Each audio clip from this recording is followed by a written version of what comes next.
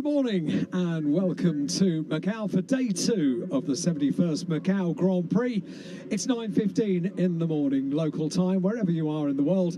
A very good morning, good afternoon, good evening to you. Welcome to coverage of this amazing motorsport festival here at Macau, and once again we get things underway for day 2 with the Macau Grand Prix cars. They are lined up down in pit lane. We have just got the word to get things underway for free practice 2. Now, yesterday we started the day with free practice 1 for the FIA FR World Cup, the Macau Grand Prix cars, and we finished the day with qualifying 1 over 40 minutes.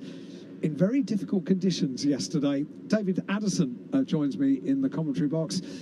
And yesterday's qualifying at the end of yesterday afternoon was very difficult. We started up tally marks for for session stoppages, and we got to 5, David. In 40 minutes, that reflected pretty tricky conditions. Yes, and we were thinking that maybe people were going to go for a banker lap because they didn't know what the weather was going to be like today and needed to keep out of trouble, and it went completely the wrong way in that respect. There was quite a bit of damage, and we ended up in a situation where 3 drivers got a lap time in just before a red flag, but crucially before the weather deteriorated as well. So they were never dry laps, but they weren't as wet as the road then became, and it was pretty awful by the end of the session. And actually, Oliver Goethe, who was quickest in Q1, did go back out. He'd done a time the same for Tuka Tapanen, who was second fastest. They only had everything to lose. So this is the second free practice session. Won't affect the grid, but this is now the best track surface the drivers have had all weekend. They're going to go out on wets because it's not totally dry, and equally they only have 4 sets of Pirelli slicks.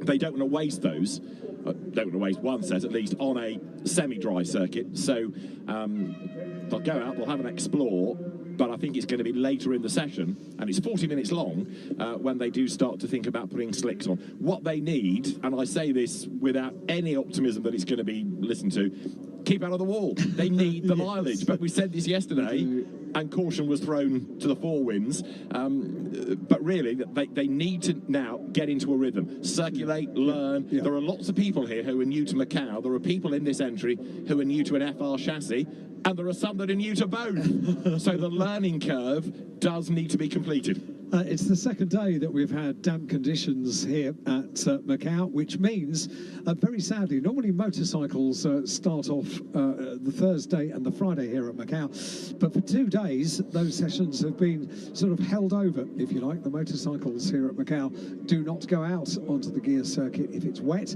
They don't even have that as an option. They don't have wet tyres as an option. So there are only dry tyres. It would just be too tricky to have the motorcycles going around the gear circuit in wet conditions. So yesterday the decision was taken, wet circuit, so the motorcycles will carry over, if you like, to this morning when they were going to qualify first thing this morning. That still hasn't happened, so we've still not had the motorcycles on circuit. All things being well, it's going to dry up as the day goes on today. That's the weather forecast. So at the end of today we'll have the motorcycles. So the first things out on track on a very, very green and damp circuit are the headline cars, if you like, the single-seaters for the Macau Grand Prix. And we're getting ready, just about a minute away from getting the green light down in pit lane for 40 minutes. And you're right, they need to take care. They need to get into a groove. They need to have consecutive laps where they can get heat into these wet tyres, and they can actually learn good information to bring back and carry into qualifying 2 for this afternoon. Qualifying 2 is going to be so important, because if the weather forecast is right, and it's going to be drying up from about midday today, the times from yesterday are immediately going to be eclipsed.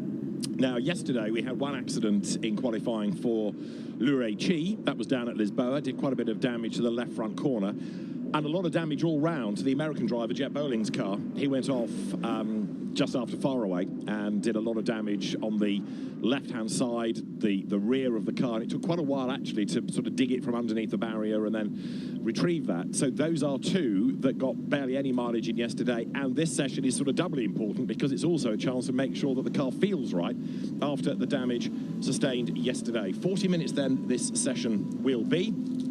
Just to make the point, the FR chassis is new to Macau, new to the Macau Grand Prix. It's the first ever running of the FIA FR World Cup. we're talking here about identical chassis. They're Tatuus built, they've got 2-litre Renault engines, and they now venture out onto the circuit then for our first activity of the day. You can see that it is still damp, so the first couple of laps are going to be treated with an element of respect, I am sure. But after that, let's see who the stars are, because these, as I said a little while ago, the best track surface conditions they've had all weekend thus far. So down pit lane they go. You can see the puddles, you can see the standing water down in pit lane, and as these, the first bits of machinery around the circuit, since buses and cars were going around the tarmac over the course of the night between 6 and 6 in the evening, 6 in the morning. These are the normal roads of Macau, so they're full of buses and cars and mopeds going in opposite directions on the circuit. It really is quite an interesting sight when you're walking somewhere overnight to get something to eat, and you look just on the other side of these iconic yellow and black barriers, and you see traffic going in opposite directions. Everything about it just feels wrong, but for Macau it just feels so right and so normal. It's peculiar, very peculiar. And the circuit itself remains this great mix of fast sections, tight sections, narrow sections, you name it, all thrown together to make one amazing lap. And we'll start to see a little bit more of the circuit over the course of the session as the cars now wriggle downhill. Oliver Goethe then, who was 9th in the Grand Prix last year, the man that topped both the sessions yesterday, but that really was being on the right part of the track at the right time, certainly as far as qualifying was concerned. And these FR cars, which are capable of 255 kilometres an hour in the dry, hit the circuit for the first time today. And there are, just like yesterday, parts that look wetter than others. So there's that real quandary for the drivers. And if you were thinking before the session, you know, having had a brief time in the paddock, you think, yeah, it's almost dry now. You look at bits of the circuit and far from it. That's still generating spray, isn't it?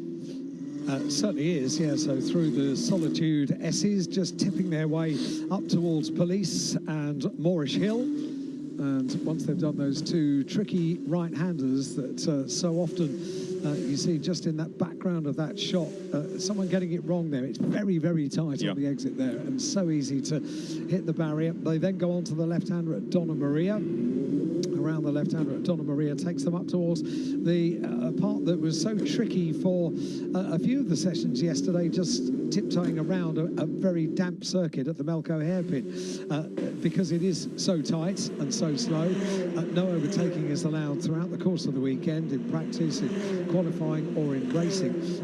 But the exit of Macau, absolutely vital, because that's when the circuit opens up down through Black Sands towards the right-hander Fisherman's, and then onto R Bend, the final turn on the circuit, and then the run down towards the very, very fast reservoir and the overtaking opportunity after Mandarin, incredibly quick Mandarin at Lisboa. That's the overtaking opportunity. Let's go on board.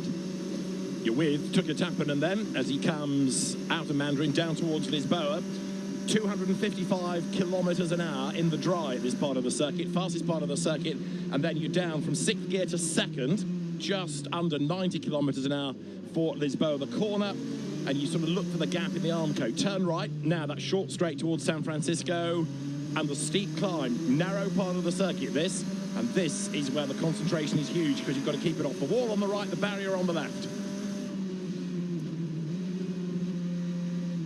Still climbing. Still climbing, and also hunting for traction. Drop downhill slightly now. Bit of opposite lock needed, bit of correction by Tappanen. Big puddle on the inside. Avoids the stone wall, avoids the concrete on the outside. And the precision here is absolutely astonishing, isn't it? You know this circuit well from a point of view of undulation, because you ran it the other day. I did. I mean, amazingly, at about 4 o'clock in the morning, because you couldn't sleep because you were jet lagged. But what an opportunity to do, because these are the normal roads, and you got the best time of day when there was very little traffic there. but you did get a very distinct idea of just how up and down this is, this section in particular. Yeah, you kind of think that the San Francisco Hill is it, but actually... Oh, it's a hill. But there's a lot more climb all the way after it. You know, even at Donna Maria here, you're climbing on this section on the way to the Macau hairpin. When you go downhill, you do know you're going downhill, but it only really starts to drop about now. First gear through the Macau hairpin, 38 kilometres an hour. Bear in mind, you've touched 255 early on in the lap, then you're down to 38 kilometres an hour around the hairpin. Speed building again now, and about the next right-hander coming out of Fisherman's, the road sort of opens up again. You get to a much wider part of the circuit here. Tapping again a little bit sideways, but now the drivers can really push. And our bend is another quick right-hander you're coming up to, but we had people in the wall yesterday because that kind of tricks you. You think it's wider and faster than it is. Tap it into the line, and let's see what that lap time is going to be. The road is still wet. He's fastest. It is a 2 minutes 38.126. And the commitment is still absolutely huge, isn't it? Because now tyres are a bit warmer. He knows where the grip levels are, and he's going to push on for another good lap here. Yeah, this is great. Riding on board over the course of a whole lap around the gear circuit. What a treat that was. Yeah, very, very committed as well, because that was the first of the flying laps. That was the first lap after coming out from pit lane and getting things underway, finding out where the puddles are going to be around the circuit. That was their first chance, really. But others behind have gone even quicker, because Ugo Chukwu went faster, No Leon went faster, and Teofil now is the fastest. He's on 2:36. So as you look at the cars coming out of Lisboa, the road is drying. We're not going to get to slicks, I don't believe, in these 40 minutes. So I think we are going to be on wets all the way, but the road is getting a little bit drier, but it's never going to get to slicks. We were sort of looking towards the GT3 cars coming out yesterday when it stopped raining and we were waiting for the circuit to dry out a bit. We thought that the big wide tyres of the GT3 cars were going to do a good job of drying out the circuit. They did do a good job. We can't rely on that today. They're not out until just after 2 o'clock this afternoon. So we've got the single-seaters, first of all, the cars we're enjoying now. We've got Road Sport Challenge, we've got GT4 cars, and the second lot of Road Sport cars. So, and incidentally, I'm going to give a quick shout-out to the Road Sports, the local Road Sports categories that we had yesterday. They were the only categories that took to the circuit yesterday, over half an hour of free practice, to not incur any kind of stoppage. That was impressive. It was, because at the end of the day, the track surface was absolutely horrendous. It was horrible. Probably the worst of the weather all day. Horrible. Yeah. So the fastest driver is still Teofil Neal, who's been a Spanish F4 champion. That was last year. And Ugo Chukwu, the American driver, is currently third in the times, number 4, and getting a little bit closer to Noel Leon's pace, just up the road ahead of him. Tuki Tappanen, who we were with earlier on with the onboard, he has done an absolute best in the first sector on this lap. So Tappanen, I think, should be able to go faster. He is an FR champion already this year. He won the Middle East Championship with 5 wins. That's Ugo Chukwu with them, third quickest. And Noel Leon, the driver that's second quickest, has done 2 absolute bests in sectors. You can see on the graphic there, purple sector 3, sector 4. Ugo Chukwu looking for traction, coming out of our bend up towards the timing line. He's down to 4th in the times. Tappanen has gone quickest on a 2:36.4. Ugo Chukwu second, 2:36.5. So waiting for that final sector for Noel Leon, and goes top, so a 2:35.772, and went purple in 3 of the 5 sectors, sector 3, 4 and 5. So Noel Leon to the top of the times, having competed in FIA Formula 3 this year, and coming in 10th place, 4 podiums to his credit, and he's just gone to the top of the times, 2:35.7 for Noel Leon. The palindromic Mexican. Ugo Chukwu has now done the absolute best first sector, and Alexandra Abkazova, who was up the escape road at Lisboa a few times yesterday, has done the absolute best in the final sector. But we've got a yellow flag at turn 19. That is in sector 4, and that is the reason for it. Car has ground to a halt, and trying to work out. Oh, and that's Tappanen at the escape road, which is down towards Police, isn't it? What a great view of just how tight that escape road is as well. You can just shoehorn the car in. No, it wasn't as far as Police for Tappanen, but he's got it wrong sort of at the first third of the lap. So he's away moving again, but and now more drama at Melco. It's all kicking off.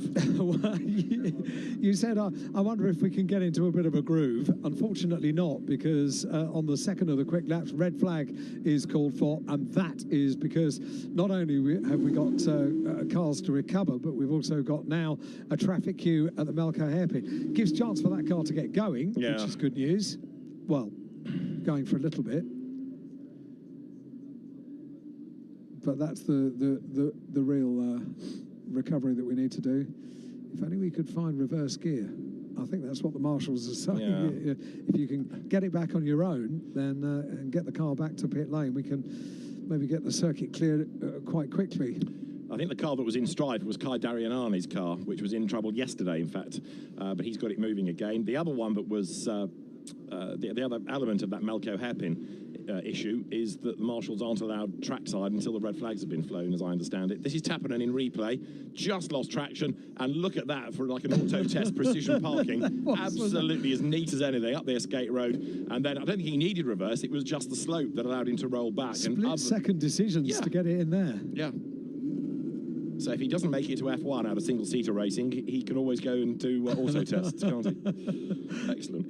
Very effectively. Well, that's good news. So we've got Melco hairpin clear. So yeah, I don't think anyone's actually got any damage out of all that, have they? No, which is good news. Yeah. So we've got the cork out of the bottle. Everybody else can slither through at Melco. And that's Tappanen in the replay. And the marshals looks, where's he going? And they go, look, just lets it roll back down the hill. Yeah. And away he goes. Superb. Checking mirrors as you go. Yeah. Keep it nice and safe. Over to the left-hand side and back in the game. So, as soon as the last car is into the pit lane, Rui Marquez, who is the race director, will be able to issue a restart time. But without really anything to clear up now, we won't be too far off that, I wouldn't have thought. Good news, and the tyres won't have lost too much of the heat that they managed to get into the tyres, but that was the second of the quick laps that happened. All of a sudden, there were things going off all around the circuit. So, yeah, if you want to get this session into a groove, then maybe a little bit more discretion required, I think. Now, in fairness to all of them, wet running at Macau is not that common, is it? No, very, very rare. I remember so few occasions that we've seen wet circuit, particularly all the way around. I do remember a few years ago waiting for the qualification race. The delay was to the start of the race because water had collected in the sort of tarpaulin roof of this grandstand structure just next to the grid, and all of a sudden quite a lot of water came off the roof and down onto the grid area, but that was just water in really one part of the circuit. Right. It wasn't all the way around the circuit. So the teams can reflect, for the moment at least, on the fact that they don't have any damage to sort out. There's another of the Red Bull back drivers, Enzo Deligny, down the pit lane for RHGP. Enzo Deligny, who is making his Macau debut, 12th in the FR European Championship. Tuki Tappanen comes in, the FR Middle East champion, 3rd in the European, and he, again, talking about the number of junior drivers we've got in this, he's part of the Ferrari Driver Academy. You've got people here that are not only for Ferrari or Red Bull, but McLaren as well. Oliver Goethe, another of the Red Bull juniors we've touched on, I think, already number 1. So the links to Formula 1 teams still common, and we made the point earlier that FR is new to Macau, but it does, if you like, recreate the spirit, driving back in a way to how you had the early days of Formula 3, drivers coming from different championships all together for one shootout. It was always like the end of term party for Formula 3 championships around the world, and that's how it was seen for many years. In recent years, we've enjoyed a feeling like that from this region, from Asia, for various F4 championships, because F4 enjoyed some really good Grand Prix here for a few years in recent years, and I think we both agreed that the smaller, the physically smaller and nimble little F4 car looked really good on the gear circuit, didn't it? Yeah, these cars are fractionally down on a current F3 car, but they look very similar. They are effectively an F3 chassis, and you know, to the man in the grandstand, they are exactly right. They're single-seaters. They're modern single-seaters with the Halo device, and the fact that you've got people from Middle East Championships, European Championships, and Japanese teams coming back as well, because there's FR in Japan. The Toms team, incidentally, that operates the two cars, that's got 5 Macau Grand Prix wins to its name, so it's a very welcome returning squad, and I think the quality of the entry rather proves the point, doesn't it, that FR has been a big hit. So we await confirmation of the restart. The clock is ticking down with it being a free practice session. Last few cars have just made it back, I think. So, only just, yeah, for Gressa. Not far off getting things back underway. And the session will resume in 40 seconds. So just for the last ones in, time to catch your breath and out you go once more. Which is fine, because it's still going to give us 24 minutes in this free practice session, so there is still time to get into a groove. We were just getting there, weren't we? We were just getting there. We'd just done 2 laps, the out lap and the first of the flying laps. It was the second of the quick laps that unfortunately gave us a few cars, a few incidents around the circuit, but nothing too much to worry about. And we can see, it's quite nice to see the flags over the pit lane just gently wafting in the breeze compared to yesterday when it was all a bit more dramatic with the wind, wasn't it? Indeed. Green flag shown, the session is back underway, and some of the teams eager to get out on track first. Other teams, like the Prema squad, the Theodore Prema team, like yesterday, lagging back so they can try and be in some clear track space when they get the drivers out on the circuit. The rain, I think, is starting to fall again, though. Looks like it, doesn't it? Yeah, just a couple of little drops on the camera lens down there, and that familiar ball of spray once again, which is not good news. So they're dealing with tricky conditions on day 1, tricky conditions on day 2, and you know, we were talking about the fact these are young drivers at the start of their single-seater career, and many of them have been picked up by the big names of Formula 1 and taken on their driver development courses, if you like. It's the age of some of the drivers. You were just talking about Enzo Delaney, the French driver, 16 years of age, and able to drive a powerful single-seater around the Gia circuit with the barriers either side. What were you doing when you were 16 years old? Oh, scale electric, probably. Yeah, that. Exactly. Yeah. They're 16, 17 years old. But these are the only roads on which they can drive. Yes. Because they can't drive on the public roads, but unless they're closed for a street circuit, they're all right. Give them all a driving licence now. Yeah. Forget the test. This is it. Exactly. If you could combat Macau, you passed. Yeah. This is the view then from on board with the Prema Racing squad. And yeah, track surface for Alex Dunn is not good, is it? The Pirelli wets cut through the water. Alex Dunn was impressive last year when he made his Formula 3 debut. He was good in the qualifying race, but then had an accident early on in the main race, so he's got a point to prove this year, and quite a few people tipping him for being the winner come Sunday afternoon. Well, he was so impressive last year. First visit to Macau, qualified 6th, came 2nd in the qualification race, and had pretty much in the lead up to Macau, because there were big names that were racing here last year. He'd kind of flown under the radar, and then 2nd in the qualification race, everyone went, oh, okay, right, we'll look for this. Unfortunately, the Grand Prix didn't go according to plan, but back for a second bite. And talking of bites, Kai Darianani again. He's having a torrid time this weekend. Yes, he is, yeah. And he's brought out the yellow flags. Looked as though he's biffed the wall once more in the Evans GP car.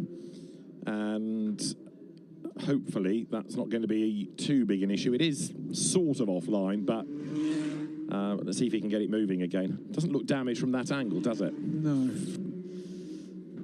But looks to be a little bit deceptive. Yeah, there are much more... oh, that was a big wiggle, wasn't it? You just realise just how much water there is when you see those plumes of spray. And visibility, if you're travelling close to the back of another car. Hang on, there is a car in there somewhere. Over the timing line there goes Evan Gilter, and he's currently 4th in the times. Now they are effectively starting a flying lap, but how flying it's going to be given the Darianani car parked up against the wall, we'll wait and see. The yellow flag's still there. The car as far as we are aware, not yet able to move of its own volition. No, Leon remains the fastest, and actually he's not gone back out. Now this is Darianani in the replay in the background. Slowly comes into view. Maybe there'd been contact with the wall earlier, but the car grinds to a halt. Yellow flags fly. In the Solitude S's, which is very tight, very twisty, and you're still climbing, aren't you? Exactly right. Red flag, second of the day, red flag shown. So the race control team give the driver time, if you like, to power down, power back up, try and move the car, get going again, but it's not to be. And so we have our second red flag of the session, and more frustration for the drivers. 40 minutes seems like a lot. It's not helped when you've got these interruptions, and of course all the outlaps take a while to get through. So even before you start a flying lap, you lose another 3 minutes just getting out of the pits and back round. Yes, you do, and it takes a while to get back to pit lane. And bear in mind, as we've said in free practice, the clock continues to count down. So just over 19 minutes remain of this, and this isn't helpful, is it? It's not helpful. Now, the only saving grace here is that if we are to believe the weather forecast, which I do, I'm putting faith in it, because so far this weekend it has been pretty good. It's been pretty accurate, and it would say that the rain is going to stop at around about midday, so we're not going to have occasional showers as was predicted for this morning, and it's going to start to dry up. So qualifying at the end of today, well, I say the end of today, middle of the afternoon, at just before 3 o'clock, potentially is going to be dry, or at least much drier than now. So the information that they're going to glean about being out on a wet circuit might be the last time they're on a wet circuit this weekend. Well, fingers crossed. A Macau circuit in the dry is quicker, but it's also a lot more pleasurable for the drivers. That's James Wharton, the Australian runner-up in the FR European Championship down the pit road. 18 minutes on the clock. This time it's going to be a slightly longer stoppage, though, isn't it? Because they've got to move a car. It is, yeah. So a recovery, which they can do really quickly here. They know what they're doing. They've got such experienced teams around the circuit here at Macau that are poised and ready to go at any point. And there are recovery cranes, recovery flatbeds. There are cranes, permanent cranes on the outside of corners at strategic points around the circuit, and also mobile cranes as well. So it could be pretty quick that we get it turned around, but the important thing is that the clock continues to count down. So it's not just the cars that are running against the clock over the course of this weekend, it's also the rescue units as well. Absolutely right. They're bearing allegiance to the Ferrari Driver Academy is Tuki Tapanen's car, and Kai Darianani out of his car, the Evans GP entry, Mitch Evans' team, and Darianani is having, as I say, a really rotten weekend, and it ain't getting any better. So that car needs retrieving. Competed in F4, didn't he? Yeah. Here at Macau, came in 10th in the race, but this weekend so far for Kai has been very troublesome. There is Valerio Rinicella's car, the protege of Giancarlo Fisichella and Marco Ciocci.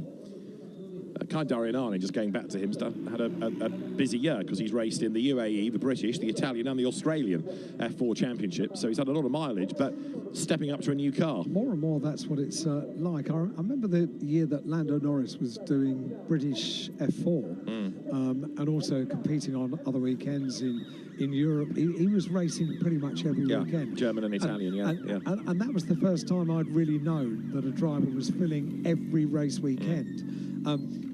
So that was not the norm then. Now it's the norm. Yeah. So you pick this championship, you can do a full champion. Alex Dunn did it. I was about to say, I'm sure he had won the F4 championship in the UK with 1 round to go, and then was I think it was the Italian championship. He went off to compete the final round of that. So teams. Yeah, he came second in the Italian F4 championship and won the British. That's not bad in 1 year, is it? No, no. Goodness me. Yeah, you need the budget to be able to do things like that. But yes, the mileage that the drivers are accruing, and of course, on on the continent, you're talking about quite a lot of Formula One venues, which they want the mileage of for later in their careers. There is Kai Darianani's car then, as you can see, being retrieved. And Darianani out of the session. I don't think he'd actually got a proper lap time in, had he? He had, oh no, he had. He'd gone to be 17th.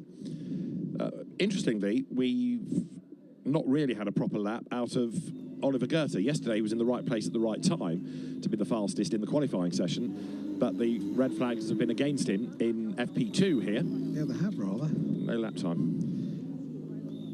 But it does just make you wonder how important this free practice session is going to be if track conditions change, because they haven't had dry running so far in the now 2.5 sessions that they've had this year. And then if we get to qualifying 2 at 3 o'clock this afternoon, just before 3 o'clock local time, then if they're on dry tyres, it's going to be the first time they've been on dry tyres. So what could possibly go wrong during that qualifying session? Exactly, but that's why I keep coming back to this point about keep out of trouble, because they need to be learning the circuit here so that when they get into that qualifying session, because effectively it's going to be the only qualifying session. If it's dry, what happened yesterday is irrelevant. It's all going to come down to that one session. There are bound to be some incidents in it. So they need to be learning now, getting that confidence in, rather than going out wide-eyed in qualifying, thinking, oh, you know, it's a bit tight here, or oh, the braking point's not where I thought it was there. That's what these free practice sessions are all about. Yeah. And they're wasting the time. I know they're not doing it deliberately. It's circumstances. If somebody goes off, the rest of the field can't control that. But it's a big frustration that the learning isn't being able to be done. Let's see, because we've got 13.5 minutes still on the clock. They've got Kai Darianani's car on the back of the recovery vehicle. If we can get this back underway, let's all keep our fingers crossed that we can have no more stoppages over the last. So we've got, so at 9:48 we'll get the session back underway. It's around about a minute away from releasing the cars from pit lane. They've got to go through it all again. They are learning. They're learning a lot. They're learning a lot about having patience and not letting frustration get the better of you now.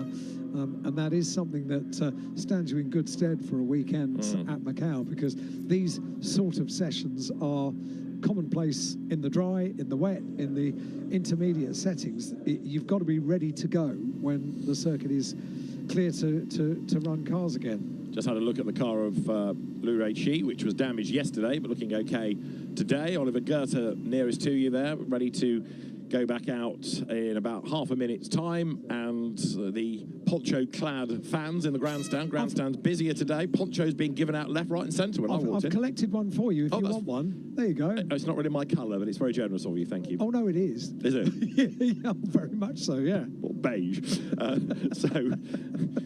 Yeah, they're the Hardy faithful, and still in the grandstands, eagerly awaiting the return to the circuit of the cars, which will be any second now.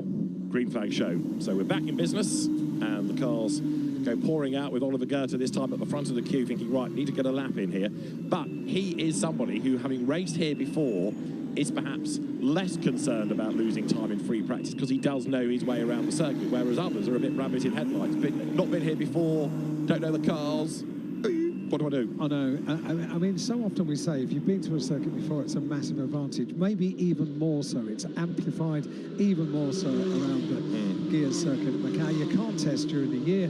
It's only a race circuit for, in normal circumstances, 4 days per year, and even then for only 12 hours of those 4 days. Every decade, like last year, we celebrate the decades of the Macau Grand Prix. So for the 70th celebration, it was a race circuit for 6 days of the year. But these are golden minutes on circuit. Make the most of them.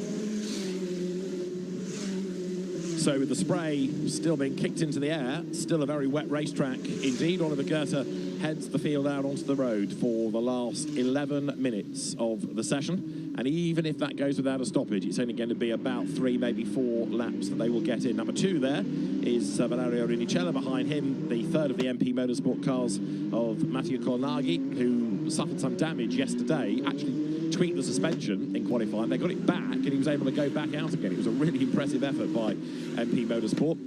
Noah Leon has gone back out this time. So the order, we've not really touched on it, but Noah Leon from Théophile Néal second, Kanato Lee third, Evan Gilter fourth, Mari Boyer fifth, then it's James Wharton, Tuka Tapanen, Ugo Ugachukwu, Enzo Deligny and Alexandra Abkazova to round out the top 10. But read into that what you will. Again, it's just being in the right place at the right time, isn't it? 10 minutes to go in this final free practice session of the weekend for the FIA FR World Cup, because from this point onwards they will be in competition, qualifying this afternoon, qualification race tomorrow and the Grand Prix on Sunday. All of that to look forward to, but this is the last time that they can, inverted commas, practice, just get some experience around the circuit in these cars, and they're doing so in very, very tricky conditions. You wouldn't want to be running too close to the car in front. You can see just how much spray is being kicked up, just how it unsettles your course on this tight and twisty part of the circuit. And Alex Dunn stuck in that traffic, so wanting to find a way through, can't do it yet. And there's a double problem really here, isn't there? A, the traffic is bad because so much of the circuit is narrow, but equally, if you are going to have the opportunity to overtake, you go offline where it's even wetter and there's even less grip available. Oliver Goethe goes through onto a flying lap with 9 minutes to go. So the clock starts for Goethe, whose brother is a very handy GT racer, drives for McLaren these days in GT3. Father Roel Goethe, occasional racer, the man behind the amazing Gulf liveried race car collection, the Rothko collection. Right, speed building down towards Lisboa comes Oliver Goethe, and once you've nudged 255 kilometres an hour, then you have to sort of look for the gap in the barrier, and there it is, and you turn right and fire the car up towards San Francisco. It's only a short run as well between Lisboa and San Francisco. It's difficult to get the perspective when you look at the camera angles, but when you're walking on it, you just realise, oh wow, it's one straight after another. Two challenges, and Lisboa is the ultimate overtaking place on the circuit. You've got such high speed leading up to the braking for that corner. It's such an exciting place, and with that in mind, it has the biggest grandstand I think I've ever seen anywhere. What a great opportunity to watch the racing. Absolutely. Goethe then doing personal bests, not a surprise because he hasn't really done a lap time yet. So it's going to be interesting to see where this lap puts Oliver Goethe. 2 years ago, he was the Euro Formula Open champion for effectively an older style Formula 3 car. This year, he's been racing in FIA Formula 3 and even had a go in FIA Formula 2 at the end of the season. So the lure of Macau puts him into an FR chassis for the first time, quirkily enough, even though he's raced at what you would term, I guess, a higher level, Formula 2. Replaced Colapinto, didn't he? That's right, yeah. For Monza and Baku. Yeah. So presses on his way, twisting through those barriers. Oh, so close, aren't they? I do wonder what it feels like to actually be in the car. Oh dear, that's Kalagi's car. Yeah. And that's sort of Moorish police section of the circuit, isn't it? And he's, by the look of it, gone into the barrier. I've got a horrible feeling that red flag's going to be shown again, I'm afraid. That car cannot stay there with the cars continuing to circulate. Goethe continues on. He's going to get this lap complete, and his first flying lap of the session, in fact. Yeah. Well, green flag show. So actually, Kolnagi's got it moving again. I'm delighted to learn. That is good news. It is, and all the teams will be quite relieved as well. So up to the timing line comes Goethe. Where is this going to put him then in relation to everybody else? He goes through and is on a 2:41.9. So outside that 14 that we have on our timing and scoring here, you've got Cooper Webster coming up towards the line as well. Because it's wetter now than it was before, isn't it? Yeah. Much wetter. Much wetter.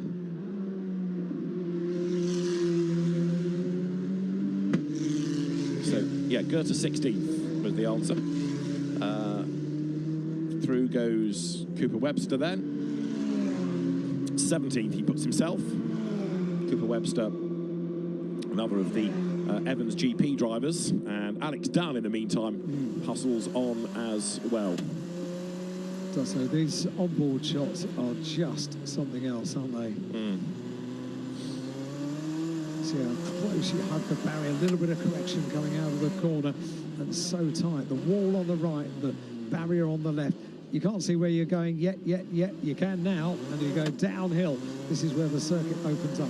You can almost imagine this is the point at which they can breathe again. Yeah.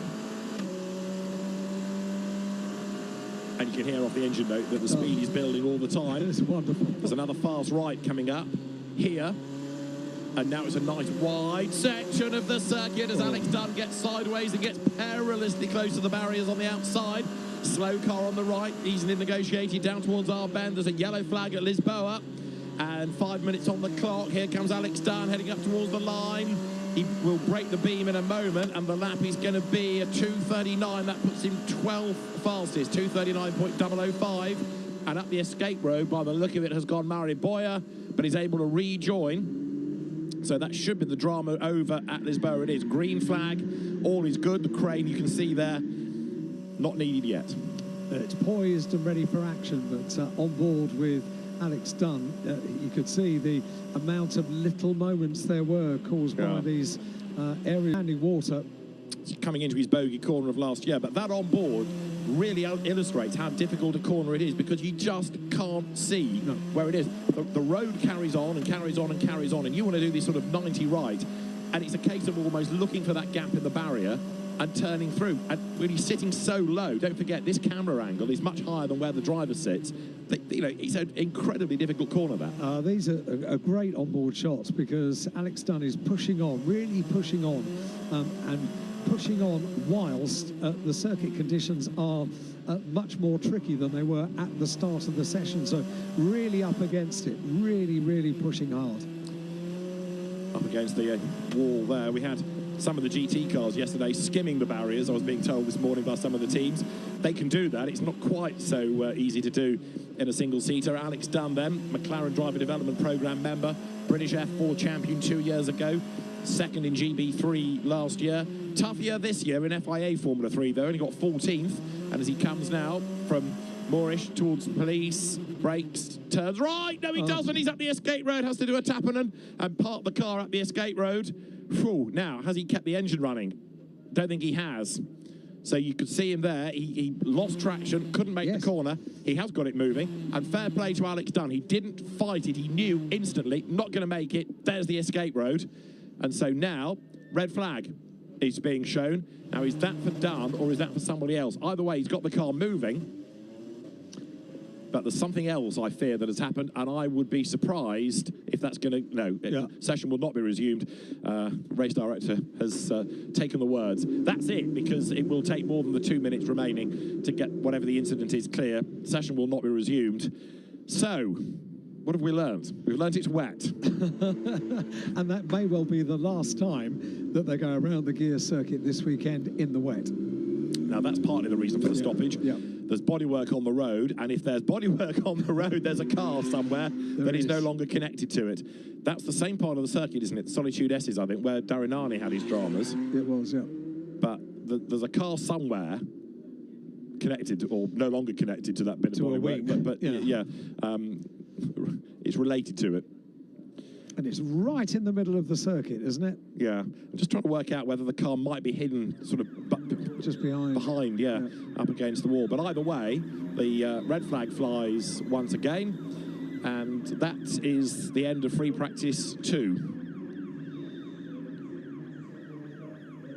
I was doing tally marks like I did yesterday for red flags. I think we got to 3. Did I miss one? 3, I think. So that right? Yeah. That's about right. And here's your answer to, yes, there was a car up against the wall, and I can't tell you whose it is because it's hidden, but it was blue. Centre punches the wall, throws the front wing onto the track. We'll try and get to the bottom of who that was. So then, Noel Leon from Théophile Nial and Kenato Lee third is the order. And the session will not be resumed, but it does mean that qualifying 2 is going to be absolutely fascinating later on what we are teeing up to be a dry circuit. Let's just look at the order. Noel Leon from Theophile Niao, Kanato Lee, Evan Gilter, and then Murray Boy, and James Wharton 6th. Tuka Tapanen, only 7th in the end, from Ugo Oguchukwu and Enzo Delini. Alexandra Abkazova rounding out the top 10. 11th, Rintaro Sato from Cooper Webster, the Oracle Red Bull Esports driver. Alex Dunn 13th from Matteo De Palo and Oliver Goethe 15th. Then Freddie Slater, who we've not really seen the best of yet this weekend. Valerio Rinicello was ahead of Rashid Tahiri, and then Jin Nakamura was next. Jet Bowling was 22nd after his damage of yesterday, and no time recorded by Mattia Kolnagi, nor, interestingly, by another driver that's a possible winner, Dino Boganovic, who was here last year and is highly rated, but Boganovic, again, in trouble. So, that's the end of Free Practice 2. Qualifying we will look forward to later in the day for the FIA FR World Cup drivers.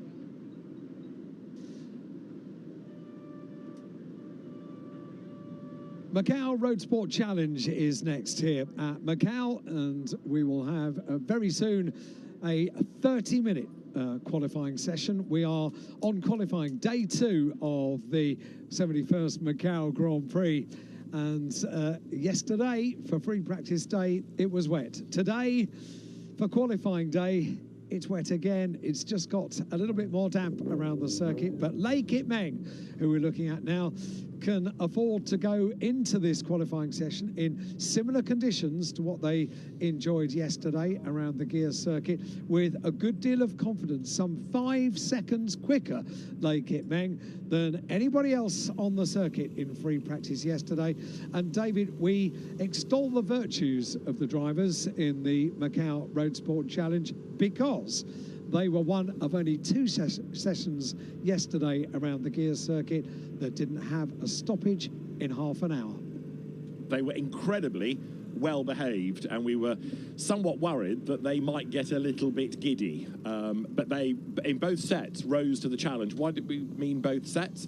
There are so many drivers these days in the Macau Road Sport Challenge as a series that the top 14 in each of the 2 groups go into the Establishment Cup, and the remainder go into the Road Sport Challenge. So you've got 2 full grids this weekend, which underlines just how strong the domestic championship is. And in the last couple of years, the regulations have moved away from a sort of catch-all series for all sorts of sports and saloon cars to a very carefully controlled regulation where you can have a Toyota GR86 or a Subaru BRZ, comparable cars, and the plan has worked very well indeed. They are pretty much, if you like, production saloon, production sports car type spec, made into race cars with the safety modifications, but they're as close to a road-going car as you'll find this weekend, such to the point that you'll see where the driver has to do a hard brake for a corner.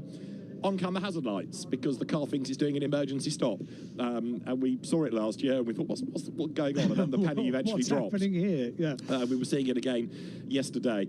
As ever, lots of enthusiastic drivers, and as ever, Alan, and I know this is quite close to your heart, the sign writers have been out in force as well. There are some cracking liveries, including that one, which I know is a favourite. This one is a real favourite, yeah, and we watched the car being prepared. There are 2 cars within the team, and the wrap was going on Wednesday afternoon, and came out yesterday looking absolutely perfect. A huge amount of thought goes into the liveries, the way they're designed. The reason these local races are really close to my heart, for quite a few years here at Macau, this was what I was in charge of, all the local races. So I really dig down into getting to know the history of the drivers and how well they've done here at Macau. And what I learned is how much this race means to them. It's so important. It's a highlight of the year. It's not surprising, is it? The eyes of the motorsport world are on this corner of the world this weekend. Whatever race is going on, Formula One, wherever it is in the world, the mechanics, the engineers, the drivers, they've got one eye to what's going on at Macau. It is world famous, and to be a local driver from Hong Kong, from China, or from Macau, to be able to race, to qualify, and to show off your car and your preparation and your driving skills on a world stage, it is something so special. It means everything to them. And look at the lineup. Look how smart they look. Beautifully prepared cars. Toyotas and Subarus. They're going to be unleashed on the circuit in just 1 minute's time, and we'll have half an hour of qualifying. Now, we say they were well behaved yesterday. That was free practice. That's not necessarily that competitive. Today, it gets competitive because we are about to have half an hour of qualifying. Will they be slightly less well behaved today? We shall wait and see. Wait and see what the next half an hour has in store for us. We have just seen out on circuit the FR Grand Prix cars, and with that in mind, it got wetter as the session went on. Don't think it's raining now, but the damage has been done. I'm afraid they're going to find quite a lot of standing water when they leave the assembly area, which they will do in 15 seconds time. So they're all lined up, they've been cleaned and prepared. If they needed a little bit of scuff repair from yesterday overnight, then they have had that done and they are now good to go. And the word is given. Lei Kit Meng leads the cars away from the assembly area, the RPM racing team Subaru BRZ, that yesterday, David, so impressive, at one point was 8 seconds clear of anybody else, finished 5.2 seconds clear. Yeah, Lei Kit Meng in a way is the joker in the pack, isn't he? Because yes, it's a local grid, there are lots of quick AMs, but he has raced in Formula 3, racing the British Formula 3 Championship for a time. Last year he won the road sport race that was the 70th anniversary challenge. In other words, the road sport race on the main Grand Prix weekend. We had one for the two-day meeting, and then we had another entry of cars for the Grand Prix weekend, and he was the winner there. The fact that he's in this race isn't really illustrative of his ability. It just means that he didn't do the full season and therefore wasn't able to score points to get himself into the group. His company is the team that operates the car. He's an experienced driver. He is the benchmark within this entry, no question about it. And yesterday, these cars, his lap time, 3 minutes 3, that was the best lap. So that's what we're looking as a sort of yardstick. Yesterday's second quickest was the redoubtable Geronimo Barraco, and then it was Li Ming Yip, third fastest. I always say when we talk about Geronimo Barraco, a regular here at Macau, and he's just got the most perfect name to be a racing driver, hasn't he? Lei Kit Meng then has just completed Sector 2, and not surprisingly will be putting in personal and overall bests over these sectors on the outlap, but the windscreen wipers I would describe at sedate rate. That's because he is the front car. He hasn't got a big ball of spray. I think everybody else's wipers will be going double speed, I would imagine, because there we saw just from the onboard shots from the single-seaters just now, there is a lot of standing water around the 6.1 kilometre circuit. The other nice thing about these cars, whether they're the Subaru or the Toyota GR86, is that they're relatively narrow compared to some of the big beasts from GT racing or even the single-seaters, and that means that they can run together, they can overtake at parts of the circuit that wouldn't be possible for some of the bigger, wider cars. Not that Lei Kit Meng need worry about all of this, because I at the moment can't imagine he's going to see another car for quite a long time. But clean pair of heels. Yeah, that's the phrase. Certainly come race day, you can anticipate quite a lot of drama. So you're quite right, they can squeeze themselves through on the section that we've just been through with Lei Kit Meng. He's now up towards the yellow flag zone at the Macau hairpin. Turn back on yourself and then the circuit opens up. This is where the power can be applied, and for Lei Kit Meng, just working out just how much water there is down here, because there are, as you can see, areas of standing water splashing through around the final couple of turns up towards the completion of the lap at our bend and onto the first of the flying laps in qualifying. And do you think, is there anybody else out there? Because he has really hustled on. This might be an out lap, but he's gone storming clear and will now start a flying lap. Comes out of all the puddles up towards the timing line. It's a really wet pit straight at the minute. I was going to say, just on the final turn as well, lot of standing water. Yeah.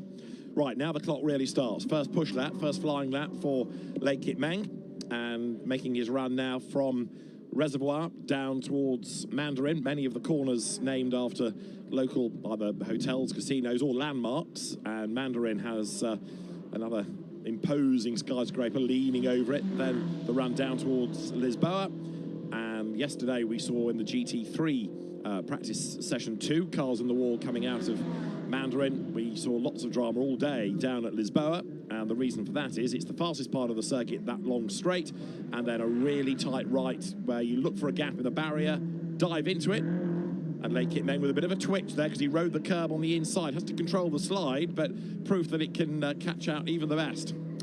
Qualified 6th last year in the 70th anniversary challenge. Last year was the 70th Macau Grand Prix celebrations over 2 weekends, and we had a special race, the 70th anniversary challenge.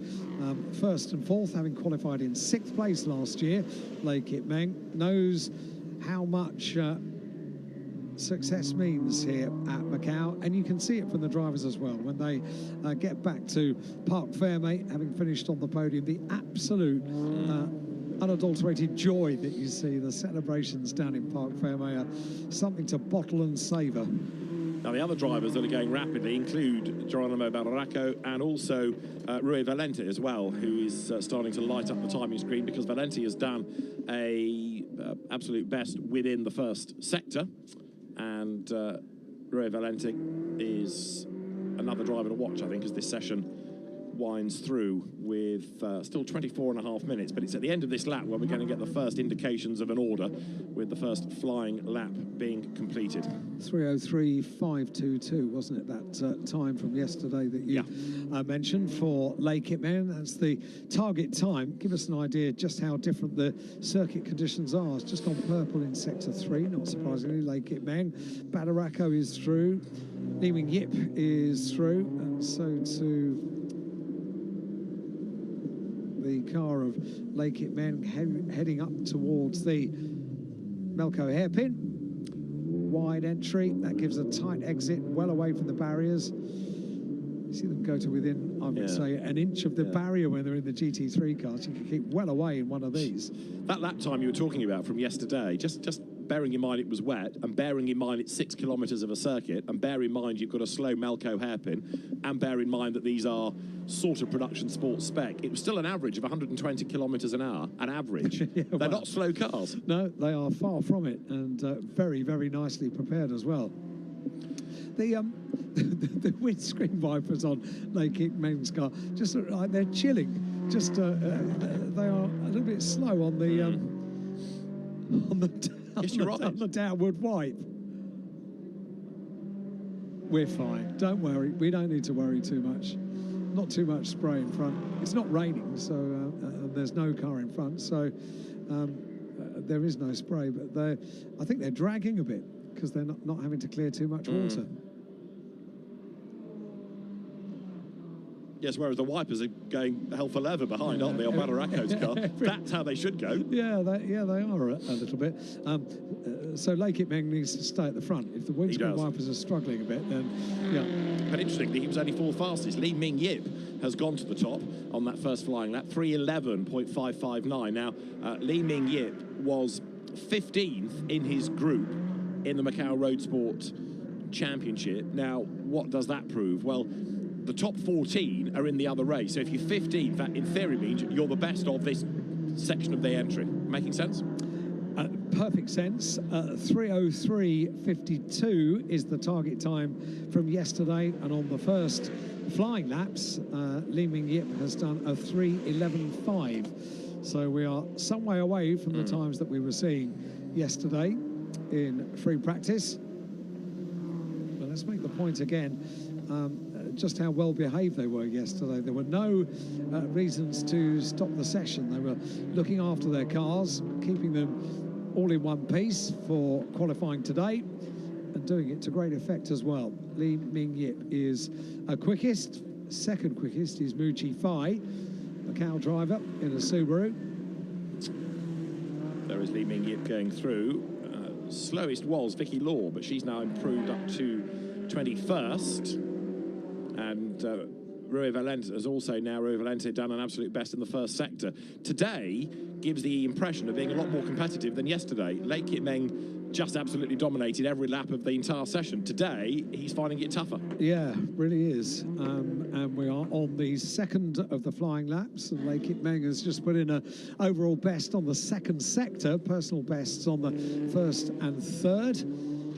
Li Ming Yip has put in an overall best on sector 3. We are on sector 4, and as we look at that number 26 car that's at the top of the times, you get an idea of just how smart these cars are. Now, the spare a thought for the teams, because they are working in a car park, essentially, preparing these cars, where there is very little fresh air. There is quite a smell of petrol throughout the week running up and during race weekend, and it's also very warm, very humid down there. So they've got these huge fans that assist them to get a bit of air. But I was talking to a couple of the engineers, and they said that the way to do this is to take regular breaks, to go outside, to get some fresh air, and then get yourself ready for the next section. I felt really sorry for one of the touring car teams as well. They were working on one of the cars, and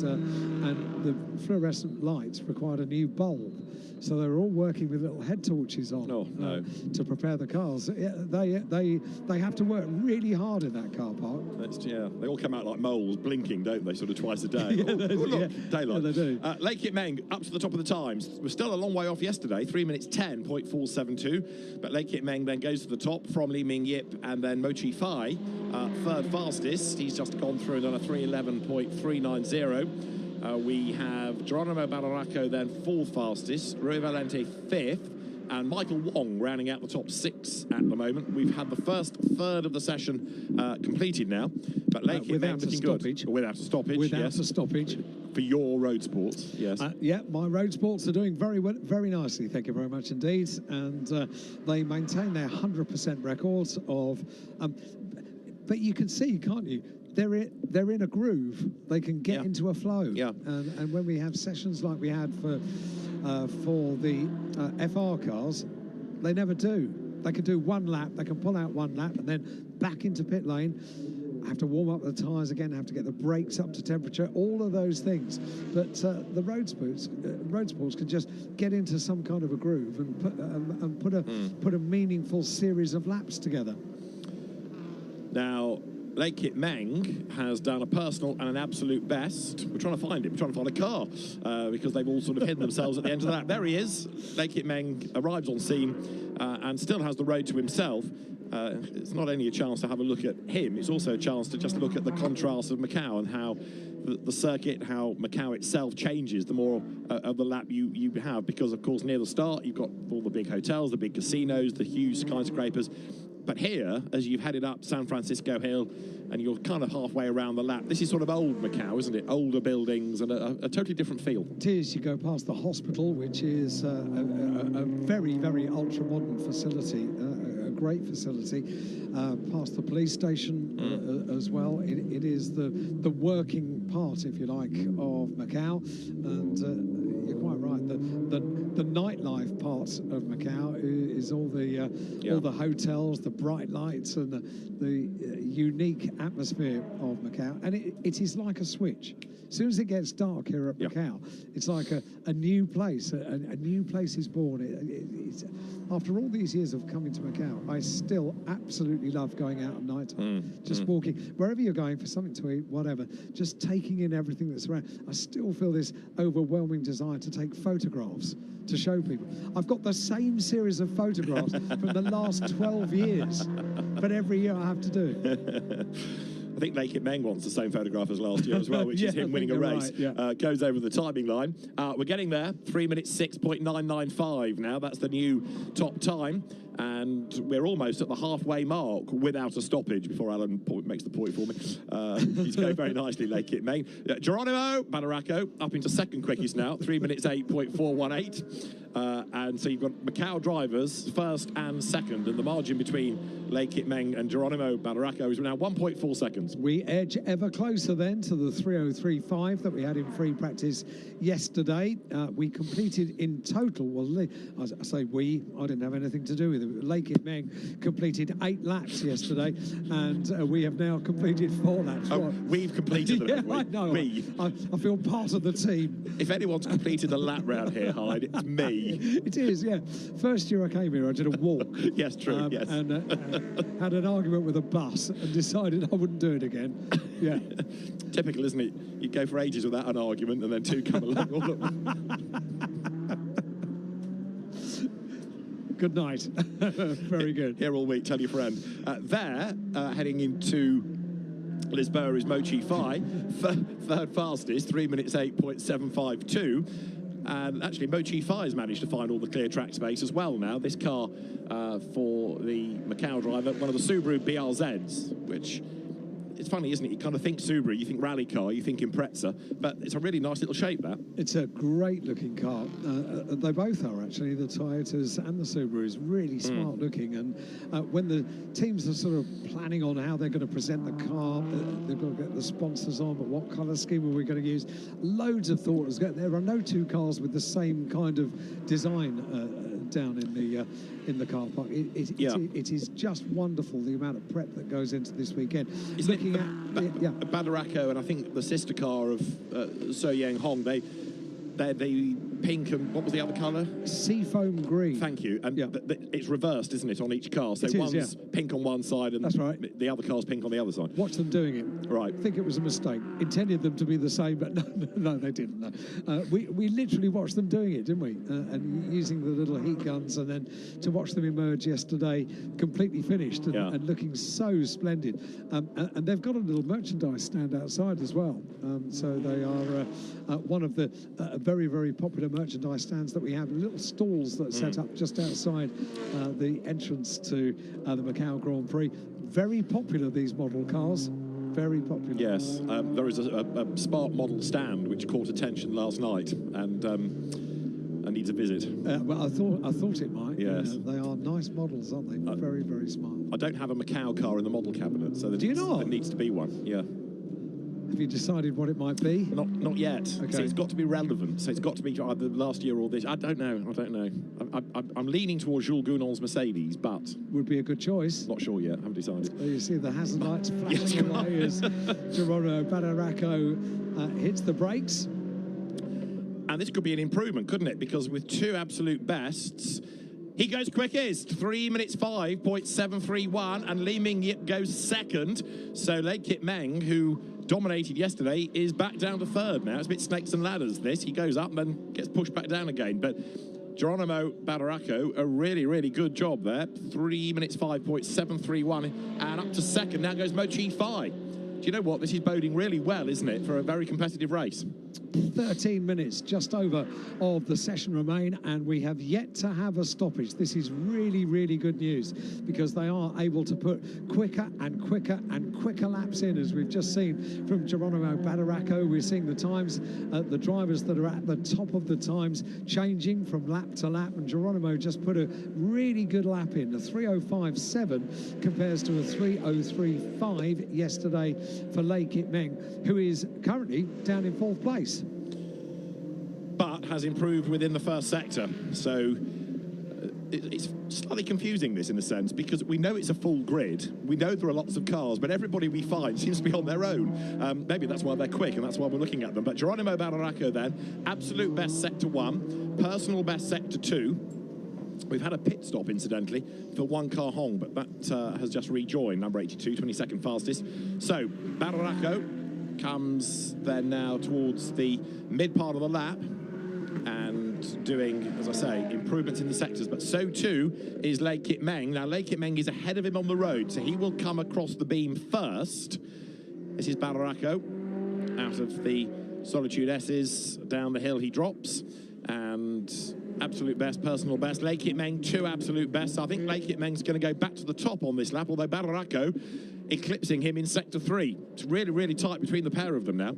Hazard lights come on, hard brake, up at the end of Faraway Hill, going through Moorish, and we've got drama at Lisboa, and just falling in the mirror. How about that? Aaron Kwong, precision. That was very, very smart indeed. So it's going to have a slightly distorted view looking into the mirror. He's going to see himself because it's just pointed in, but that was very well saved indeed. Wow, that was close. 3:05.7 the target time now, held by Geronimo Badaraco, and about to complete sector 5. Not sure if this is going to be an improvement. Sector 4 was slightly off. Yeah, Lei Kit Meng, I reckon he's going to go onto pole position. Yeah. But Badaraco will be not that far behind him on the road. Look, there is Badaraco. Ahead of him coming into our bend is Lei Kit Meng. So Lei Kit Meng at the moment is 4th. 3 minutes 6.995 is his best. He breaks the beam and goes quickest of all, 3 minutes 4.306. And then Geronimo heads up towards the line, and and needs to get himself into the high 3.3s, really, to get pole position back, and he does it. 3 minutes 3.816. How about that? Geronimo Badaracco back onto pole position. We're still not on the time from yesterday. We are tantalisingly close, but not close enough yet. 3/10 away from the quickest time from yesterday, but we've still got just over 10 minutes to do it. What a great session this is. Geronimo Badaracco at the top of the times, a 3:03.8. Lei Kit Meng briefly at the top of the times, a 3:04.306. But Badaracco's lap, and you're right, they've managed to get themselves a bit of space on track. It's a 6.1-kilometre circuit. There is no reason why they shouldn't all be alone on the track. There's plenty of space to do it. Absolutely. So, Lei Kit Meng, second, but he's down in the first sector. And also, strangely, is Badaracco. We've got 10 minutes to go, but it's almost as though now we've seen the best, because all of the top three are slower in sector 1 on the next lap. All just backed off a little bit. Yeah. Just under 10 minutes, so we're in the final third of this half-an-hour qualifying session. And you're right, top 5 all without personal best. That changes now, because Cho King Kwan, the Macau driver in car number 4, has just done personal bests on all sectors and flies up to 5th in the standings on the provisional grid. And Aaron Kwong is 7th. He improved his lap time on that previous lap, despite being slower in sector 1 and sector 2, which included his mirror folding escapade. Mochi Fai has done an absolute best in the middle sector. Lei Kit Meng we're looking at, but I think he's back right off on this lap, and actually you can see how much he's backed off, because Geronimo Badaracco is almost with him now. And Geronimo Badaracco, in that process, has just put in an overall best in sector 3. Yeah. So the two of them going around together. These are the top 2 in the times, with 8 minutes and 40 seconds remaining. And Geronimo Badaracco in the pale pink and seafoam green car is currently on top of the times by just under half a second from Lei Kit Meng. But that lap is going to be squandered, because he caught Lei Kit Meng on the run up towards Donna Maria, and he hasn't found a way past him. So he needs to sort of let Lei Kit Meng go, let him pull the pin and try and get away, and then he needs to up his own pace with 8 minutes on the clock now. So they're both going to have slower laps. Others making the climb up San Francisco Hill. I'm inclined to say the road is starting to dry now. We've not had any more rain for a while, and it is looking a little bit better as a track surface. You're right. We haven't had rain for probably about an hour now, I think. And yeah, the FR drivers are going to be looking onto this session slightly envious, because they dealt with they were first out on circuit. Normally it would be the motorcycles out because of the wet surface. They didn't start yesterday, they didn't start this morning. They're going to be getting their weekend underway at the end of today, and of course they will qualify and race tomorrow now for the motorcycles. So the FR drivers are going to be envious of the track conditions, because they are the best they have been.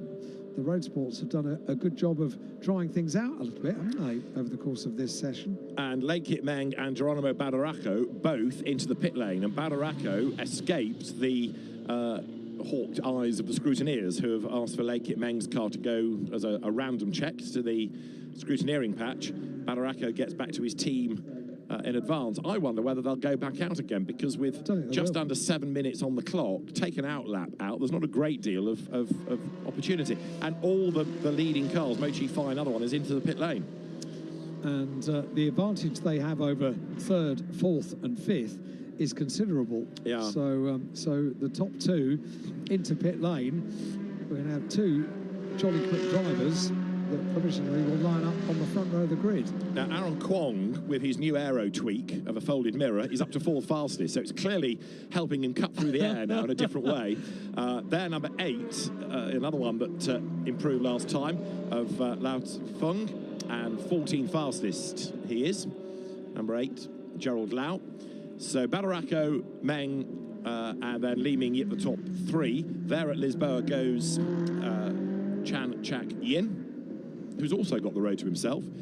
There are 6 minutes to go. Badaracco, Lei Kit Meng, and then Mochi Fai, 1st, 2nd and 5th in the times, all in the pit lane. So leaf out of Rob Huff's book, isn't it, who said at the end of a lap at Macau, if I have two wing mirrors, I haven't been trying hard enough. Well, he's folded one in. There's another one to be folded in, and see if it increases the aerodynamic efficiency of these cars in the final 5.5 minutes of this qualifying session for the Macau Road Sport Challenge. I'm rather looking forward to seeing a checkered flag and an unblemished score for the road sports over the course of 2 days for the Macau Grand Prix. No stoppages. You live on the edge, don't you, making statements like that? Just so proud of them. Well, quite. So, Badaracco, by nearly half a second ahead of Lei Kit Meng, who has gone back out. He has decided there's the chance for one more roll of the dice, and Badaracco has not yet ventured out, so doesn't look as though he's going to go out to respond. I wonder if that was a quick tweak to tyre pressures and one last chance. Might be, if the road's dry a bit. Yeah, good thought.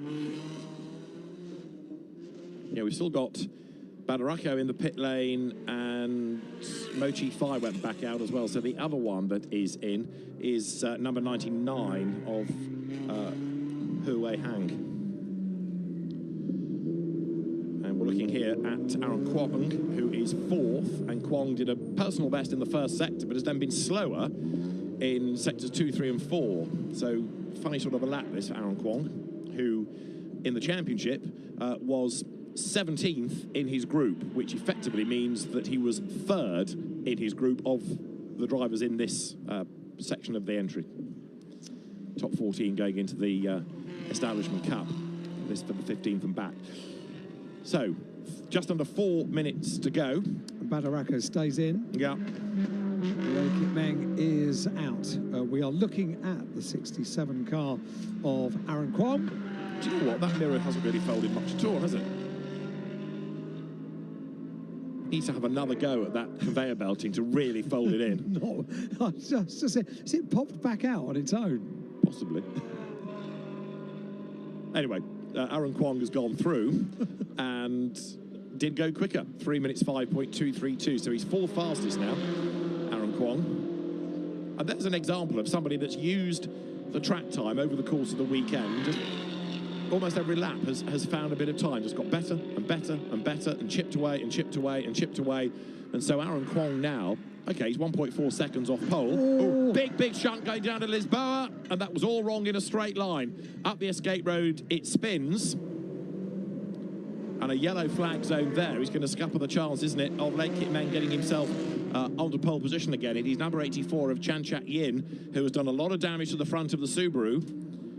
Now, did that get away from him under the heavy braking? Here's the answer. It's wrong before he comes into view, and he's already hit the wall. So something happened to pitch him into the barrier. We didn't really see the start of it, but a lot of damage has been done. So, unfortunate right at the end of the session with 2.5 minutes to go. We have the first, quite a bit of debris on the circuit as well, going down towards Lisboa, with Lei Kit Meng on the out lap with 2 minutes remaining of this qualifying session. Geronimo Badaracco, who sits on provisional pole, remains down in pit lane, and Lei Kit Meng second. Looking at that car now, back into pit lane. Red flag. Yeah. So that effectively is the end of the session, because there is less than a lap time left in it. They would get a checkered flag at the end of an out lap, so it's not really worth restarting it. But I wonder whether it was an issue like a tyre failure that put the car into the barrier first. We saw some debris fly, but it was hard to know whether that was after the initial impact or whether it was a very heavy brake and the car just got away. I'm leaning towards that. Yeah. The session will not be resumed, and that's the reason why up the escape road has gone Chan Chat Yin, but a lot of front damage and debris on the road. So, how are your road sports doing then? I'm not talking to you. Okay.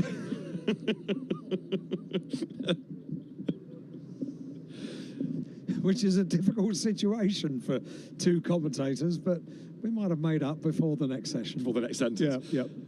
So that's the end of qualifying, and Geronimo Badaraco thinks, well, there you go, I did the right thing by staying in the pit lane, and we won't be going back out again, so the order is confirmed. Geronimo Badaraco is on provisional pole position for the Macau Road Sport Challenge race from Lake Kit Meng, and Chan Chat Yin, who's now got a rather badly damaged car up the escape road, third fastest. Aaron Kwong fourth, ahead of Li Ming Yip and Mo Chi Fai. Then it is Rio Valente from Yung Chut Lin, ninth fastest, Cho Ken Kwam, and running out the top 10, Michael Wong. But for Chan Chat Yin, the damage pretty serious, and let's see what the extent of it is going to be, and hope that he will be able to be on the grid for the race itself. So, session won't be resumed, and the drivers then make their way back to the paddock, and a chance for the teams to go to work, and we'll have more from the other half of the road sport entry later on in the weekend, of course, when we have the qualifying session for the Establishment Cup. But for now, we can look at the highlights of what was a really interesting qualifying session for the Macau Road Sport Challenge.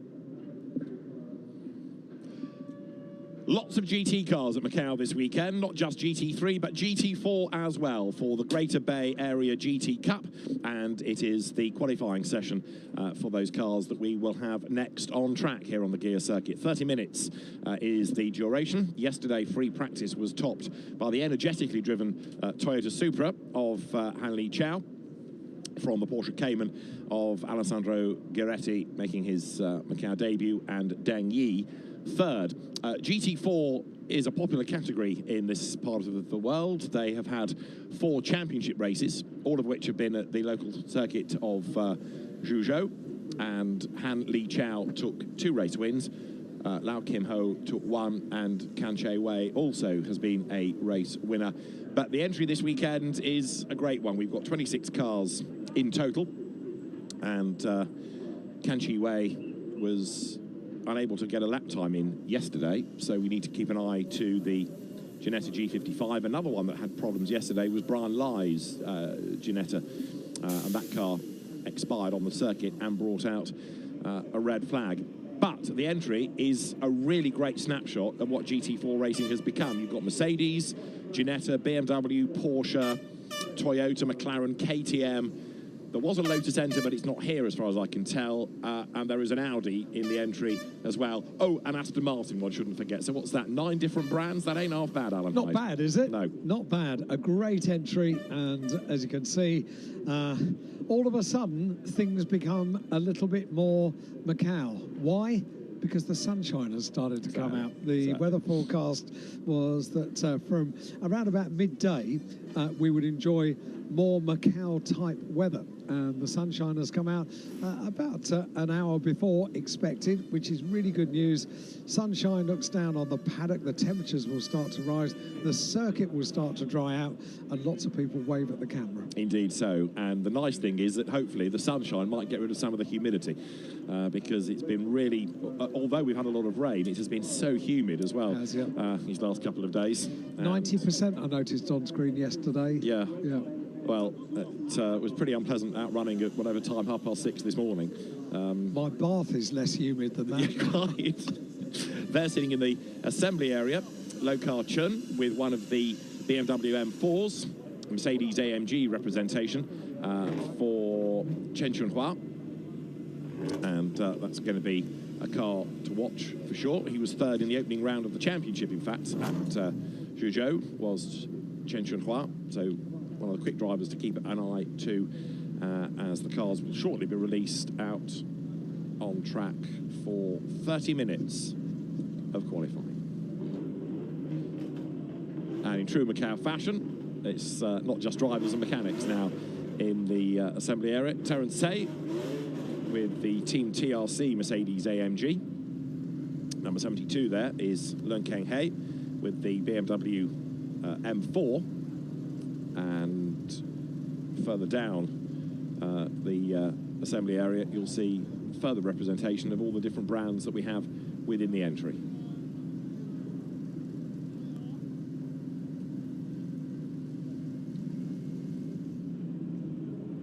So the assembly area is starting to be cleared of mechanics, and very shortly engines will fire and we're going to be in business. A wet track declared, but the good news is it's going to dry pretty swiftly now. I reckon it will as well. The sunshine comes out, and it was drying as the previous session here for the Road Sport Challenge. It was drying and drying as the session went on.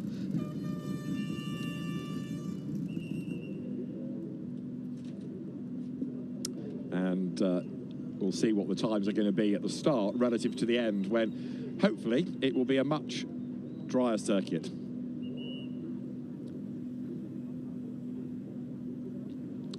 Toyota and Porsche at the front of the Prix grid, which is lined up based on the order of the times set in yesterday's session. And in a moment, not just Macau welcomes you, but the circuit welcomes all drivers as engines fire, doors are closed, and we will be in business for qualifying for the Greater Bay Area GT Cup. Purely for GT4 cars, and an illustration of just how successful GT4 has become. It was a slow burn for sure, but now is an absolutely huge success story, and the fact that we can fill a grid in this part of the world so easily is testament to that. Green flag, Alan.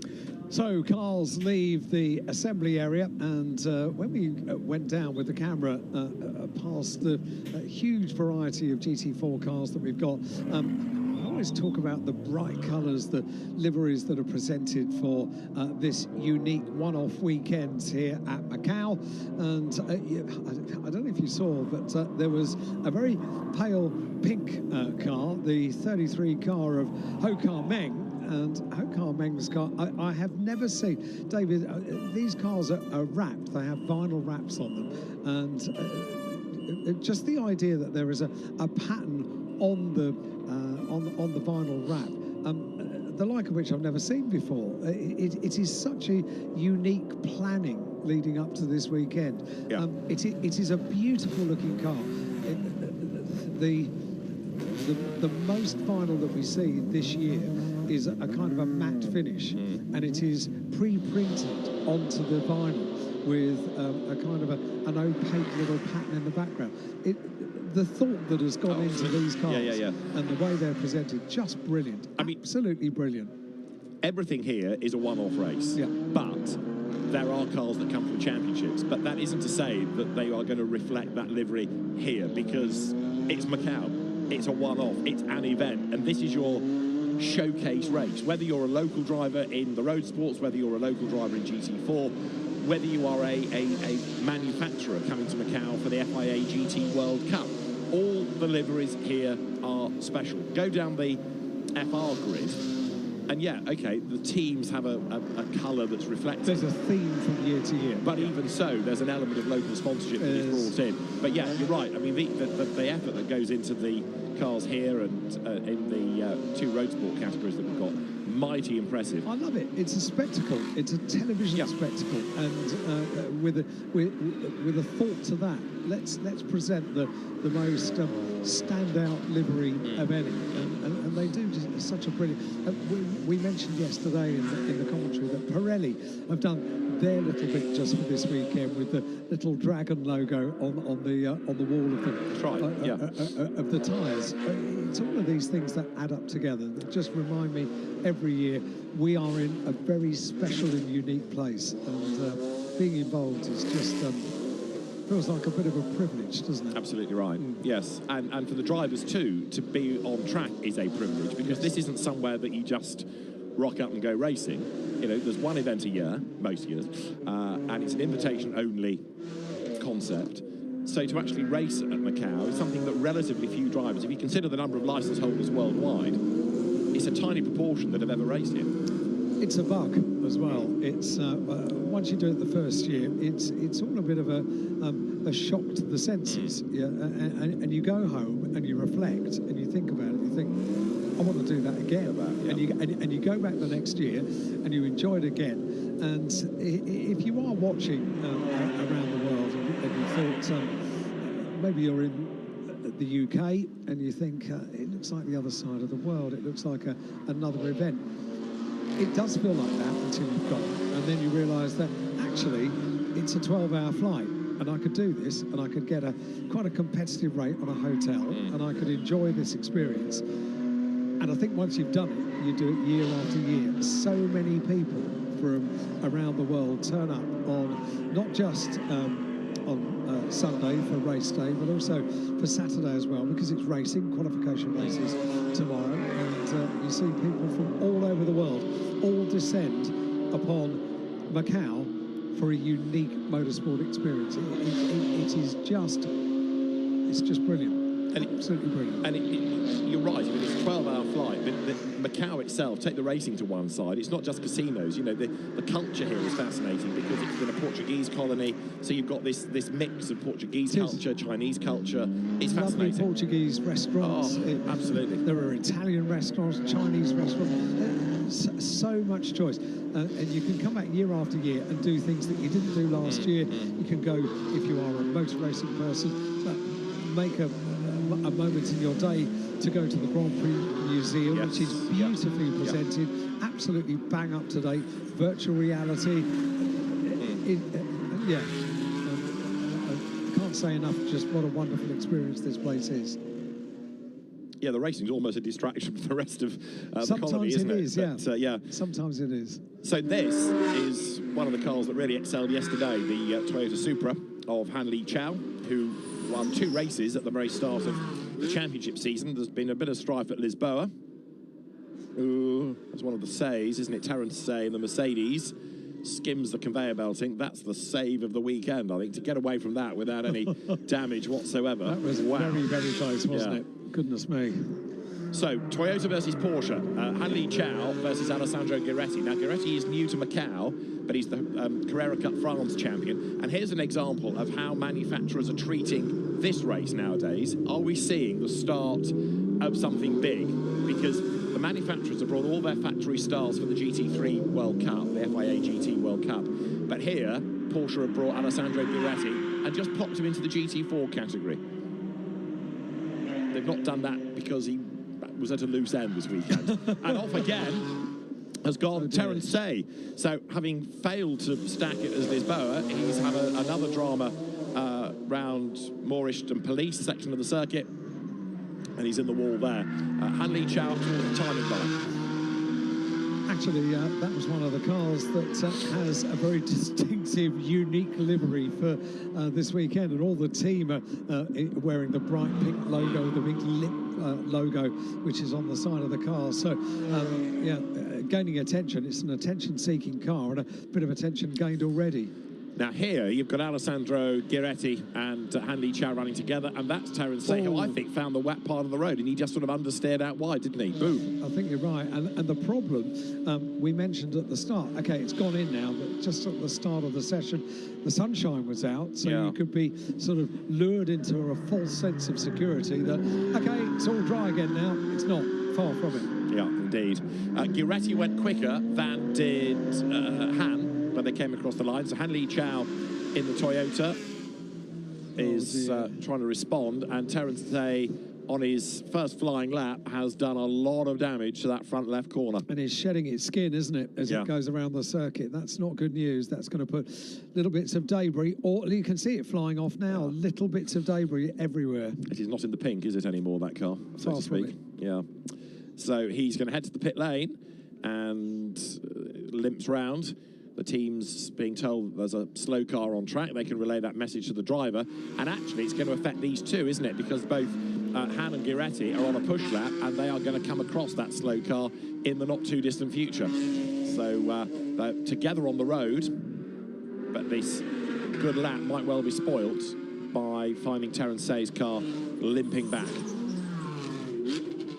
And another one up the escape road at Lisboa is the Ginetta there of Lau Kim Ho. And how did he get there? This is the answer. Red flag, by the way, being shown. He just goes straight on. And then, and this has been a common problem of the weekend, can't get the car turned, hasn't got the lock. And then if you let the revs drop, very, very hard to restart. You've got to wait for a good half a minute or so. And while you've got a car at 90 degrees up the escape road, it really isn't very safe, because if anybody else goes up the escape road, you've got a big accident. So the race director says, got to stop it, and red flag comes out. But the good news about this is there is going to be debris on the circuit, and it does give the marshals maybe the opportunity to just sweep up a couple of areas, because that Mercedes was shedding. You can see a bit there at the Macau hairpin, just on the outside there. There are bits of bodywork that do really need to be recovered, and this red flag will give opportunity for that to happen. So, red flag with 21 minutes. So they've only done one flying lap so far. So the cars will come around the circuit slowly under the red flag caution, and will arrive back in pit lane. But you're right, David, your intro was absolutely spot on. What a collection of manufacturers for GT4s. They're nimble, they're slightly smaller than the GT3 cars, and they do work their way around the gear circuit very nicely indeed. And to have so many manufacturers represented, it's a really, really good entry, this, for the Greater Bay Area GT Cup for GT4 cars. Onwards and inwards into pit lane they come.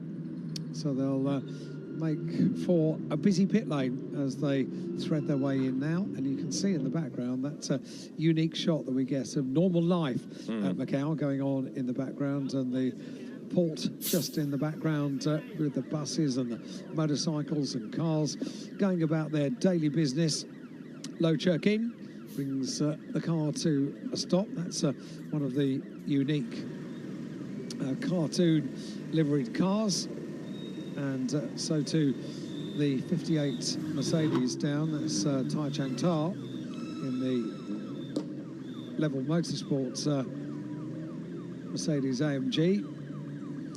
And there the Caymans arrive in the pit lane, including the car of Alessandro Giretti, that was the fastest before we had that red flag. Giretti's car being run by the Z-Speed team. The Porsche 718 Cayman GT4 RS CS, if you want the full title of the car, the CS for Club Sport. Which you like lots. What, the Cayman? Yeah. It's a lovely shape, that car. Gorgeous. Yeah. Yeah. Yeah. And been a successful car, as has that, the BMW M4, as has that, the Mercedes AMG GT4. And it's fascinating to compare and contrast things like the Mercedes, because you have both a GT4 and a GT3 version of that car. The BMW the same here this weekend. And you look at a GT4 car and you think, oh, they're pretty sexy cars. Yes, and then you look at a GT3 car and it's one of these on steroids. It is next level. Yeah, it is next level. Beautiful looking cars. Kevin Say, who's another very popular driver in this part of the world, very successful driver, the Hong Kong driver, but became the first driver from Macau to win a race at Alton Park a few years ago. He won a British GT race. And for 5 points, who was his co-driver? Oh no, go on. Tom Onslow Cole. Was it? Yeah. Was it?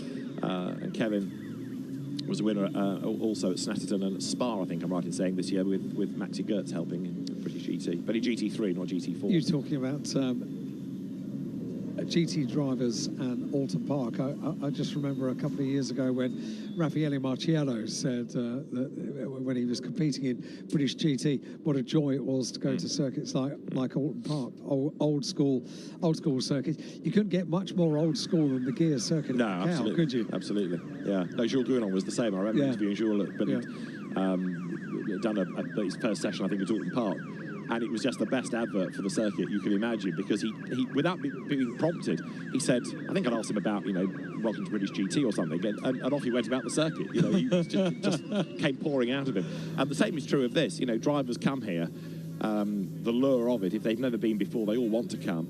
And after their first few laps, first experience of the circuit, it all flows out of them, the enthusiasm for the venue. Well, so many new circuits are appearing now, but they are exactly what they say. They are new circuits, so they are built, they are designed with this in mind, with that in mind.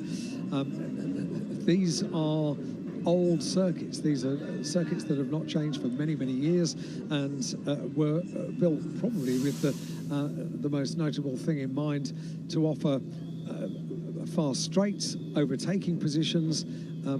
Nowadays, when you're building a circuit, you're thinking about runoff areas, you're thinking about track limits, you're thinking about all of those kind of things. And a circuit like the Gear circuit, it was designed, it has evolved with an idea of presenting every challenge over one lap to the driver. I mean, the start line has had to move over the years, and things like debris fencing has had to be put in, and various safety aspects. But the actual circuit, you can't really change, because you can't move buildings. No, it's what it is. It's racing on the streets of Macau, and long may it continue. Absolutely superb. Just looking at Wong Cheng To in the McLaren 570S, and that's the 21 car of Hanley Chow. Top time yesterday, and last year qualified in 13th, finished in, I beg your pardon, qualified 3rd and finished in 14th place for Hanley Chow. Yeah, last year's GT4 race sadly was cut short, wasn't it? Because we had a drama at the Malco hairpin, and that was the end of that. So it was a Lotus Emira 1-2 last year, but no Lotuses here this season. That's the one. That's the one where you've got the pre-printed design on the wrap, very pale sort of pink colour, which goes from silver at the front to pink at the back, and jolly smart it looks as well. Really, really nice, that. Ho Meng's Ginetta, yeah. So the session is going to resume on short call, and it will be in about 5 seconds' time, in fact, now we're being told from race control. So there at the end of the pit lane, as the green flag is now shown, is Han Li Chow, who is the first one to blast away. And everybody trying to get out on track as swiftly as. Now, with it being qualifying, the clock stopped, it restarts now, but you don't want to be in traffic if you can avoid it. And there comes Chen Chenghua's Mercedes AMG, just makes the Ginetta behind back up a little bit. You'd have thought that we'd have seen just about every presentation of the Ginettas over the years, because they've been racing for some years with great success as well. And then they turn up here to Macau, and you think, well, I've never seen that before, and I've never seen that presentation of a Ginetta before. It's just a great, thoughtful grid this year. Very, very good. And great that we've got a KTM as well. Yes, indeed. And it's fascinating, isn't it, the way that people have chosen their brand. You know, you kind of think about Ginetta being a very British thing, made in Yorkshire, but actually they've sold a lot of cars to this part of the world. Huge amount over this part of the world. You know, in Scandinavia as well. And yet it perhaps isn't the most obvious brand to have in the Far East, but clearly, because it was designed to do the job, it's a competitive car. Brian Lai, whose car expired yesterday, is back out on track today, which is good to see. And the session back underway. Road getting drier all the time, getting faster all the time. And I think after their rather spirited battle earlier on, now Han Li Chow and Alessandro Gueretti have split themselves apart, so they're not going to trip over each other.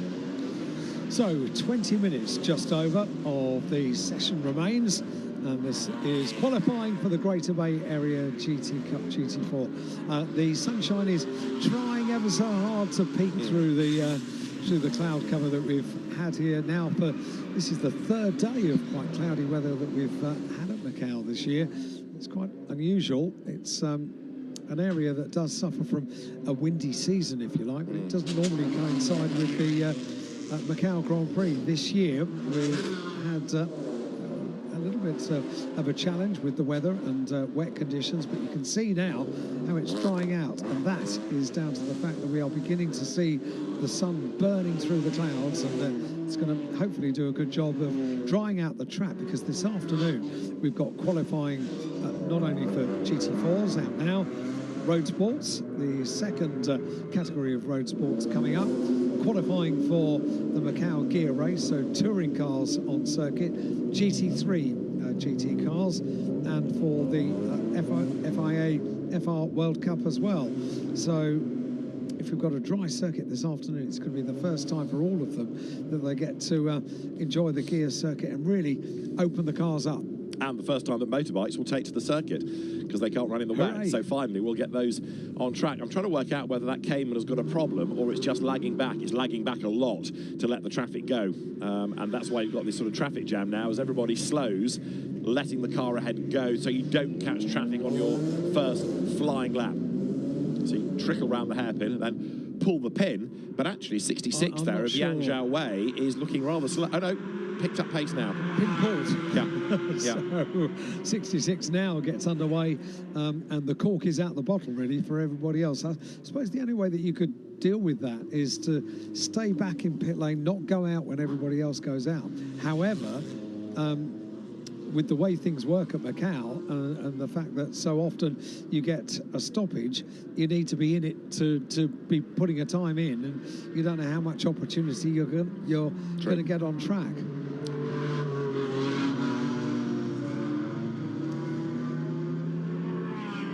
I'm still wondering whether there was a problem for that Porsche, which has now maybe rectified itself, because it seems to be on pace now as they head on, flashing the lights. 77, that does have a problem. So that's Lau Kim Ho's car, and it's not going anywhere, is it? It's unfortunately stationary. Trying to see if there's damage to the car as well, but the 77 car, this is what happened. A little bit of a clip there, and just on the back of the 55 car of Kenny Chung, and the net result of that is that Lau Kim Ho's car is beached down on the outside of Lisboa. And more problems as well. So this is a rather costly lap, isn't it? That's a lot of damage, and another red flag. Car in the wall, debris on the road, and we get a replay of the car bouncing from one side to the other and then going off into the barrier and stopping. Trying to work out who it is, actually. Two cars already there on the right-hand side, and they're going nowhere, which now becomes one car on the right-hand side. Quite a bit of debris. We've also got the Ginetta, the G55 of Lau Kim Ho. Is that Giretti's Porsche? I don't know. Just looking at the livery, it might be the car that's got provisional pole position. I know. So, another red flag. Can't be sure yet. We'll see. Try and trace who's headed into the pit lane or not.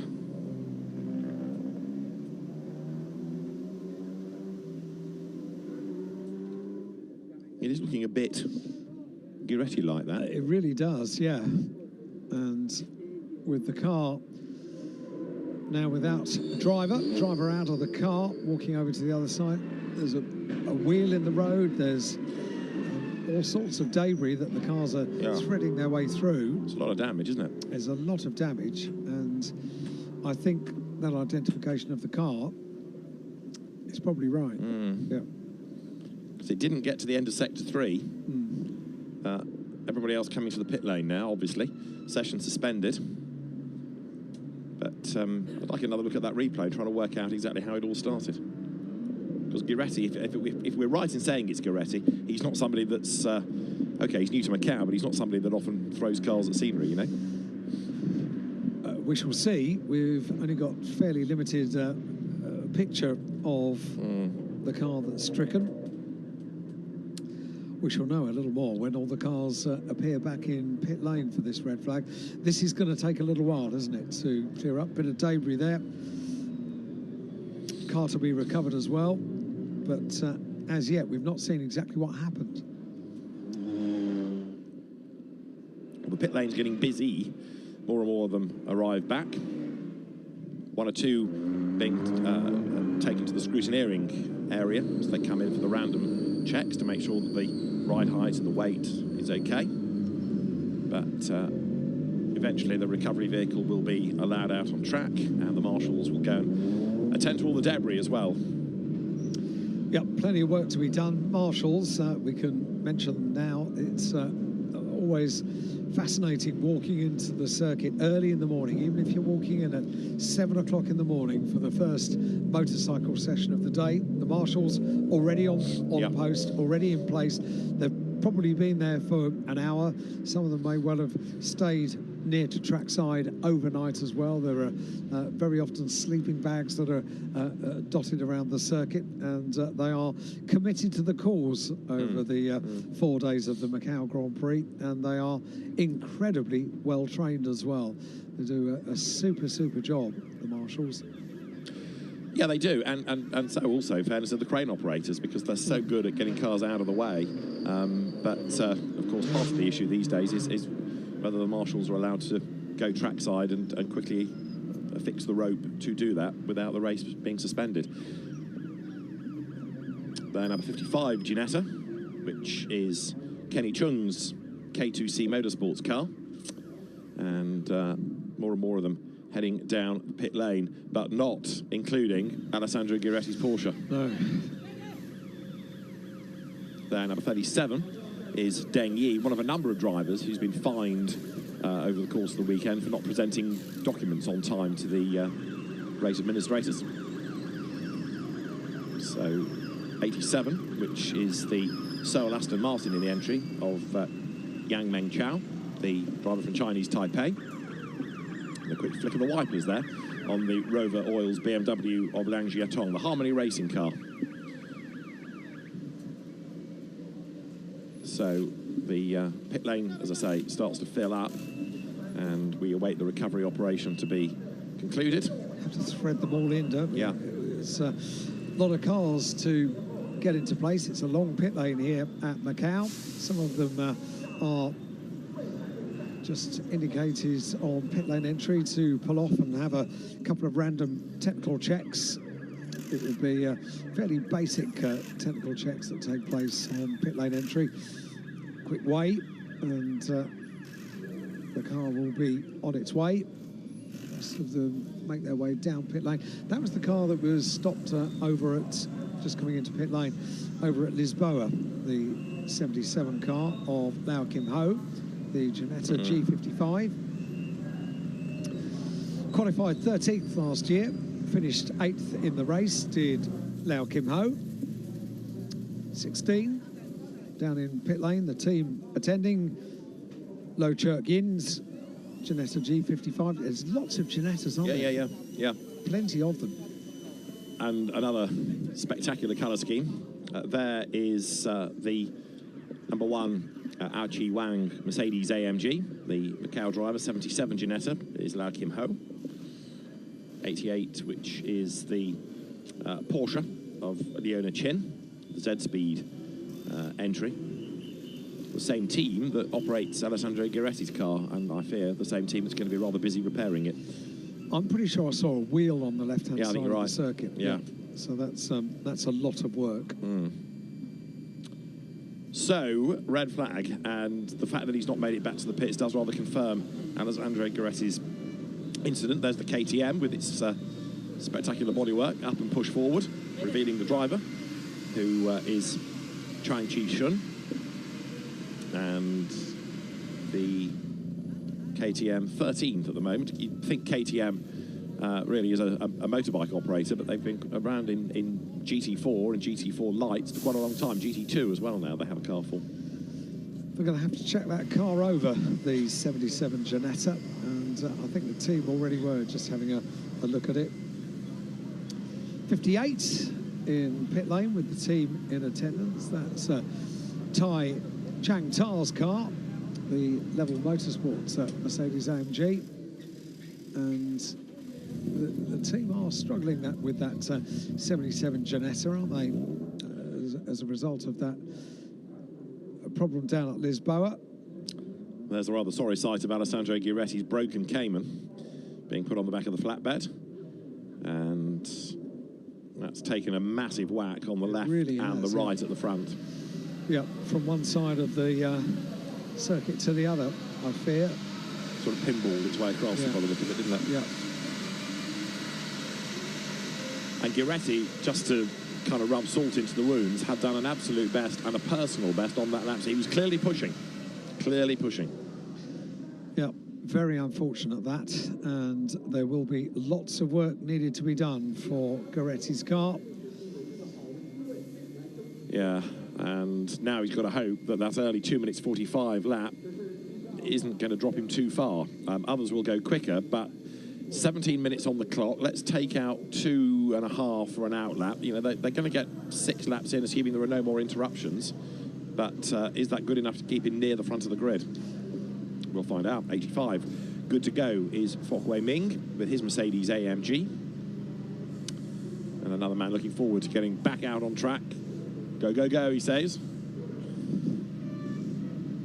It is very rare that a camera points into a car and you don't find a happy driver to respond. They're all absolutely loving it. It is always such a good reaction you get, particularly down in an assembly, in pit lane, or on the grid, because they're made up to be here. Yeah. It is not an easy entry to get on the circuit here at Macau in whichever form of motorsport, be it GTs or touring cars, and you're here, you're doing it, and you're on the starting grid. So it is always a joyous driver. We're going to get the first one that doesn't wave at us. As Kevin say. Yeah, as I say, a joyous driver. He's very focused, isn't he? Yeah. Thinking, come on, I want to get back on track. Wipers on 1 or 2 cars. There are some umbrellas up, but I was thinking that was more really because of the sunshine coming out. I was going to say exactly the same thing. We see umbrellas every year more as parasols than anything else, because the the sunshine here can be extremely intense, and at the moment we don't have a roof on the structure in front of us because of the wind that we've had for the last couple of days. The tarpaulin is standing by, but it's strapped down and not ready to be put on the grandstand yet. I'm sure they're going to be busy tonight because the weather forecast much better, much less windy and less wet over the next couple of days. So that's why I think the guests in the grandstands are with umbrellas up, just because the sunshine is now peeking through the clouds. It's doing a good job of burning the clouds away. But when we look down on the tarmac, look down on the start-finish line, just on the other side of the pit wall, it's still very wet down there. It is, but that part of the circuit is not the racing line, so it's not getting anybody on it to really help dry. Leona Chin's Porsche is good to go. And Cayman, of course, a car that has its 01 make series promoted by Porsche in selected areas. And number 2, which is Brian Lye's Parkview Motorsport Ginetta, is also ready to go. Another really creative paint job on that car. Oh, that looks stunning when you're up close to it. Absolutely stunning. All smiles. Brian Lye good to go, the Hong Kong driver. There's the slightly unusual sight these days in GT4 of the Audi R8. It's not the most common of cars anymore, but Miguel Lay from Macau is aboard it. And there's one view of a rather broken Porsche, and lorks a mercy. Yes. Whether we see that car again is a moot point. I'm not sure we will. That's had a lot of damage, hasn't it? Welcome to Macau, Alessandro Giretti. So, absolute best first sector, personal best second sector, written off car third sector. A lot of damage. However, with the car on its way, that means we're not far off getting the session back underway, and the race director will probably release the cars at a point that they're not going to catch that recovery vehicle rather than wait until it returns. So we don't yet have a restart time, I have to say.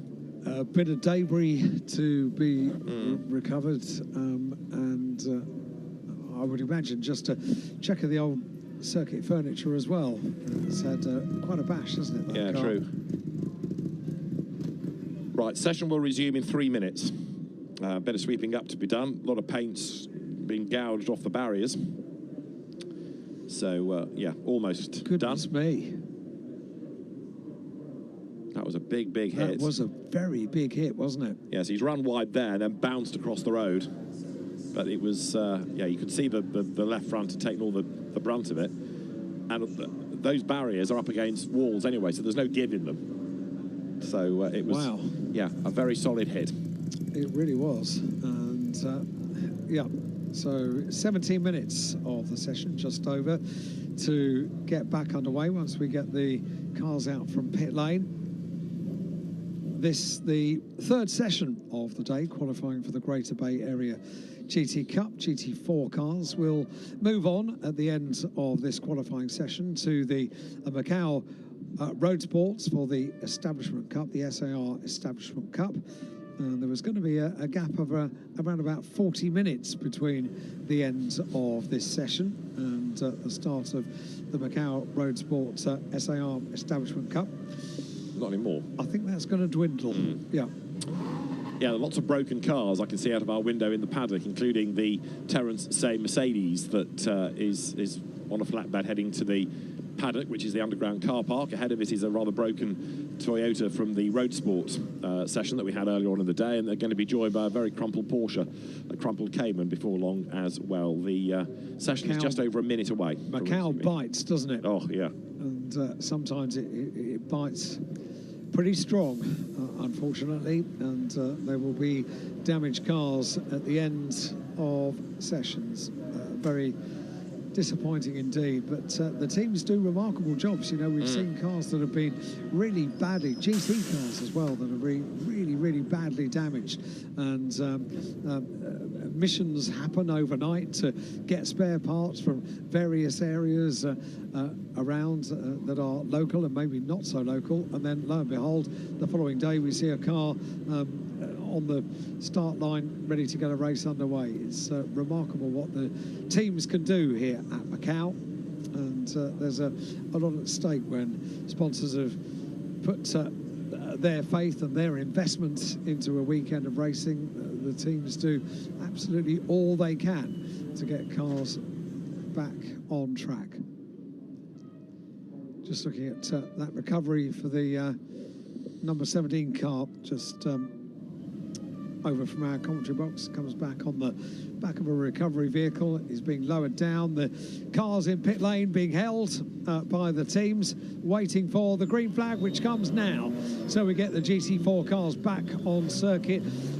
The third time of asking for the Greater Bay Area GT Cup. The GT4 cars all indicated to go out on circuit. The session back underway, 16.5 minutes of qualifying. And one or two cars getting a bit caught up as they all went storming out of the pit lane, because the drivers know effectively they've got, you know, half a qualifying session now in which to do a time, and not everybody has been able to achieve a proper flying lap thus far. The drivers and the teams being told about a slippery track surface because of liquid put down that's had to be soaked up, but they need to be mindful that where Giretti crashed, the circuit might just be a little bit slippy at the start of this session. Much drier down at Lisboa, still damp offline, but an awful lot better than it has been all weekend as Brian Lai turns through, and the sun still threatening to break through properly and dry the road completely. Clock ticking on down then, 16 minutes remain.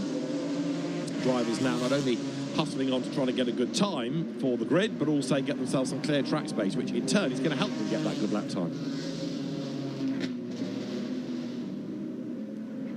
Don't think I ever saw Giretti's car return to the pit lane, actually. You obviously keep looking out of the window, looking to see yet more damage to a car, but I think it's back just yet, but it can't be far away. As the leaders, the first out of the pit lane, thread their way towards the part of the circuit that caught out the French driver.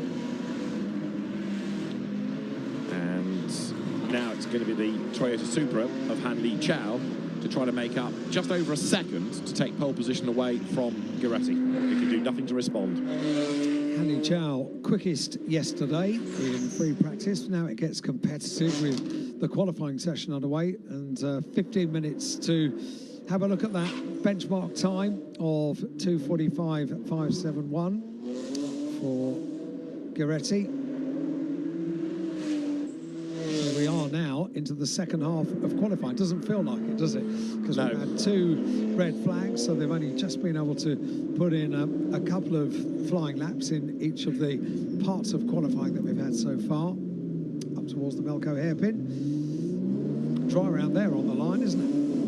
Yeah, absolutely. And there is really only one line that you need, because you can't overtake anyway. Han Li Chao then now starts to accelerate through Black Sands down towards Fisherman's, and that Toyota that was so fast yesterday, really energetically driven, the same again. It's a good shape, that car. BMW behind it, the M4, and of course the Supra base really on a BMW platform. It is 37 of Deng Yi. So these are the cars second and third in the times. Han Li Chao down to our bend, and there Deng Yi gives up the fight. Interesting that he backed off there rather than earlier on in the lap, because really you need to be on the power coming out of that corner to go for a time now, but he will have lost momentum, and therefore I don't think the next lap for Deng Yi is going to be all that impressive. Han Li Chao, in the meantime, is on a mission. Yeah, very much so. So with a personal best in Sector 4, gearing up for the start of this flying lap, an overall best in the 5th sector for Han Li Chao, car number 21, looking at it just going out of view there, and with 13.5 minutes left to run. Let's see what this lap is going to be for Han Li Chao in the Toyota Gazoo Racing China Toyota through Lisboa up towards San Francisco Hill, turns into the right-hander, and now threads up towards the closing narrower part of the gear circuit here at Macau. 13 minutes of this session. Let's hope we can get a good couple of laps in here, because we see the circuit better than it has been day long, with huge areas of dry line, twisting and rising through this section of the circuit. Deng Yi has made a liar out of him, because actually he's done 2 absolute bests, even though he looked as though he's backed off coming through our bend. His first sector, better than anybody else's in the session. Sector 2 as well. So there, BMW number 37 of Deng Yi on a real charge. And in contrast to all of this, the Alessandro Giretti Porsche has now arrived in the paddock out of our window. I can see what's left of it, and it might be heading for a skip. It's not good, that, is it? No, it's very, very broken. Deng Yi comes now at the end of Far Away, up the hill towards Donna Maria. Han Li Chao further up the road has done an absolute best third sector. And down to the Melco hairpin now come Toyota and BMW, with only 12 more minutes of the session to go. 2 purples for Deng Yi at the start of this session, and 2 purple sectors now for Han Li Chao. No, because Deng Yi takes the purple in sector 4 once that's complete. So Deng Yi, car 37, looking at it now, coming up towards the conclusion of the lap. 3 out of 4 purple sectors for the 37 car. Looking at the BMW now, the wipers are on, not sure they're needed. So close to the wall, turns into the final turn. Up towards the line goes Deng Yi. This is going to go top, is it? Overall best, yes, 2:38.6. So a 2:30, and then Deng Yi, yeah, with a best 2:37.653. Han Li Chao went top, and then the BMW next on the road went even quicker, and Alessandro Giretti's time is now being eclipsed because the road is drier, the cars are getting lighter on fuel, the road is getting faster. So Deng Yi 2:37.6, Han Li Chao 2:38.5, Liang Jiatong in the BMW 2:41.969 goes third, and Giretti, for what it's worth, because the car may not be fixable anyway, is down to 4th already. And it will drop and drop because the circuit has not been this good all day. Look at the areas of dry surface that we have around the circuit. Let's hope we can get this final 10.5 minutes of this session without a stoppage, because they can get in a groove now, and they've got a nice drying track to deal with. Need to still exert a bit of caution. If you go offline, you're going to get caught out, particularly in this part of the circuit. We've already seen it for Giretti. You can, unfortunately, be bitten rather hard here on the gear circuit at Macau. Keep it neat, keep it tidy. Let's see what we can do. Deng Yi has gone purple, sector 1 and sector 2 already with the best lap, a 2:37.6, but is pushing on and pushing on in the BMW. Mighty, isn't it, this? The BMW M4 GT4 ideally suited to Macau, and right now, of course, as the wipers flick again, he's got something to aim for, which is another quick car of Han Li Chao, that Toyota just up the road. This may well turn out to be the lead battle in the race, never mind for pole position, and they're running together on the circuit as well. And every time Han Li Chao sets an absolute best, it's then just eclipsed seemingly by Deng Yi, except on this lap for sector 3, where Han Li Chao is just ever so slightly the quicker by 166 thousandths of a second. They get a whole day to think about it as well, because they don't race here tomorrow on Saturday. They race on Sunday. They have a day off tomorrow. So this is the last time they'll be on the gear circuit until they line up for the start of the race. It's good news for Giretti, possibly, because it gives them an extra day of repair time. Another on the Porsche. day of repair time, and opportunity to get parts in and get them shipped into the area for the team to work on. So maybe we will see the car again. So Deng Yi, who has been one of the leading lights in the China Endurance Championship this year, fastest, and Han Li Chao goes quickest, but not for long. He did a 2:36.224. Deng Yi straight behind him, retakes pole position, a 2:35.292, 9/10 of a second the margin. But almost every sector, almost every lap now is an improvement. Liang Jiatong goes through, and BMW number 99 is third fastest, 2:39.477. But he's a long way off the top times, like 4 seconds off the top, even though he's third. And Kevin Say, just to make the point quickly, is now 4th. And Liang Jiatong is really pushing on as well, because you see the car skipping around, and you say it's a little off the pace to what you would expect, bearing in mind it's third, but it's 4 seconds away from Han Li Chao and Deng Yi. But really are pushing on in that BMW, very much so in the 99 car, the car of Leon Xiaotong. 7.5 minutes just over of this session remain. Best lap is a 2:35.2 for Deng Yi, and is still pushing on this lap. Purple in the first sector, personal best in the second sector, and the two of them, the top two, going around together as they head up through the very tight and twisty section. But the good news is that we are now in a bit of a roll. We're putting a quick lap in and another quick lap as well. Guiretti has dropped down to 8th, not taking any further part in the session. The top two in the times running together on the road. And the Toyota Supra doing it again. Absolute best sectors 2 and 3. Deng Yi, absolute best sector 1. And as I say, the tyres are getting warmer, the road is getting drier, the cars are getting lighter. Add it all together, everything's getting faster. Down to Macau hairpin, just under 7 more minutes of the session to go. This is the car that's third quickest then, another of the BMWs, the Harmony Racing entry of Liang Jiatong. And fourth fastest now is number 14, which is the BMW again, different team, 778 Autosport car of Lo Ka Chun.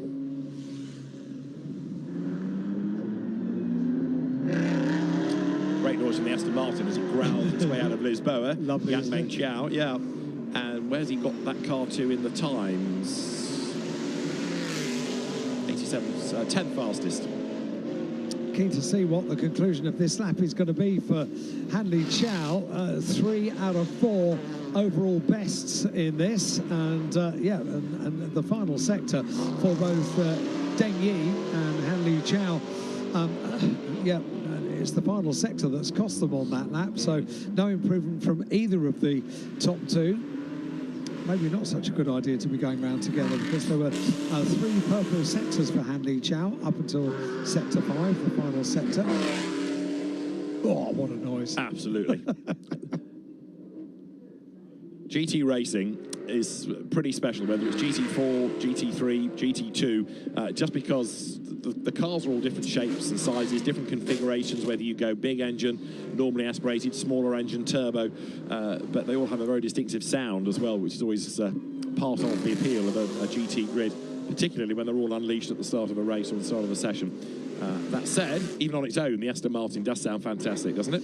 Looks great as well, doesn't it? It's an Aston Martin with a Macau twist as far as the livery is concerned. A nod to the Aston Martin green and yellow, but on the side, it's very Macau. It's a great livery, that. BMWs, oh no, another Porsche in the wall, and that's got a lot of damage. That's pretty much where Guiretti had his dramas by the look of it, and it's the same left front corner, another red flag. Just under 5 minutes to go. May not have been Porsche, that may have been Mercedes. Having had another quick look at the back of the car, but whose it was, I can't yet tell you. But another red flag and a big hit. Yeah, the session will not be resumed. That's it. 3 strikes and you're out. Yeah. So another big hit, and the session is not going to be resumed. So Deng Yi takes provisional pole position. Thought you said we were on a roll. We were in a rhythm. We got 3 laps. 4 laps. Fair enough. 4 laps without interruption. That's as good as they had during that session. But unfortunately, it's bitten again. Yeah, absolutely right. So the cars will head back to the pit lane, and we'll try and work out who it was that was in the barriers. It's going to be an awful... It's a flipping good job they're not racing tomorrow, Alan. There's an awful lot of damage to sort out for the teams. A bit of work, isn't it, tomorrow? And the rest, absolutely. Yeah, day off, you said. Well, for the driver, maybe. Yeah. Well, if the driver's got anything about him, I think he'll go and help the team, both in the context of those 2 big accidents we've just seen. It was a Mercedes, and a skim of the tyres, and then... How does it end up in the wall? Well, it's already done it. Yeah, it was the conveyor belting that's done the damage. Yeah. So actually relatively low speed, and it ends up near the wall because I think it just ends up there. 85, that was Fok Wai Ming for Team TRC. And that is that.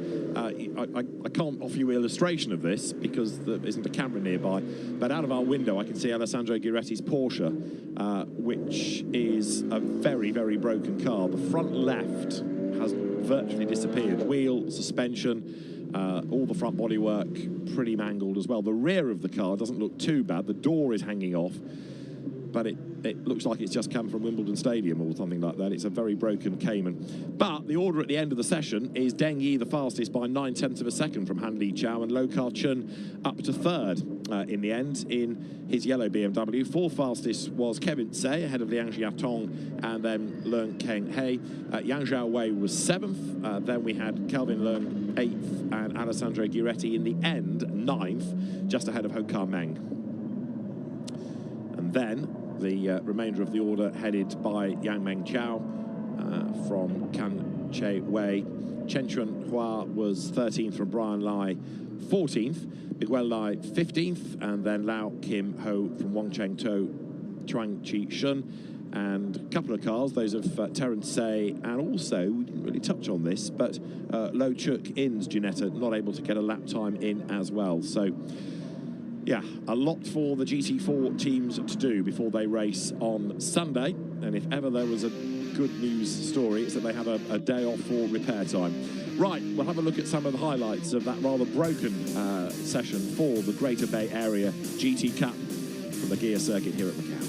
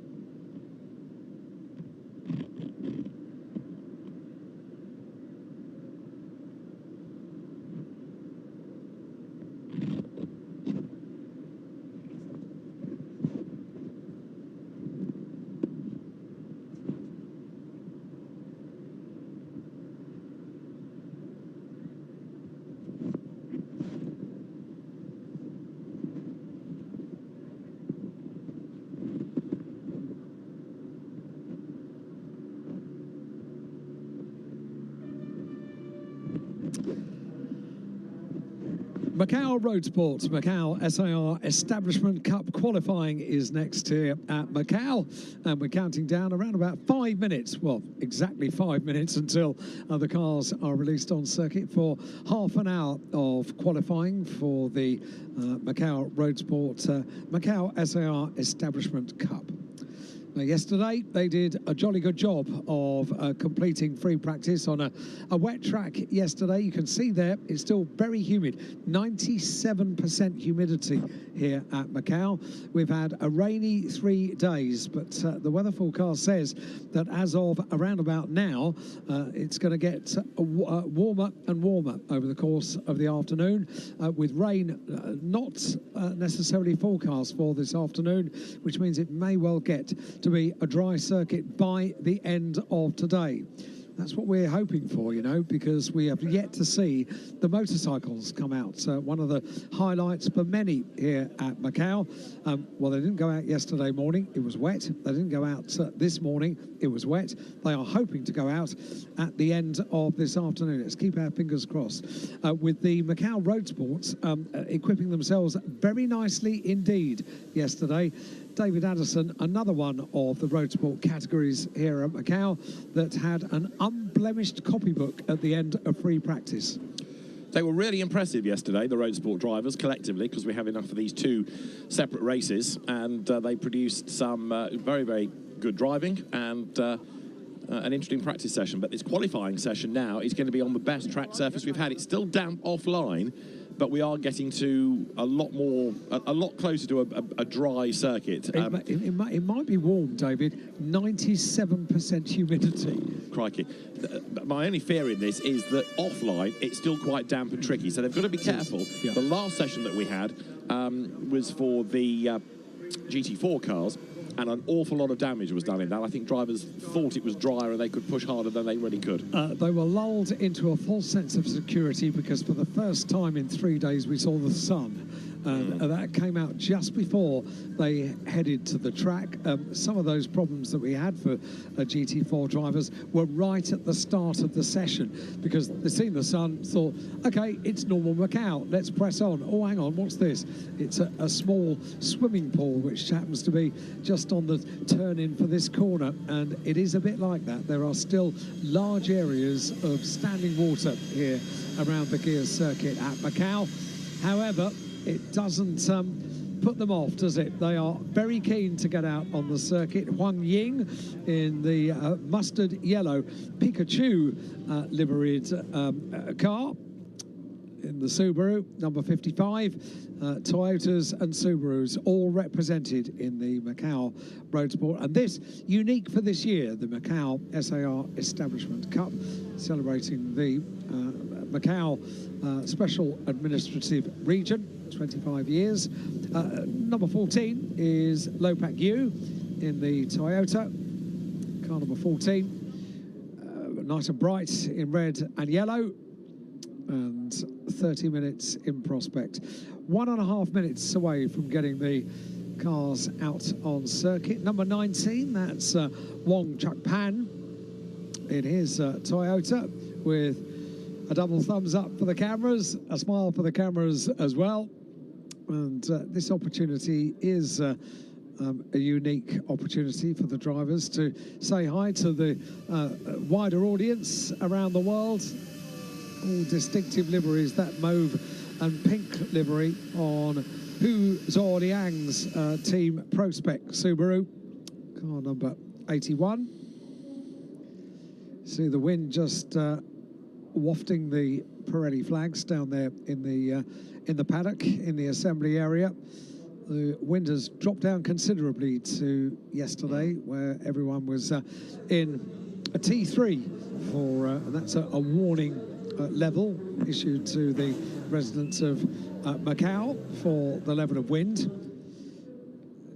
For a little while we were worried it was going to be more windy than that, but T3 was as gusty as the wind got, and it was very gusty yesterday. Taming an umbrella was not the work of a moment. It was good to watch, though, as you tried to tame it.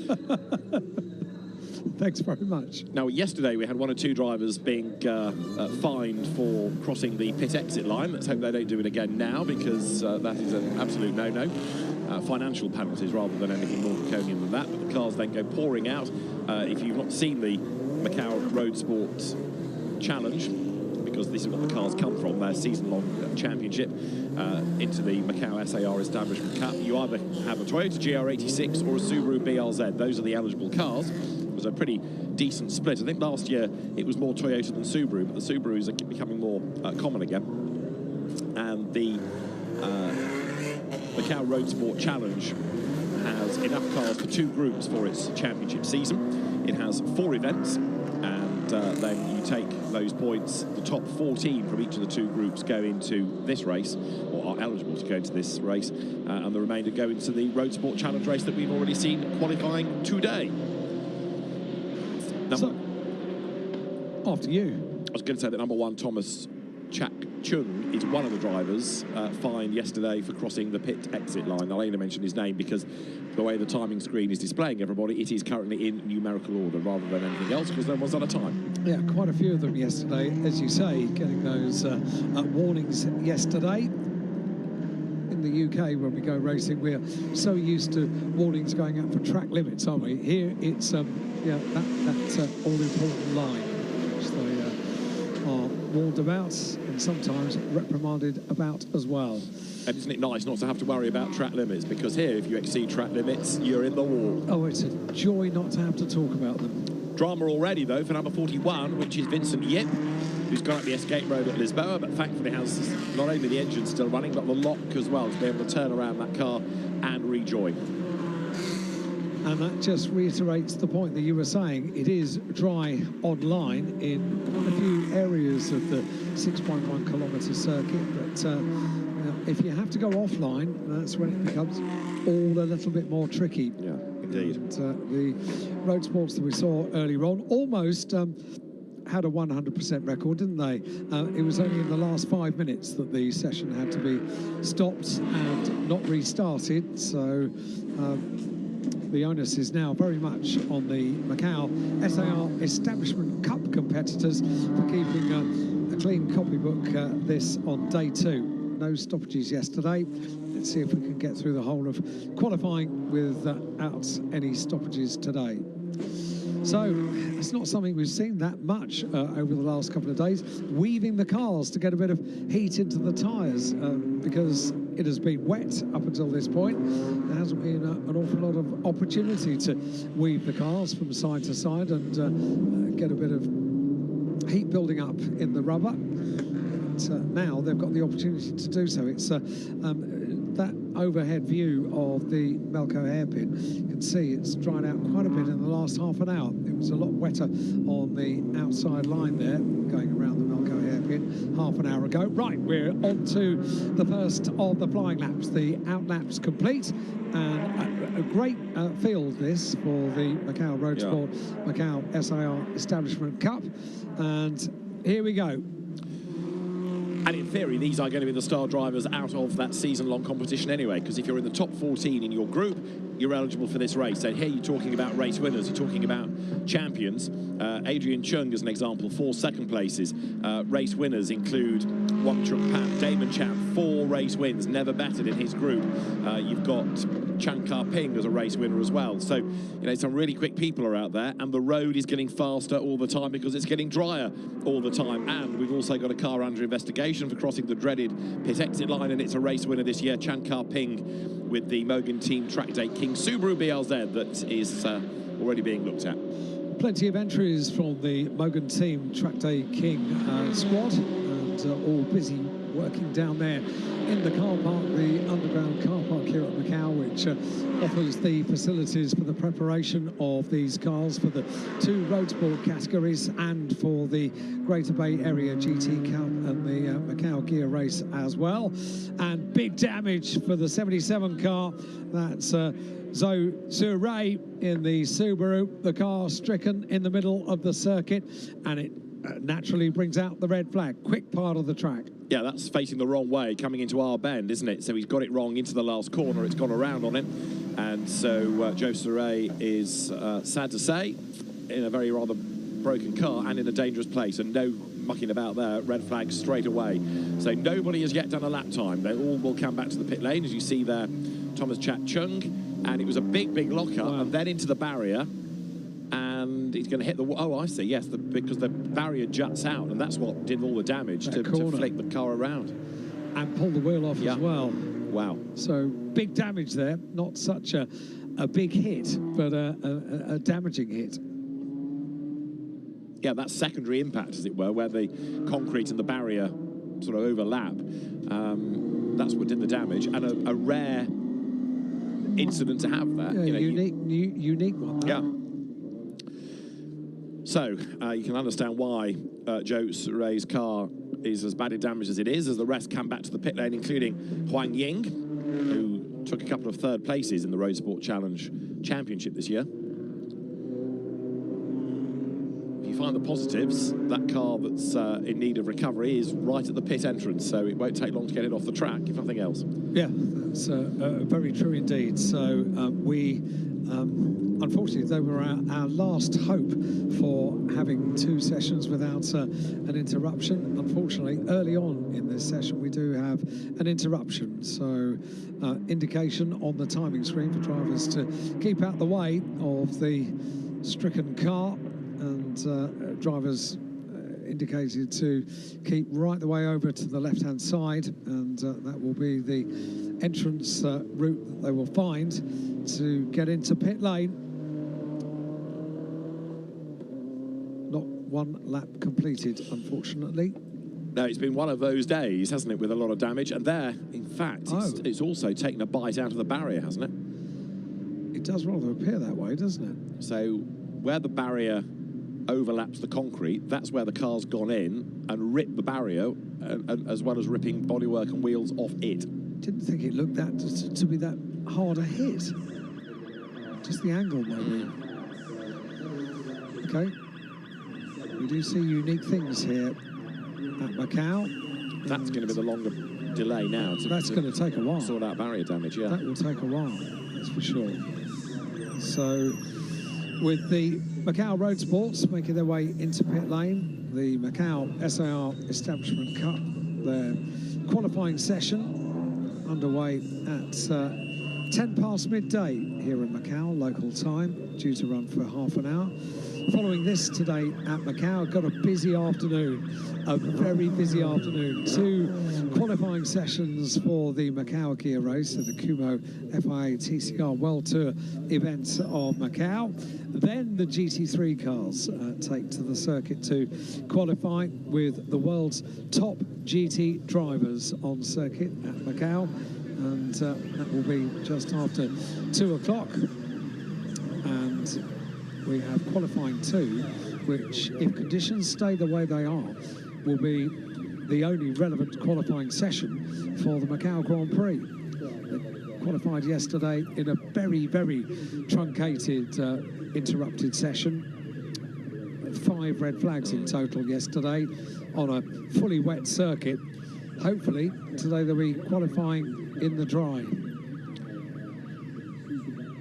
So, the Toyotas and the Subarus from the Road Sport Challenge regulations come down the pit lane for this qualifying session for the Macau Road Sport, Macau SAR Establishment Cup qualifying session, and 1 or 2 being taken to the scrutineering patch, others released to the teams, and we will await more news as to the resumption of the session. 25 minutes on the clock, so they've still got a sensible amount of mileage to be able to be achieved, but quite how long the stoppage this is going to be is rather more of the concern.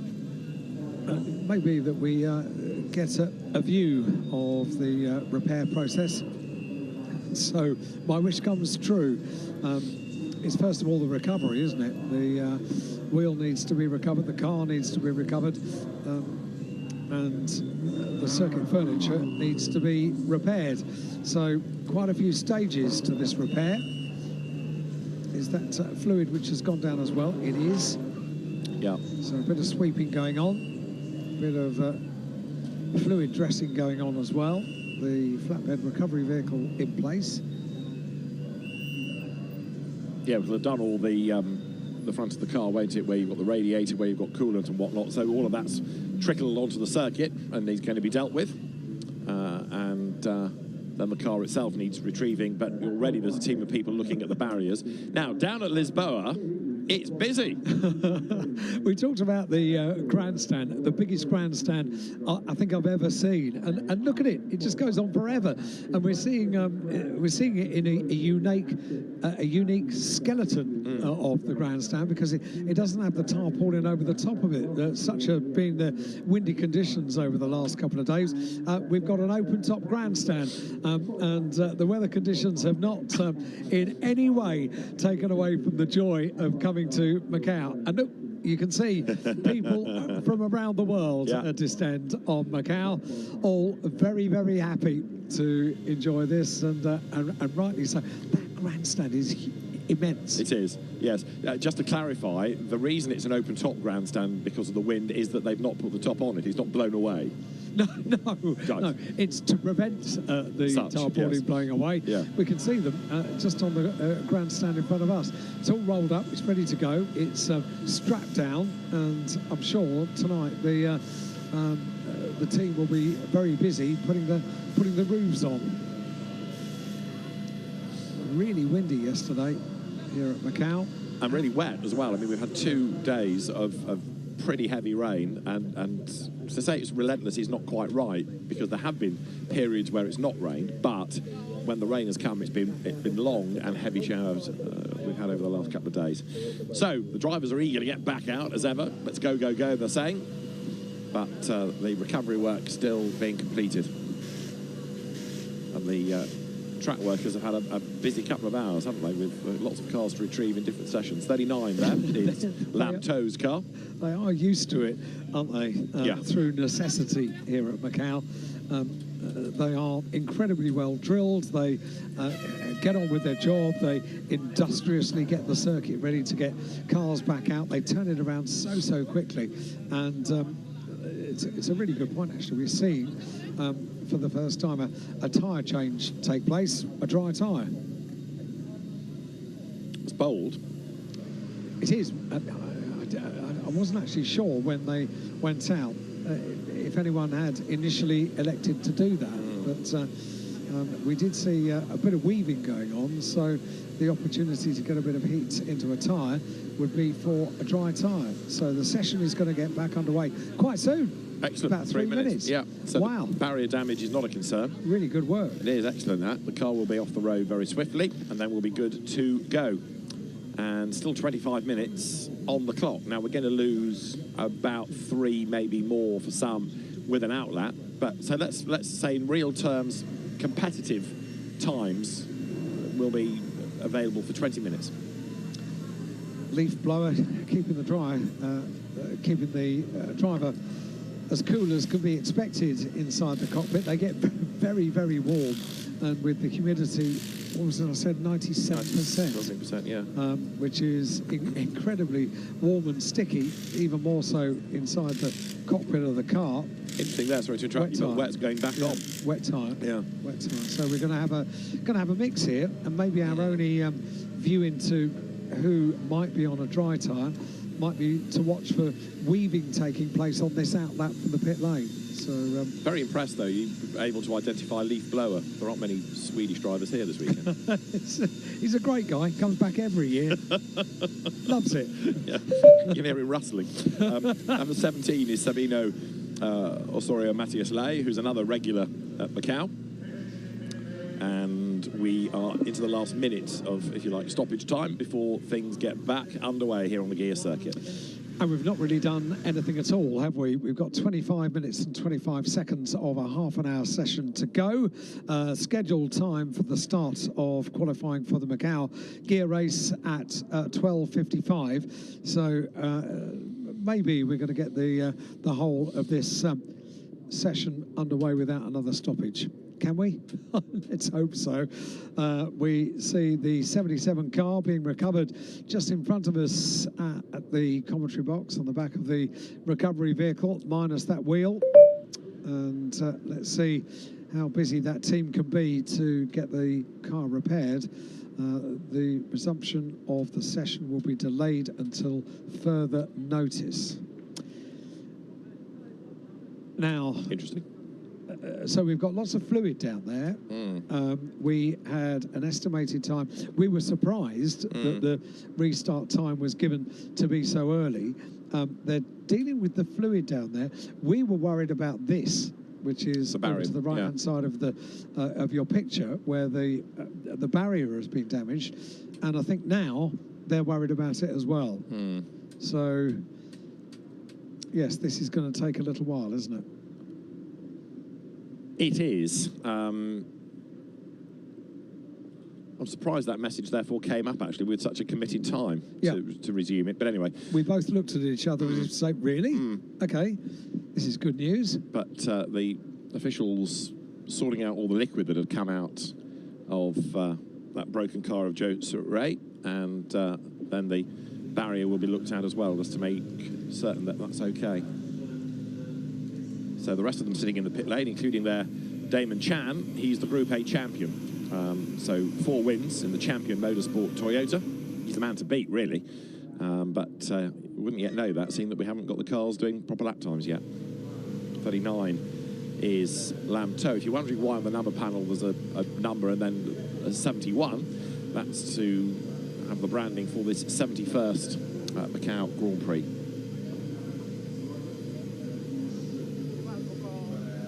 Number 18 is Sekar Hing, who had a 3rd place in his group, Group A.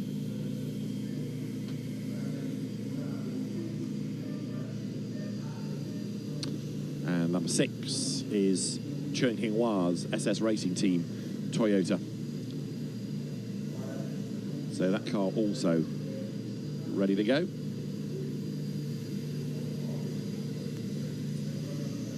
And further down the pit road, Vincent Yip's car. That, I think, was one that we saw at the escape road down at Lisboa early on, didn't we? 6th in Group B in the championship this year. Number 1 is Thomas Chap Chung for Monkey Racing. Great team name, great team logo as well. Yeah. Really cool.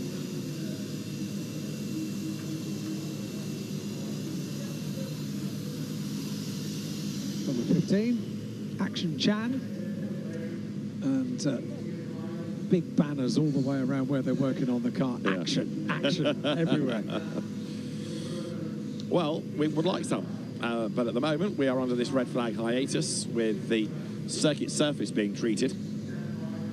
It's interesting as well that the drivers, irrespective of the fact that they have been told potentially there could be quite a delay now, but they stay in the car. They're not taking the helmets off. They're used to the humidity of this region of the world, so it's not too much of a problem. You would imagine if you and I were sat in the car, we'd be out there trying to get as much sort of fresh air as you possibly can without being stuck inside. So is the problem more to do with the fluid that's gone down on the circuit? Looks like it, doesn't it? Because there's nobody really now touching the barrier. No. But there would have been a lot of liquid, a lot of coolant and the like that has come out of the front of that car. So you've got to treat it. It's obviously a slick all the way across from where the car rested. But then you can't just leave all that sand or cement dust or speedy dry, whatever you want to call it, lying there. You've got to sweep that in. So the bigger the patch, the more sweeping required.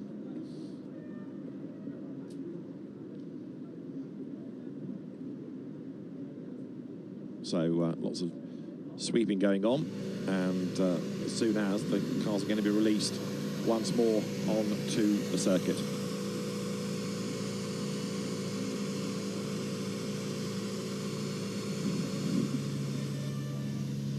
'48 is Carson Tang, another regular here over the years, and has been 5th within the championship this year, and even fist bumps the camera lens. There you go. Good characters in these races. So that car ready to go. So is Ivan Cito, who was good yesterday, got quicker and quicker as the free practice period wore on.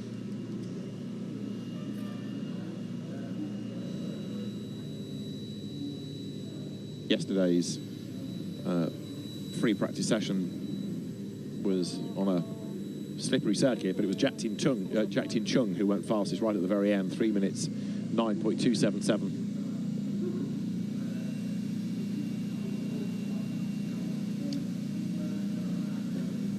95, that's the car of Fonking Learn in the Parkview Motorsport Subaru.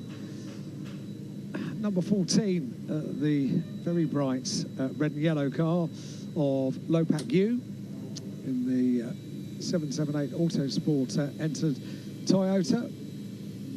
Cameraman making his way right the way down pit lane and giving a fair bit of airtime for each of the drivers as they do their very best to remain focused on the potential restart for this session. The 55 car of Huan Ying in the Pikachu Pokemon liveried mustard yellow Subaru.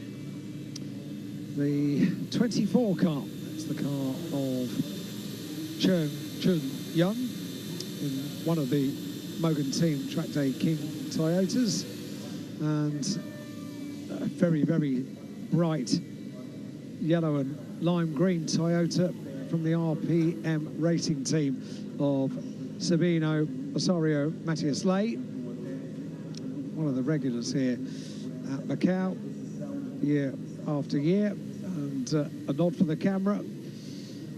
36 as we make our way right the way down the pit lane. That's Lo Kai Tim in the 36 Toyota.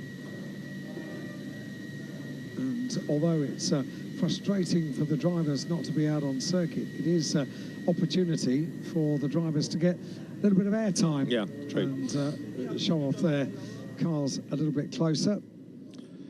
And it also, therefore, allows them to prove that, although these, we dub these the local races, it shows the rest of the world the level at which Chinese motorsport, Hong Kong motorsport, Macau motorsport operates, because these are all very, very well run, very well presented cars. You know, we don't have them, we're about a minute away from the green flag, by the way. We don't have these cars, you know, with mechanical problems. Okay, there might be the odd incident. Yes, we've just seen it, but, you know, they're not blowing engines, they're not dropping oil, they're properly run cars by proper teams. And if you think, oh, you know, motor racing out there, it's not going to be anything like we have in Europe, well, think again. And this is a great advert for it. Honestly, I think we could all learn a little bit about their livery presentation, because it is so creative and thoughtful. And I would... if I was part of a team racing in the UK, I would come back from here and thinking, can we do that? Can we do something like that? Because I tell you what, your car would stand out, wouldn't it? Oh, absolutely right. Yeah, it's not just the colours, it's the design, it's the fonts, it's the characters that are used. Yes. Right, we are about 5 seconds away from that light that's red becoming a light that is green, and when it does, now we are going to be underway for the resumption of qualifying and keep everything crossed that they all behave themselves. Alan was absolutely right earlier on when he touched on the fact that yesterday the road sport drivers got through both of the free practice periods without any stoppages at all, and today we've had a red flag in each. Yes. My road sport drivers, you get calling them. Well, let's see whether they are going to behave themselves now. Nothing to do with me. Oh, okay. Move on. However, while they've been sitting there, the road has got that little bit drier again. There are still these damp patches, which is going to be to the frustration of the motorbikes, because it's tantalisingly close to being dry, but not dry enough yet. It is. It is so close to being dry, isn't it? And we've seen this process over the last couple of hours, and unfortunately we see car covers going over recovered cars just over the other side of our commentary box, and we've seen a few bitten cars today here at Macau in the qualifying sessions that we have had thus far. And just a warning that we've got that slippery surface down there, which the marshals have dealt with, but just officially reminding all the drivers that there is an area of the circuit where the slippery surface has been dressed, and it might be a little bit more slippery than they expect. Look at the dry tarmac. And wipers on? Yeah, yes. Everybody? All of them with wipers on. So they know something we don't on this section of the circuit here at Macau. Unless it's just the humidity and the sort of dampness in the air that's getting onto the screen. Oh no, poncho's going on. Oh dear.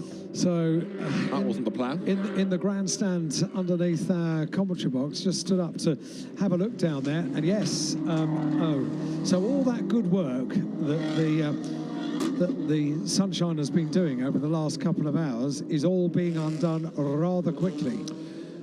However, nobody had done a lap time in the dry, so it's a level playing field. It might be getting to be a damp playing field, but it's level because nobody has got a time yet. What you do need to do is get a time in early, because theoretically the track surface will only deteriorate. But that said, there might be a few cars that are out on the wrong tyre at the end of this outlap, do you think? Yeah, but I think depending on the heaviness of the rain, if you can still make your slick tyre work and warmth is in it, it'll still cut through a bit of drizzle. If it's heavy rain, obviously not, but depending on what we've got, then okay, ponchos are up, but it's I can't see anything in our little puddle. No, it was these people just in front of us to the right that had put their hoods up. They've now taken the hoods down. Right. So maybe it was just a very short, sharp bit of rain. You spit some hot spots. Yeah, maybe. Well, let's see, because right now, drivers pressing on, and as I say, if they've got warmth in the tyre, that'll work over a little bit of light drizzle. Anything more serious than that will reset. So the cars pour their way through. You can see there the speedy dry that cuts across the racing line. Up towards the timing line comes Jack Tim Chung, who was quickest yesterday, also there, number 29, which is the Chen Da-Xing car. And a little bit further back in the queue, number 41 has gone by Vincent Yip. So circuit's got busy once again. Everybody back out and trying to get track declared wet. Yes, okay. That really is just to put the emphasis on the driver choosing the tyre. We've got another one in the wall. Thankfully, though, I think getting out of the way, that the yellow flags wave. Now the car in question has just hidden itself behind the barrier, and the green flag, therefore, is the other side of Mandarin. Down towards Lisboa they come, but was that a car that had hit the barrier pretty hard and had to limp out of the way, or was it a mechanical problem? Try and work out which one it was as well as they come out of Lisboa. There it is. You can see that little gap in the barriers, and the car has aimed for it and parked. So it's off the racing line. It's done well, hasn't it, yeah, to just tuck itself out of the way. And there was a big slide. Sort of goes in backwards. Now, who was that? It was Ibicito, wasn't it? Keeping an eye on Damon Chan on this lap. Oh, another one to the wall. Big tyre squeal. And there, number 29. I think the car has got away with it, Chen Da-Xing's car, but yes, he has. But that was a moment that almost, I think, created more damage, but he survived it. Car number 21, Damon Chan, is currently third with a purple sector in sector 1 and 2, but this is going to unfortunately interrupt our session once again. Chen Qinghua is the driver of number 8 that's in the wall.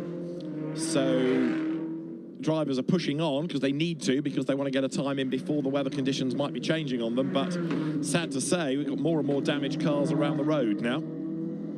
That car that spun at Mandarin is still trying to get to the bottom of, but hasn't got going yet, I don't think. Having said that, we're not being told about yellow flags anywhere, so the race control team happy to let the road sports go for now, at least. Yeah, with just under 20 minutes remaining, getting it wrong at Lisboa. Was that the 41 car? It was. That was the car of Vincent Yip, Hong Kong driver in the Toyota. Gets going again down at Lisboa. They are having problems all around the circuit with this little sprinkling of rain. I'm not sure that was Lisboa. I think it might have been sort of far away part of the circuit. Right. Because I think he got through there. He was sort of doing what Alex Dunn did almost in the FR session and going up the escape road. But it does illustrate, as you rightly say, that it's treacherous all the way around now. Number 21 goes through. That's Damon Chan, who ought to be up near the top of the times, if not the very top at the end of this lap, as he comes through on the tail there of Chan Kin Sang, who goes fastest. But then Damon Chan does a 2:55.013. So through he goes, and the Group A champion to the top. Here we go. This is going to illustrate Vincent Yip, and I think it's a bit of hit and shoulder, isn't it? Because up the inside, all locked up, went Adrian Chung, and Vincent Yip gave him room, but then found himself heading towards the escape road. Yeah, really nowhere to go, was there? So they can slip past each other on this section in the road sports. They are a little bit smaller than maybe a GT4 car or a GT3 car, so there is room to squeeze through, but it's tight. Boy, is it tight. You just saw there's nowhere to turn in on the corner if you are side by side. So, yeah, unfortunate that. Damon Chan, meanwhile, in car number 21, top of the times with a 2:55.013. So there is Damon Chan, and now that he's wriggled himself through the traffic, he's got nobody around him. Perversely, though, his first sector was a little bit down. What's happened to the Melco hairpin, we are about to discover, as late on the brakes, into the corner, lack of lock, possibly, and drivers slow right down because they think I'm not going to make the corner, and it's a bit tippy-toey, but the second car able to get through on the inside. Still, look, sitting up against the barrier there is Chung Hinghua's Toyota, so they've just left it there and hope that the drivers are going to be able to respect that and not clatter into it, and therefore the session can carry on.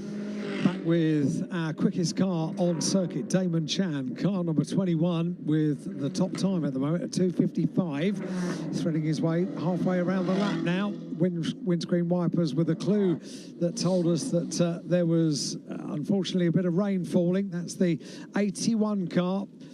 Mentioned earlier on about Huzhou Liang's Team Prospect Subaru and how beautifully bright and colourful that car was. It's not going very well now. No, he's hit the wall, hasn't he? Because you could see the rather pigeon-toed suspension. Damon Chan, though, is showing people how you should be doing it. He comes to the Melco hairpin, and another very badly damaged car there is going no further, and trying to work out who that one is. Vincent Yip, it is, number 41. Lots of damage at the front, and although he's going to try and wriggle his way out of that car, the crane hook is coming down. Let's hope that can be shifted. No, red flag. Red flag. Oh dear, oh dear, oh dear. Yet to get to the halfway point in this qualifying session for the Macau Road Sport Macau SAR Special Administrative Region Establishment Cup, unique for this year here at Macau in 2024, the 71st Macau Grand Prix. And that rather pigeon-toed car is still making its way back. Vincent Yip just understeered out wide, and he never made the corner. Breaks the front right. Was lucky not to get collected by Chung Chen Yuan, but the session will not be resumed. Oh, wow. Because there is, of course, the need to keep the timetable moving, and so the session ain't going to be resumed after that second red flag. Which rather goes to prove you have to be out there at the earliest available opportunity. No point in waiting in pit lane. We were talking about that. Why do you not hang back and wait for a little bit of clear track? Well, that's the reason. They've only had 4 laps, and the qualifying session is done. So after being really impressive yesterday, and bearing in mind that within about 10 minutes the touring car session's meant to start, the second red flag brings to a close the Macau SAR Establishment Cup qualifying session, and with the need to keep things on schedule and with live television for qualifying for touring car racing, of course, in other regions. And motorcycles yet to turn a wheel. Motorcycles yet to turn a wheel, yeah. We aren't having the road sports back on track. Damon Chan then takes pole position from Chan Kin Sang and Lu Long Yin third. Fourth, Ivan Sito from Adrian Chung and then Huang Ying. Seventh was Lo Pat Yu, Yu Lung. Eighth, then it was Roy Tang. Ninth quickest, and Wong Chuk Pan rounding out the top 10. And 2 red flags and not even half the session done. Damon Chan the fastest. Just a quick look at the rest of the order. Cheng Hoi Man 11th from Chan Ka Ping and Chun Yuan. Then Lo Kai Tim. Carlson Tang was 15th from Jack Tin Chung. Now that's the significant one. Jack Tin Chung quickest yesterday in free practice, only 16th because never got a proper lap in. Vincent Yip's badly damaged car 17th, and you can see what 4 or 5 of them didn't get a lap time in at all because of the damage and the red flags. Right then, that was the Macau SAR Establishment Cup qualifying session for the road sports that you can see trickling into the pit lane, and touring cars are going to hit the track next here at Macau, followed by GT3 cars, followed by the FR cars. The track workers are busy sorting out Vincent Yip's damage, but a frustrating morning it has been. But we'll see what the afternoon brings, as I say, with touring cars, 2 parts to their qualifying session coming up next, as we can have a look at some of the best bits of qualifying for the Macau SAR Establishment Cup.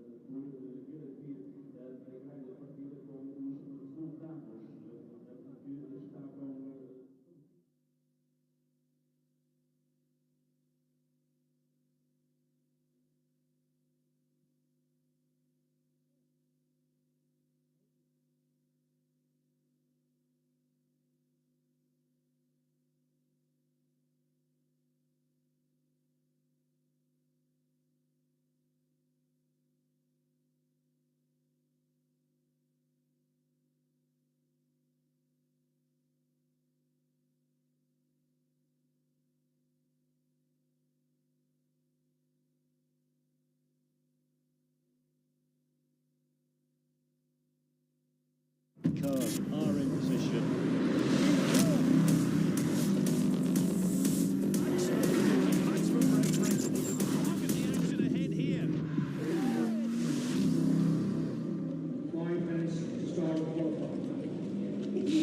Hello everyone, we're almost ready for the qualifying sessions to start here at the Kuma FIA TCR World Tour. Let's grab a few words with Link & Co Zion Racing team manager Frederick Varlen. Frederick, let's talk about China very quickly. Fantastic weekend for you, fantastic weekend for the team. You've actually strengthened your grip on the team championship now. That's a fantastic place to be, final round of the year.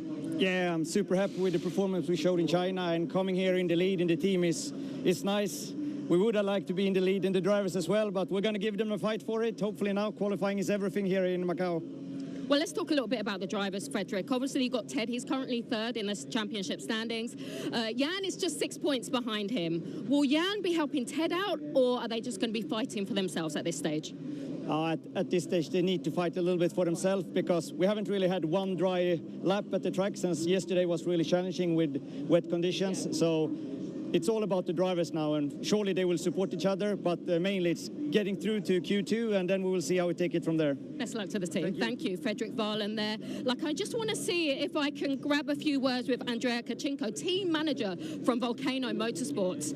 Obviously, they've got the very famous driver, Rob Huff, in the car with them this weekend. They made their comeback in China in preparation for Macau, so it's definitely a big race for them. It's a big race for Rob as well. Rob's currently in the car, but I want to grab a few words with Andrea if I can. Andrea, I was just telling everyone at home, you made your comeback with Rob in the car in China. How was China for you? Because I know that was a preparation for this weekend. Yeah, China was a bit complicated with the weather conditions changing and the rain and the dry, so not so successful, but we are hoping that we have more luck here, and looks like it's now dry, so we're going to go for it.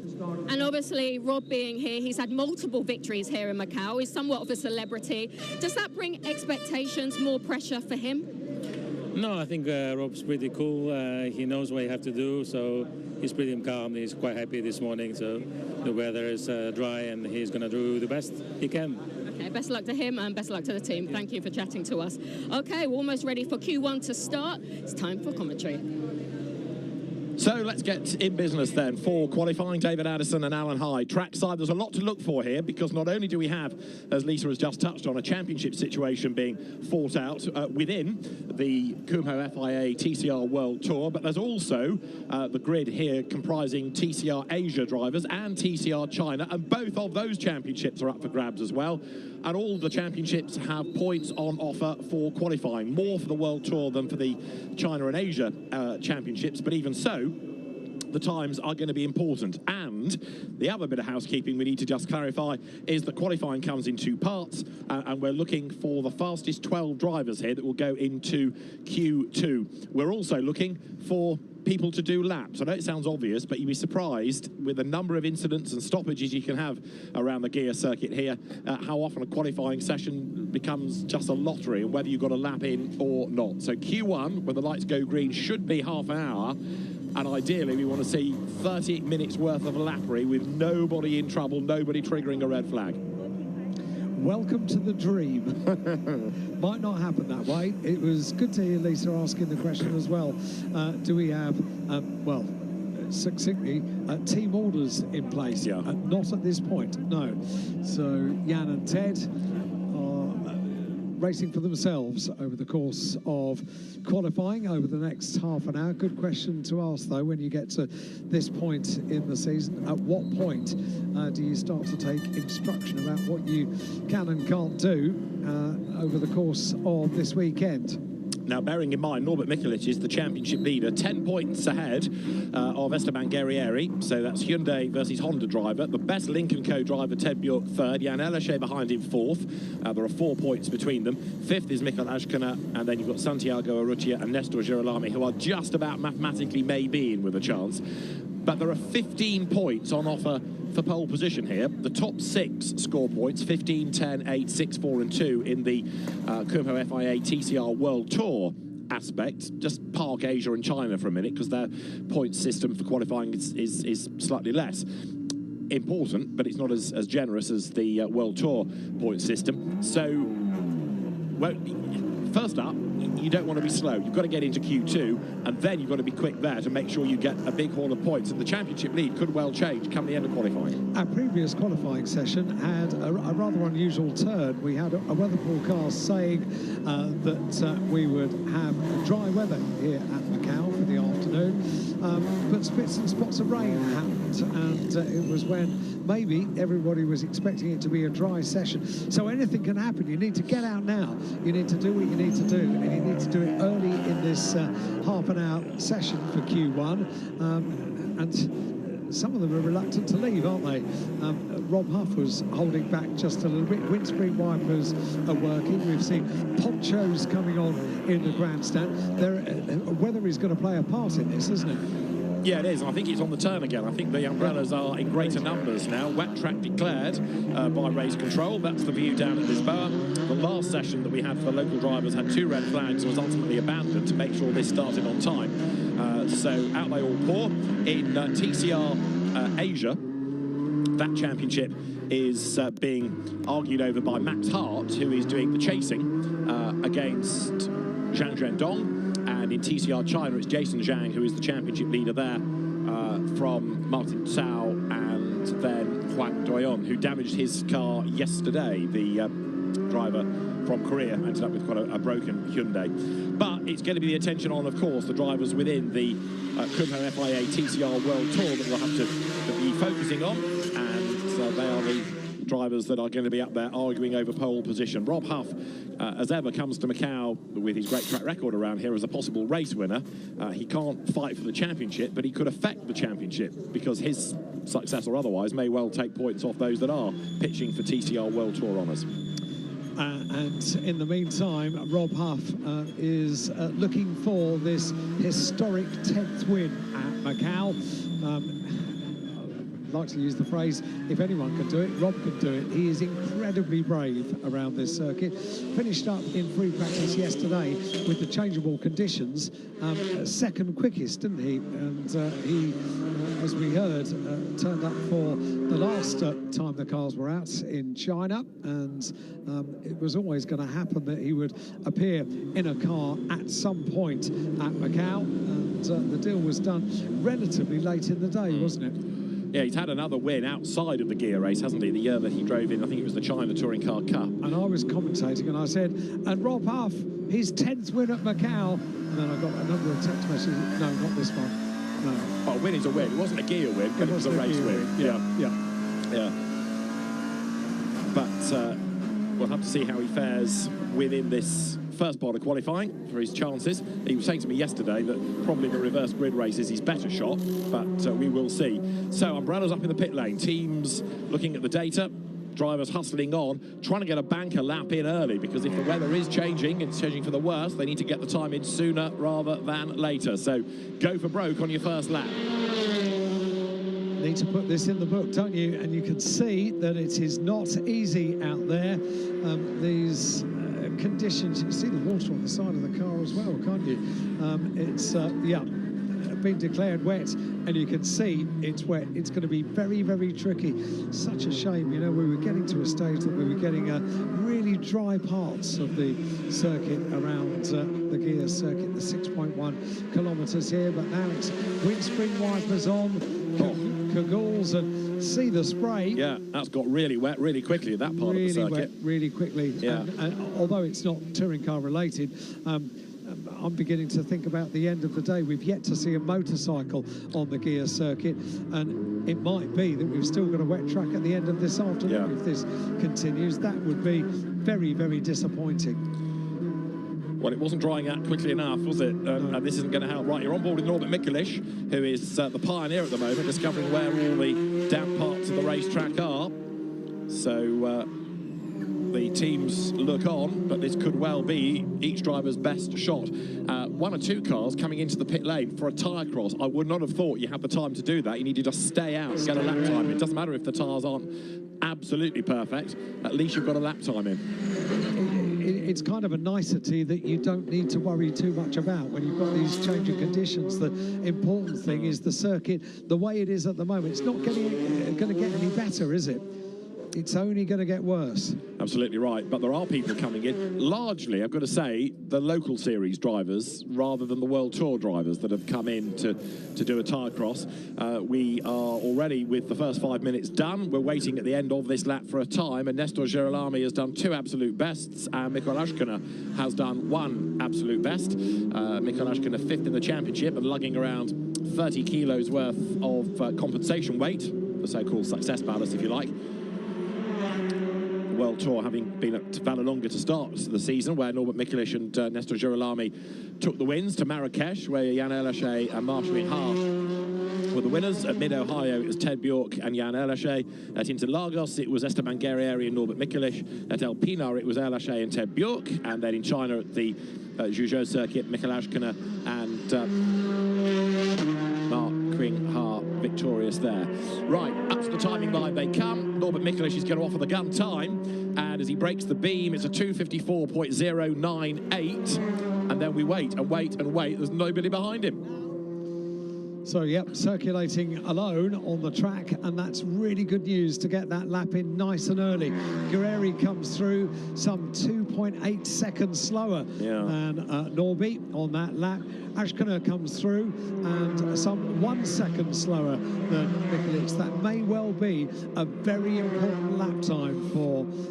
no, Girolami goes quickest, 2:52.027. So Girolami, top of the times, car 129. Nestor goes top. Yeah, by 2 seconds as the rest come pouring over the line. Marco Butti goes through 7th, Dusan Borkovic 6th, Guerrieri 5th, Santiago Urrutia 4th, Mikhail Ashkina 3rd, Norbert Mikelic 2nd. At this point, though, it's getting into that top 12. Rob Huff has gone through 8th, Jan Elachet 9th, Jason Zhang 10th, Ted Bjork down to 11th now, and Mark Qing-Ha is 12th. And then that changes again, because who's got himself up the order? Lo Si Ho, 9th fastest. It was here 2 years ago. He had a huge accident when he was tipped into a big shunt coming out of Mandarin by Andy Yan, but Lo Si Ho is normally very quick around here, so he could be one to watch. One of the local drivers, like Jason Zhang, threatening the World Tour regulars. Right, on board here, number 186 with Esteban Guerrieri with the GOAT Racing Honda, and because he's let Mikelic go, he's got a clear road ahead of him, but you'll be able to see in a moment where the grip level is and just how treacherous the track is. And Mikelic is going well. He's got a purple in Sector 2, a purple in Sector 3 as well. Is in Sector 4 at the moment. Currently second quickest with a 2:54.098. And Norbert Mikelic, who claimed the title here at Macau 12 months ago, needs to press on this lap early in the session. The windscreen wipers, you can see, working hard, turns through the tight hairpin at Melco, spreading down through. Now the circuit really opens up. Not nice, this. So you come to Macau with the championship on the line, pressure. You come to Macau and it's wet and changeable, extra pressure. Norbert Mikelic, though, rising to the challenge here as he comes up towards the end of the lap through Fisherman's down towards our bend. 30 minutes they have for Q1. And it's about being in that top 12. We've got drama, though, there, as 112, rather, which is the Santiago Urrutia Link & Co. has gone up the escape road, down round far away. Paul Ridgway, though, with the spectacles on, the Link & Co. engineer, looking at the pictures, looking at the data, and Urrutia now to try to find reverse gear and a gap in the traffic. We do not want the car to sit there. We want it to move for fear of a red flag. And we've seen the cars able to reverse out of there or roll back onto the circuit and clear that escape road so far today. But Urrutia doesn't look as if it's about to. Ashkina goes quickest, 2:50.335, and we've got a red flag. How important is it to put those laps in early in a session? 21 minutes, just under of Q1 remain. And unfortunately, we need to recover that car. And Urrutia gets rolling now. So after the red flag is shown... Isn't it always the way? It's ironic, isn't it? Urrutia is on the move. So the good news about that is it won't take long to restart the session, hopefully. He'll get back to the pit lane. You can understand, though, perhaps why he was a little bit reluctant to do that under a live situation, because having rolled back, it's taken an awful long time to find a gear and maybe even get the car started. There's a little bit of smoke coming out of the engine bay. Or steam. Yeah, which might be something to do with why it ended up at the escape road in the first place, but it's not for starting, is it? No, it's got back on the track. So good news that Urrutia did not roll back out of that escape road when the circuit was live. But he's now going to cause a traffic jam unless he can start that. And the danger is, as everybody else has to queue up behind him, their cars might overheat or stall, and then we're in for a longer stoppage. So door open, driver out. Road blocked. So they're going to end up now with a complete traffic jam whilst Urrutia's car is pushed out of the way. It's all hands to the pump to try and move that and let everybody else through at least. So I think they're indicating turn left and we can get this car out of the way, take the cork out of the bottle, everybody else can thread their way through, and good work by the marshals to indicate that's what was needed, so we can let everybody else come back to pit lane and minimise the delay to get things back underway, and then worry about Urrutia's car. But is the fact that it wouldn't start cause or effect of going up the escape road? You know, is that just a coincidence? Did he make a mistake, or was there a problem and therefore he had to get up the escape road? Well, either way, red flag. What are they doing with tyres? Let's have another look at this. The car comes up towards us, and it's slow anyway at that point, suggesting there was a problem. And Urrutia thinks, I'm not going to go anywhere else. I need to get the escape road and park. So in fairness, it wasn't a mistake. It looks like a mechanical problem. Saw that steam already, didn't we, on the right-hand side of the car, at the right front. Now, I've just been noticing them working on tyre changes down in pit lane. Marcin Hua's car is the car we're looking at the moment, the 155 car down in pit lane. But dealing with really tricky conditions, aren't they, this weekend? Unpredictable conditions as well. But that's one, I think, for Lisa to try to investigate, isn't it? What news, if any, of Urrutia's mechanical dramas. He is 6th in the championship. He's very much an outsider, although mathematically there's a chance, but he's out of qualifying, the car put behind the barrier. 5th, though he was. So Santiago Urrutia, 5th quickest, notionally, could progress from there if he stays in the top 12, if the car is willing. Urrutia's car now out of the way, so tucked neatly out of the way. The marshal's doing a good job, and Urrutia out of the car as well. And as we look down in pit lane, you can hear the air guns, the wheel guns working away on tyre changes, which you can only imagine is to make sure they've got wet tyres on. So Norman Mikulic making his way down the pit lane. Ted Bjork for Lincoln Co. coming in as well, 3rd in the championship. And Ted Bjork, who's got 2 race wins to his name this season, talking to the team on the radio and explaining how the car feels, what he thinks they ought to be doing. Now, obviously, we just had a red flag. We saw Santi Urrutia's car just stop. I did speak to the mechanic in pit lane, and he just said the engine stopped. And that's all the information I got from him. But let's see if we can grab a few words from team manager Frederick Varland. Maybe he can elaborate on that a little bit more. Frederick, sorry, just a few questions about Santi. What actually happened, do you think, with his car then? He reported some technical issues on the car and it just stopped. And since we don't have any data, we don't really know. Unfortunately, it's a technical issue. So it was not him doing anything. There's something wrong with the car and we have no way of getting it back. So. Okay, all right, best of luck. Hopefully you get things sorted there. Okay, thank you. Back to commentary. Yeah, thanks, Lisa. So, emphasising what we kind of reached, I think, wasn't it? It was a mechanical problem. You'd seen the car slow up the hill. He went for the escape road to get out of the way, but whether or not the car could have restarted or not doesn't really matter. It couldn't have been left up the escape road because there's no room for anybody else to escape. So it did need retrieving, and that means that with just about a third of Q1 gone, red flag. It's going to damage the weekend, isn't it, Santiago? Possibly. If it were to get wetter again now, the worst he could be is 12. Yeah, that's true. And we've got an estimated session resumption time of 11 minutes past. That's a minute and a half away. But what are they doing as far as tyres? That's brand new slick tyres going on Ashkona's car. So, was it slick tyre, wasn't it? Yeah. So, Well, I thought it was wet. oh, Slicks are coming. slicks are coming. That's got grooves in it, It's hasn't got it? grooves in it. Yeah. For Norbert Mikelish. I don't think it's quite good enough for slicks yet. There are still puddles on the Nor road. do I. And I wondered about the cars that have gone out, if any, Yeah. went out on slicks, changing onto wets, because you saw the spray. It's really tricky out there. So Mikelic was on wets, second quickest. Ashkona, top of the times, with a 2:50.335. Nestor Girolami there third currently, getting set to go back out. Treading tyres. Yeah. And currently, number 28, which is Lo Si Ho, is the fastest in TCR China. And who is the quickest out of TCR Asia at the moment? Have to go quite a long way down the order. Max Hart fighting for that championship, the Irish driver, but not yet really making an impact in the overall order. Green flag waved. Made a great impact last year, didn't he? Yeah. Here at Macau. Drove exceptionally well and won a race here in the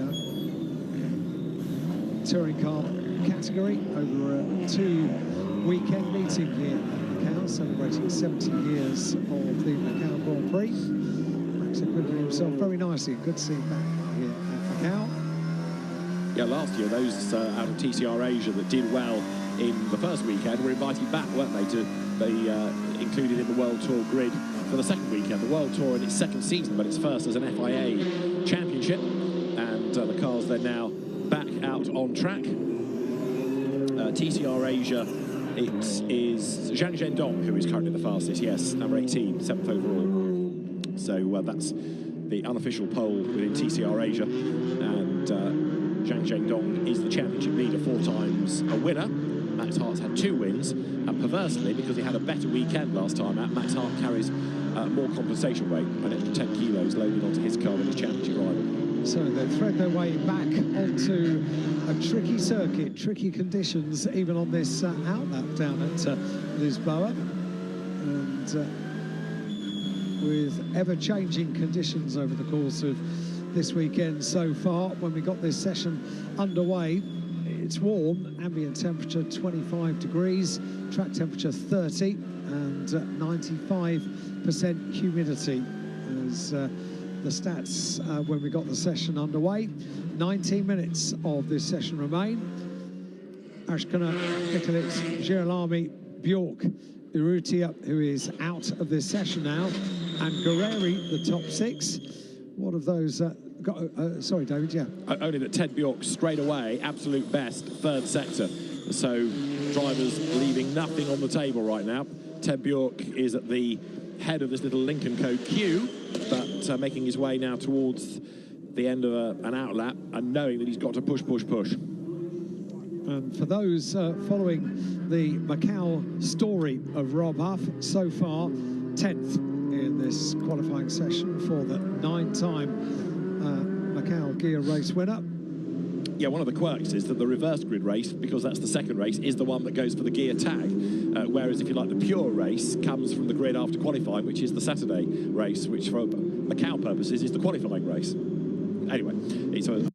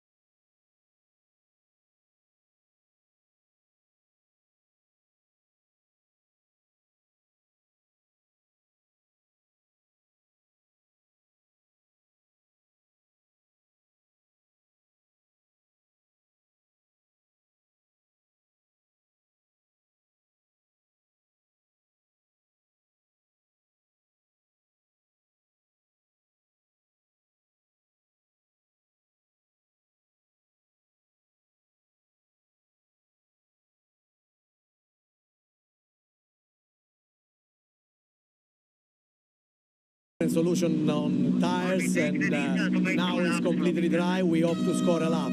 Best of luck for the rest of the session. Thanks for talking to us, Gabriele. Okay, back to commentary. Right, here we go again then. So take 3, 8.5 minutes are on the clock, just about, and we are going to have the green flag shown in about 45 seconds' time. And a Mexican or a Lisboan wave has started. That's impressive, isn't it? It's only Friday.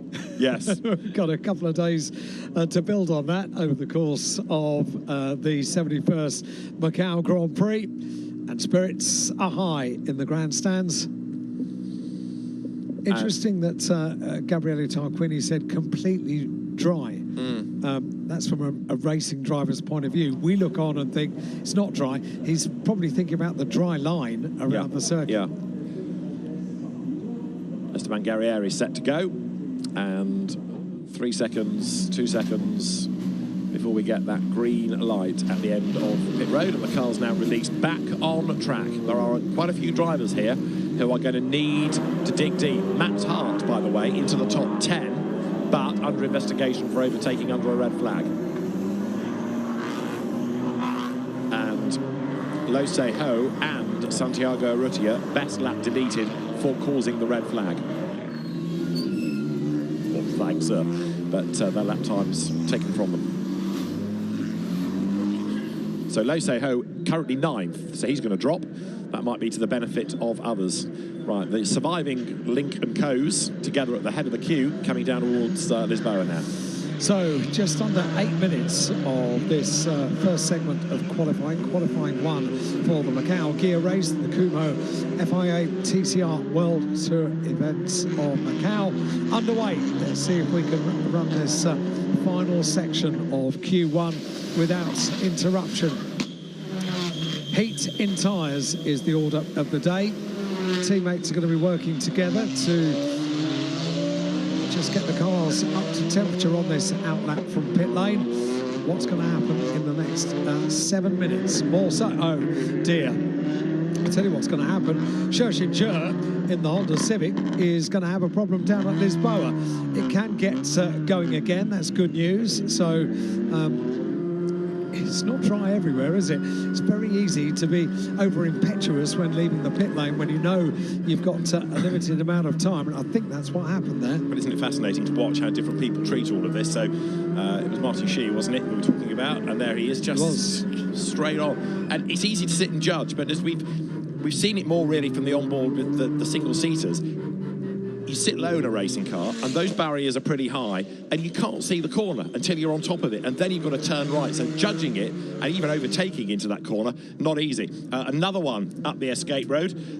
This time it is Man Siu Ming. I was wrong in saying he was off at Melco, but I'm right in saying he's gone straight on at Lisboa, and not for the first time.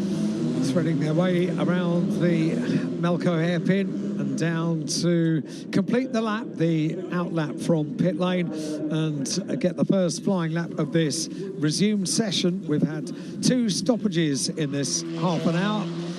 Gabriele Tarquini has been coming here to Macau for many years as a driver.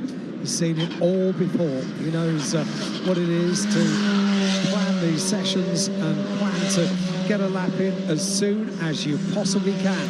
And that is what Ted Bjork is about to try and do. Yeah, Gabriele Tarquini overseeing the Hyundai assault, and as he made the point yesterday to Lisa Leyland, although it's a bit of a surprise to hear it, he never won a race here. He won titles at Macau, but never individual races. Right, Ted Bjork on a mission, and the road is now going to dry pretty quickly, I think, because Alan is right. Finally, the sky is breaking, the sun is being able to get through, and it won't be long if it carries on in that vein without further cloud cover that those puddles, those damp patches disappear. Bjork down to Lisboa, turns in, powers out the other side. He's got Erlache, amongst others, chasing after him, but the climb up San Francisco Hill, a steep climb up San Francisco Hill as well. It is, and Ted Bjork was on course to be the first of those to set a time on dry tyres. Now is able to press on, and with nothing in front as he threads the car through that twisty section.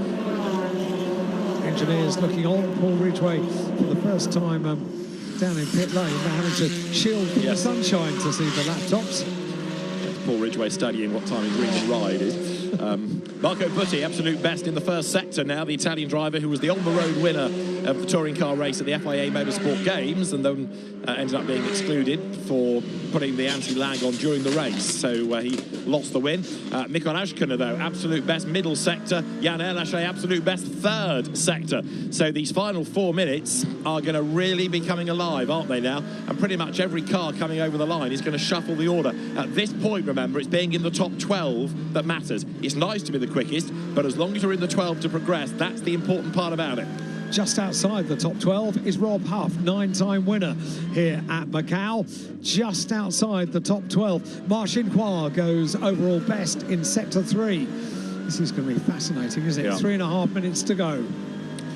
Right, Björk on a mission. Ted Björk at the moment is not only not in that top 12, he's not even in the top 16. So let's see what he can do as down towards the end of the lap, Marcin Khoa coming towards the end of Sector 5, just like Ted Björk, trying to stay in that top 12, or in Björk's case, get into the top 12.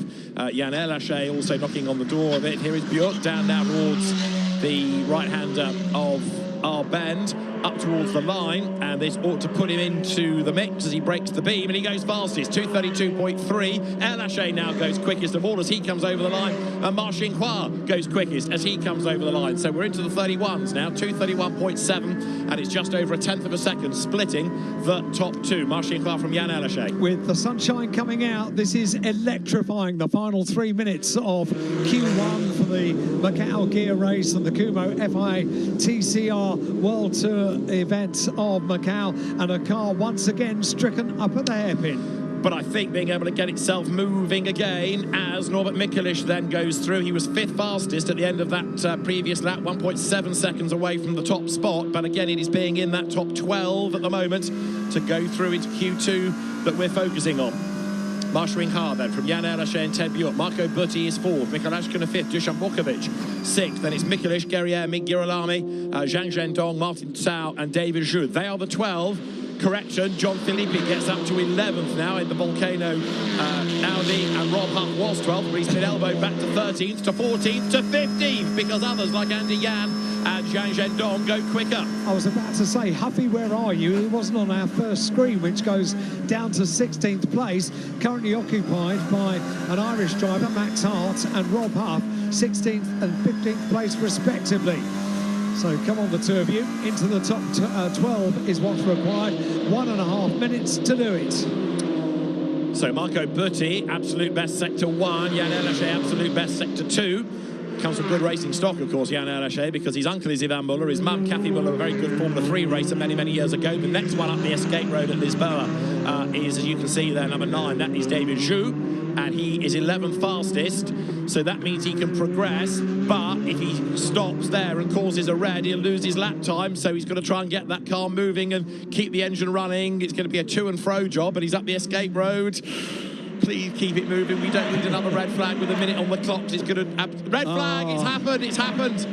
Another red, and that's the reason there's a very, very broken car sitting against the wall of Wu Yifan, and that's at San Francisco Hill. He's had a real moment there, and the teams, I can almost hear the groan from the pit lane as they see all of that.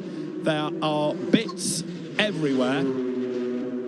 He's had a good go at the barrier. He's taken the conveyor down as well, hasn't he, the belting, and that's a very broken car. Most of the damage on the left front corner, but with a minute to go, that's the end of Q1 effectively, because even if it were resumed, you get the checkered flag at the end of the outlap. And a few are going to suffer, aren't they, because they are not within the top 12 with just 1 minute and 1 second yet to go. A very damaged car brings out our 3rd red flag in half an hour for the Macau gear race and the Kumo FIA TCR World Tour events of Macau. There are going to be a few frustrated drivers.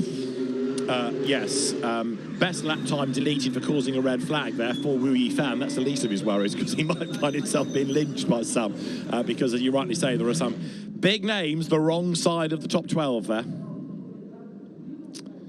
Oh, what a shame though. in fairness, it was not the car at the escape road. It was this incident. Have a look at the top of the screen, because coming through San Francisco in a moment, we'll get the incident, and he's just completely wrong, slides out of the corner, almost as though something else had happened earlier on, but there's nobody else around him to have made contact. So whatever happened for Yui Fan, it was a very strange line, and he's ended up in the barrier on the outside of the road. Drifted into the barrier. A lot of that debris that we saw on circuit was from the barrier itself, not so much from the car. I just wonder whether he tried to go for the apex and actually clip the barrier on the inside, and that fired him to the outside. Yeah, very possibly. Otherwise, it's a rather odd one. Right, a minute remaining of Q1. The session will not be resumed. And there is Wui Fan's car being hoiked out of the way. It doesn't take long to remove the car. It might take a little bit longer to rectify that barrier down there. There's enough marshals on duty overseeing the removal of the car, and will be actively involved in the rebuilding of the barrier as well. Getting ready for 15 minutes this time. 15 minutes for Q2.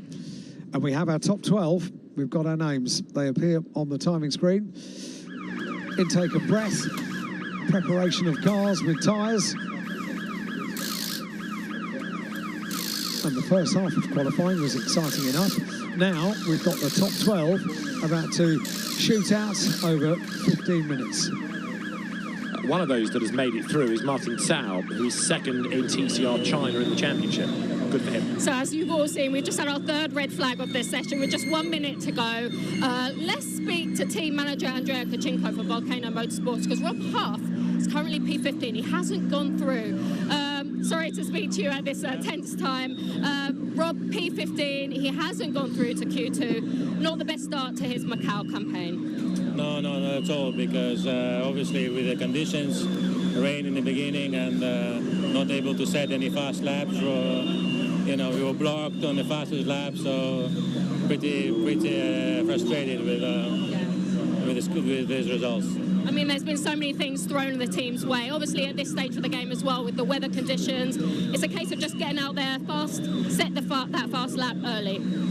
Yeah, I mean, he was fast in the end, but he got blocked in the fourth and the fifth sector by the slower car, so he couldn't get a good lap time. And just quickly, at one point we saw him in pit lane. The boot of the bonnet was up. What were you working on there? Yeah, we had a slight issue on the engine, so one of the tubes got loose, so we fitted it back, so everything was fine. So that didn't impact anything? Yeah, that should be no good problem. Okay, well, best of luck for the rest of the weekend. Thank you. Okay, back to commentary. In fairness, asking a private team to defeat the manufacturers is quite a tall order anyway, and I think they were pinning their hopes on a reverse grid race story, but it ain't going to happen easily from 15, that's for sure. Right, we are about 8 minutes away from the start of Q2.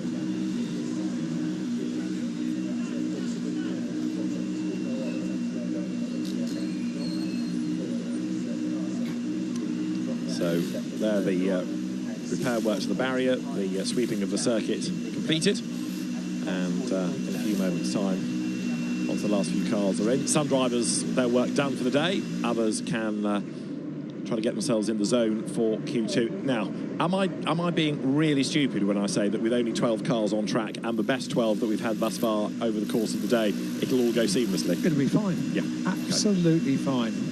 What could go wrong? It will go with... Okay, I'm now joined with Rob Huff here in pit lane. Rob, you probably don't want the camera shoved in your face at this stage of the game, but difficult times out there, and you couldn't go through to Q2. What happened from your seat?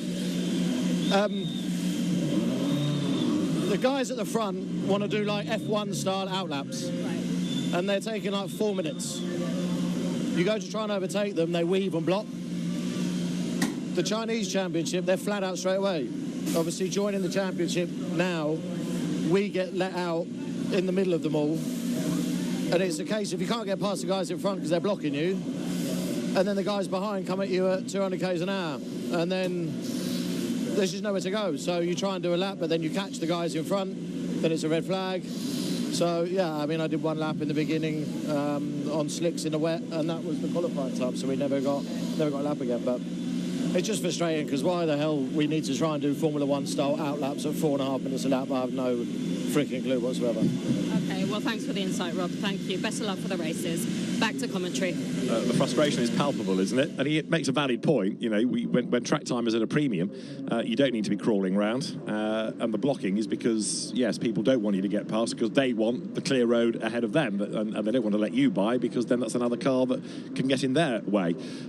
So you can understand his frustration. You can understand why some of the tactics are pulled by the others. Anyway, the Rob Huff story this year is going to be a rather different one from many a season at Macau.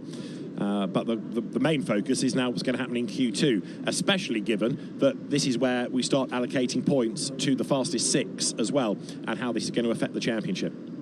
So just to remind you, the ones that have gone through: Marcin Hua, Jan Erlache, Ted Björk, Marco Butti, Mikolash Dušanbokovic, he's gone really well thus far, Norbert Mikulic, Esteban Guerrieri and Nestor Girolami. They're your World Tour regulars, if you like. And then Martin Sau, David Zhu and Andy Yan, 3 local drivers whose pace at the end of qualifying got them in there.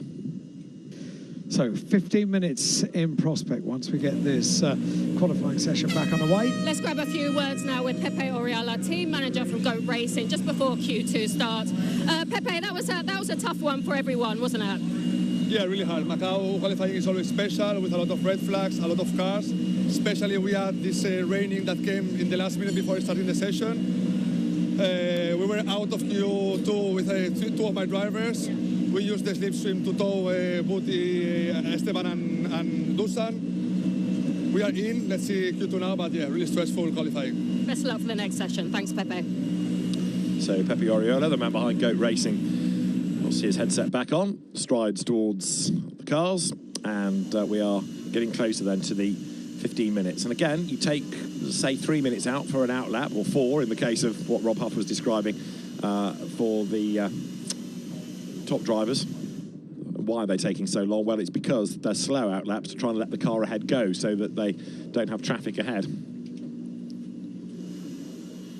It's interesting to see now what Martin Sau, David Zhu and Andy Yan can do as the local drivers. They're not in there as token locals, they're in there as quick locals, and they outpaced others. They're on merit. Drivers that we've mentioned very much over the years here at Macau as drivers that can do extremely well around the twisty demands and tests of the gear circuit here at Macau. Drivers now preparing themselves for 15 minutes in a sunny condition now here at Macau, which is very nice to see. Nice to say as well, because it's the first time in the last day and a half that we've had a prolonged period of sunshine. Probably about the last 10 minutes we've had sunshine glinting down, and with Marcin Hua taking a bit of fluid on board, getting ready for the next challenge of qualifying.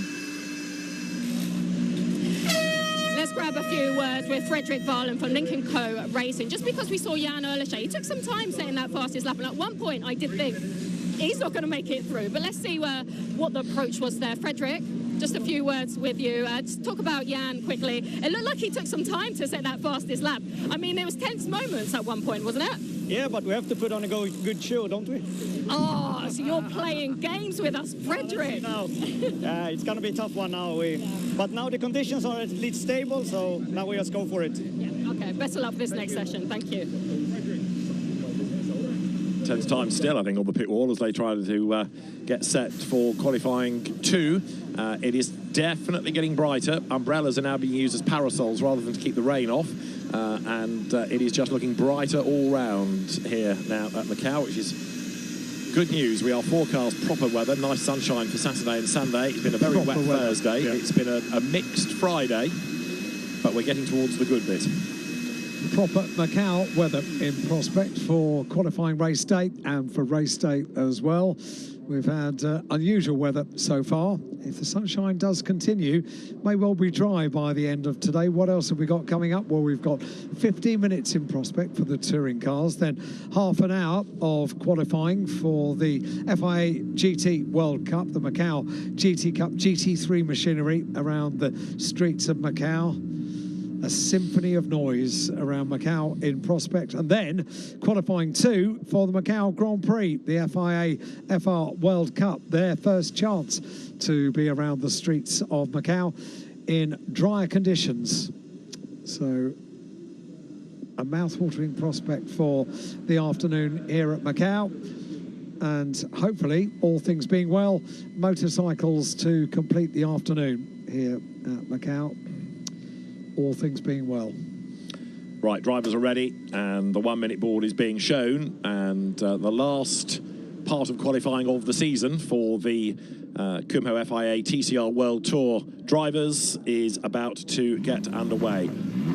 Fastest here, pole position, 15 points in the championship, so it's a very important, perhaps the most important 15 minutes of the season. It'll weed out some for the championship. It could give you a different championship leader. It's going to be a very, very important 15 minutes for the title outcome, which will be decided on Sunday afternoon. Engines fired up, team about to signal the cars onto the circuit to get this Q2 underway. 15 minutes around the streets of Macau in the sunshine, and it's Friday afternoon here at Macau, and we already have grandstands very full indeed to welcome the cars onto the circuit. Green flag is waved, and very quickly they want to get out onto the track for good reason as well.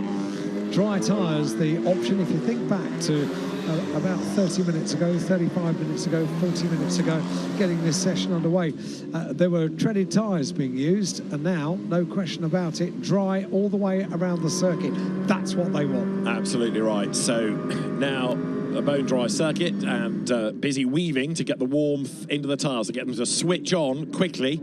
Now, given the length of the lap, are we going to see a tyre cross? Because it's going to, of course, mean that you lose another 3 minutes with yet another outlap after the pit stop, and of course you lose the time taken while you're in the pit lane. So in the ideal world, yes. Yeah, but I'm not sure. Well, 15 minutes. Yeah, long lap, 6 kilometres. We'll find out, won't we? But I'd suspect you don't. You work the tyres hard all the way around the lap, and you're on board now with Ted Björk, and he's making his way from San Francisco Hill up towards Teddy Yip, then to Eternity, and on towards the Solitude S's. Tense is not the word down in pit lane. Anything can happen at Macau, and very often does. We've got a very limited amount of time for Q2 around the streets of Macau. Look how dry it is in certain sections now with the sunshine out. There's a few sort of shaded areas that have still got quite a few damp areas, damp patches. Stay on the line, and you can have a jolly good lap around the Kia circuit. Probably the best lap of any over the course of the day and a half we've had so far. Now the Lincoln Co's sort of running in close proximity, which you could argue is to try and give somebody a tow, but you've also heard that it's every man for himself right now, so they need to be fighting for themselves in terms of a grid position, because we're not yet at a point of team orders, are we? So there they all are, en masse, en bloc, the Lincoln Co's, or Links and Co, depending on your preference, all coming out of the hairpin. And the Hyundai fleet behind, trying to let them escape. The same is true, I think, of cars from other teams. Let the cars ahead go. Buy yourself that clear track space as you've got Guerrieri and Borkovic going through. Martin Tao, Andy Yan, David Zhu, the others. So as the field now comes down towards Fisherman's, speed building, the first flying that will be started in a moment by some, possibly by all. Well, the Lincoln Co's stay out, so there's part of the tyre cross answer. They're going to go for a time. Probably not a bad decision, is it, with 12 minutes after the outlap left to go, and we have proven time and time again at Macau, you need to get a quick lap in the book early on. Yeah. If you want to worry about niceties, then maybe do it after you've got a lap in the bank. And that's what they're about to do. And Ted Bjork closing on the traffic ahead. He's going to have to go to the outside line to get through, coming down towards Lisboa. In fairness, his teammate lets him go. So Ted Bjork, he's the first one to really push. Alache and Mar on track 2. So let's ride with Bjork then, making the run now up San Francisco Hill. up the hill. You see the barriers and the walls close in. This is the very demanding section of the circuit, and it is quite incredible. Year after year, we see these touring cars, these TCR cars, are able to squeeze by other cars on this section. You can barely believe it, can you? When you see the wall on the left-hand side, the barrier on the right. Is there space? Yes, but you have to be brave. At this point, Ted Bjork can absolutely pick his line. So the car that you saw bailing down to Lisboa was that of Marcin Khoa, who slackened off his pace and let the others go. Ted Bjork then here with the clear road ahead of him, coming up towards Faraway Hill, and will drop down towards Police and to Moorish in a moment as he comes then into this sharp right. A little bit of correction needed there, but he got away without hitting anything. Road climbs slightly, sharp right again, narrow, narrow, narrow, but he's fine, he's up the hill. And Ted Bjork doing an absolute best within sector 3, although those behind might be able to go better. Now left into the long left, Donna Maria over those parking spaces on the inside, still climbing at this point, and only about now does the road start to plateau, and you can think about the hairpin. We've got big, big damage done yet again. That's going to be a red flag straight away. The Honda, very broken indeed as it sits on the circuit. 10 minutes we had. Nobody has done a proper flying lap.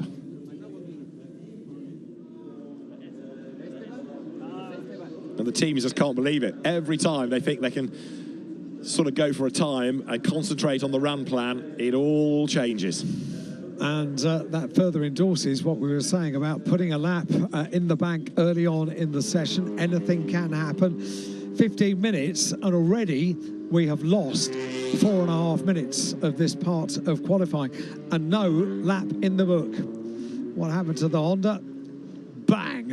And then push back onto the centre of the circuit. That was a nibble, wasn't it, just to get through, and Guerreri just able to squeeze through. It was Marco Butti's Honda, and there you can see it, massive impact into the barrier, sort of understeers out wide, and the gap closes, but he just makes it. There was contact to get through, but wow, Marco Butti had done an absolute best in the first sector before he headbutted the wall, so that's him done. Wow. So the fans seeing themselves on the big screens, the cars now coming back into the pit lane. Paul Ridgway barking instructions to his drivers on the radio, and the cars will go back to the teams, and Marco Butti's lap, or such as it was, as broken as the car. Now you can see all the debris lying on the road. This will take a few minutes to clear up. What the teams can at least now do in sort of dead time, if you like, is do a tyre cross, because they're going to have to go out again and warm them up, so you might as well put them on the different corners. But Marco Butti surveys the wreckage, outlap, pressing on, trying hard.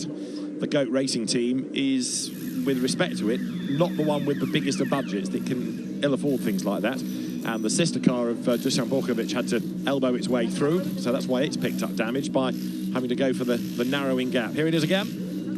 Wait for Butti to come into view. Just understeers way out wide and kaboom, into the wall. Damage to the front of the car, takes off the wheel. And there, just being able to get through is Guerrieri. And Borkovic has even less chance, but glances off his teammate. And there you can see a really, really hard hit from Marco Butti that straight away takes a wheel off the car, lots of front damage as well. So that car broken, and the session stopped.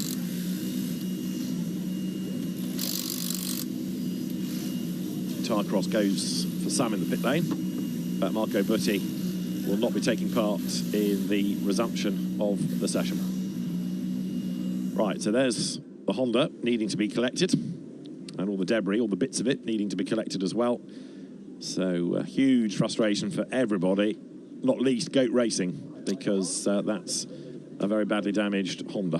Butti had been very, very committed, hadn't he, on the gear circuit here at Macau yesterday and today as well. Very quick as well. And that is unfortunately what happens if you're living life on the edge, committed in qualifying at Macau. There is no space for any kind of mistake.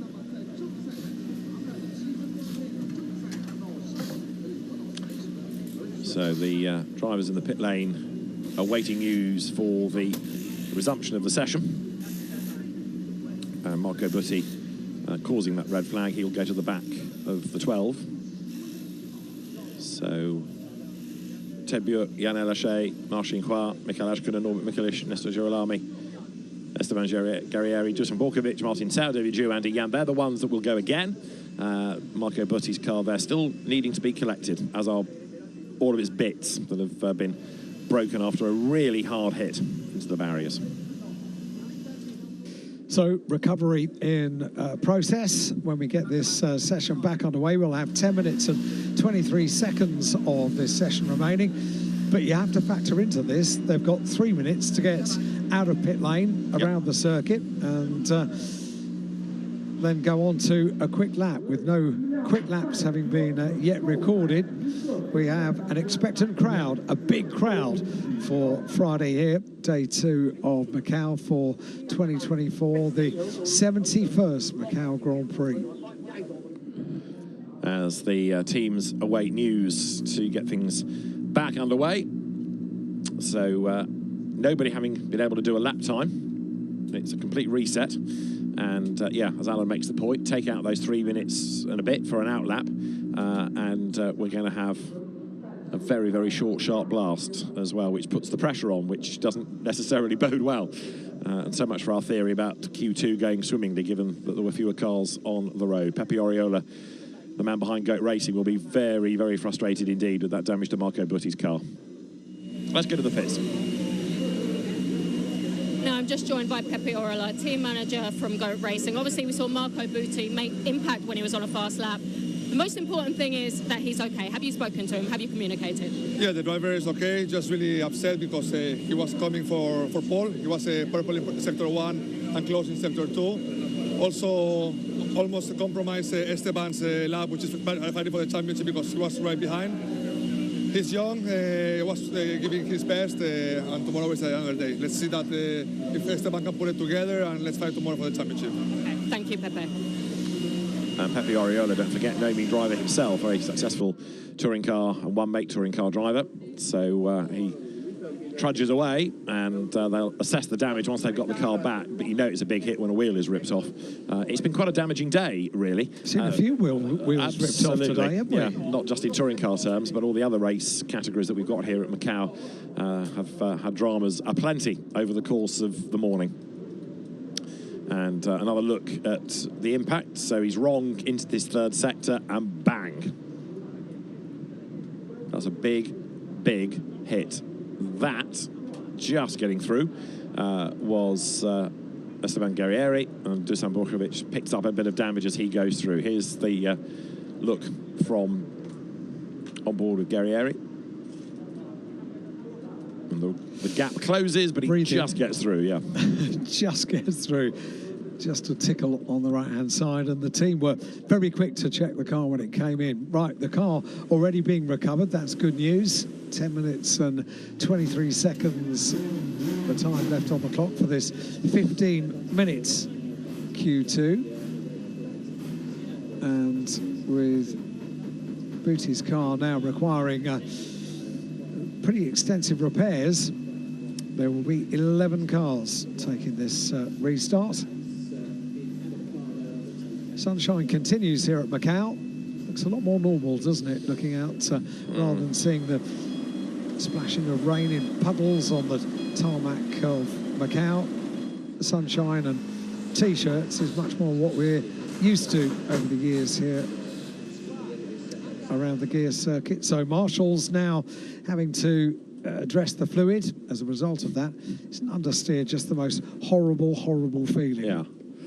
It is indeed. They've got to be quick with this because 2 minutes and we'll have a green flag. So quickly put the cement dust or the speedy dry down. They're good to go is Michael Ashkuna, 5th in the championship with his 30 kilos of compensation weight. And you can see how close to the wall and close to other things he's got. Witness marks all down the side of the car. Very close indeed, the answer. And just note on the timing screen, reminding everybody of the slippery track. I think they'll know that over at turn 12. As a result of that, we are about to get things back underway very soon indeed. Back underway for qualifying Q2 for the Macau gear race, Kumo FIA TCR World Tour events of Macau. Marshals, the track workers, working very, very quickly, very effectively as well to get things back underway. The amount of people that are involved in this event at Macau, who give their time and do so very, very efficiently at Macau to allow this festival of motorsport to take place. 1 minute until we get cars back out on the circuit. Right, now you said at the start of 15 minutes, what are the chances with the 12 best, quickest cars? Well, we're about to ask the question over 10.5 minutes now. But only 11 of them. But only 11 of them. Yeah, weeding one out. Marco Butti is the one that has ruled himself out of Q2 now. And if you want to concentrate further, it's the top 6 for points that we'll be looking forward to towards the very end. Right, the green flag is about 15 seconds away. The road is drier than it has been all weekend. We're in the best possible situation with the track surface now. Yann Lachey's car is ready to rock and roll, and so too is the green flag that is now shown, and we are back in business then for the second part of Q2. Away they go once more down the pit lane then, and as they head onto the circuit, this is the last opportunity to gain some points out of the qualifying session, and indeed also to try and get yourself up to the front of the grid. And with the importance of a good grid position around here, you can understand why everybody is pushing so hard. Right, work to be done now, and it's got to be done quickly as well. That's getting heat into the tyres on a dry circuit. Look at that. That's the first time we've really seen it on the run down towards the right-hander, the overtaking point of the circuit here at Macau. The right-hander at Lisboa, just in front of the Grand Lisboa Hotel, one of the very unique, distinctive illuminated hotels on the skyline here of Macau is the Grand Lisboa, towards San Francisco Hill, and you can still see there are huge periods of very damp tarmac around the circuit, not online, but certainly offline. So let's get these tyres up to temperature, shall we?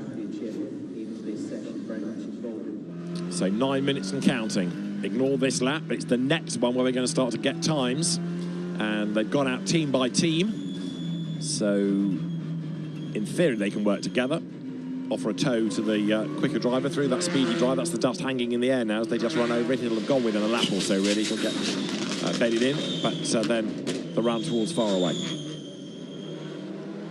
So through those tricky right-handers, Police and Moorish, and then the run towards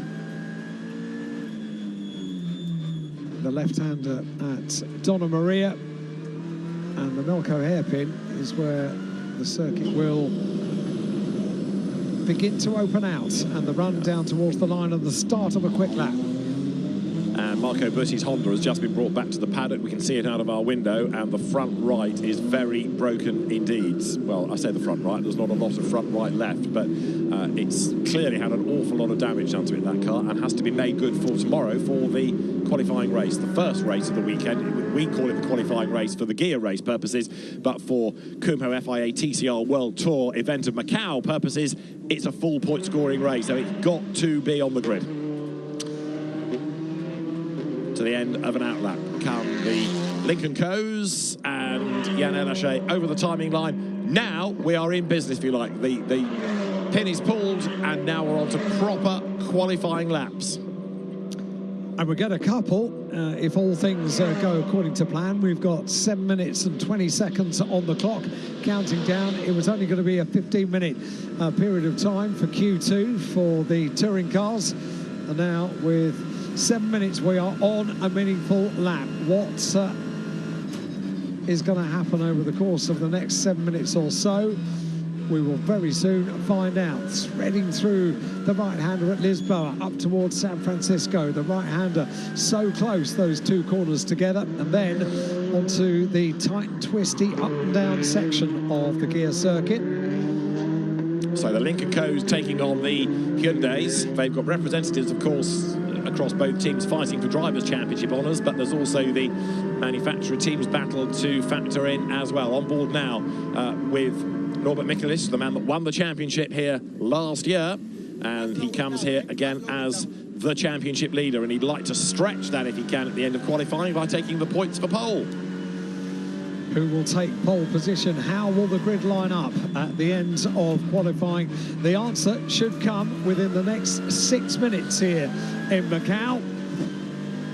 We've yet to have a time in this Q2.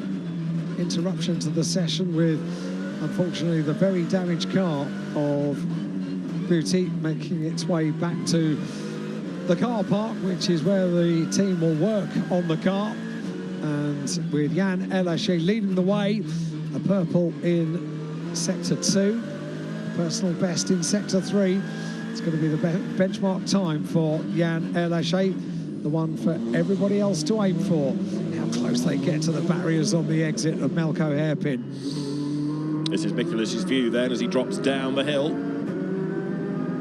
All the cars with a 1 prefix to the number are those that are the regulars in the World Tour, with the exception of Dusan Borkovic, who runs without a single, without a triple-digit number, but all the rest are the regulars, and they come now down to Arben. So there, 111 Ted Bjork. Now, in terms of absolute best sectors, Elaché has got 1, Ashkuna has got 1, and Elaché has got 1, and here they come over the line. So Yann Elaché should be at the top, and he is 229.9. Then Ted Bjork does a 229.8, advantage Bjork. And it's really Norbert Mikulich that we're waiting to see, isn't it? Marshalling Hard goes over the line, and Marshalling Hard does enough to be third. And Ashkuna goes to the very top, 229.8. Mikulich is 4th. 4 minutes and 40 seconds of this session, and at least we now have a meaningful lap for all 11, or certainly 10 of them out on circuit, with the benchmark time for the target time for everybody else to aim at, 229.8 for Mikkel Ashkuna. Personal best in Sector 1 for Ashkuna and Bjork. 229.8 for Mikkel Ashkuna. 4 minutes just over remain.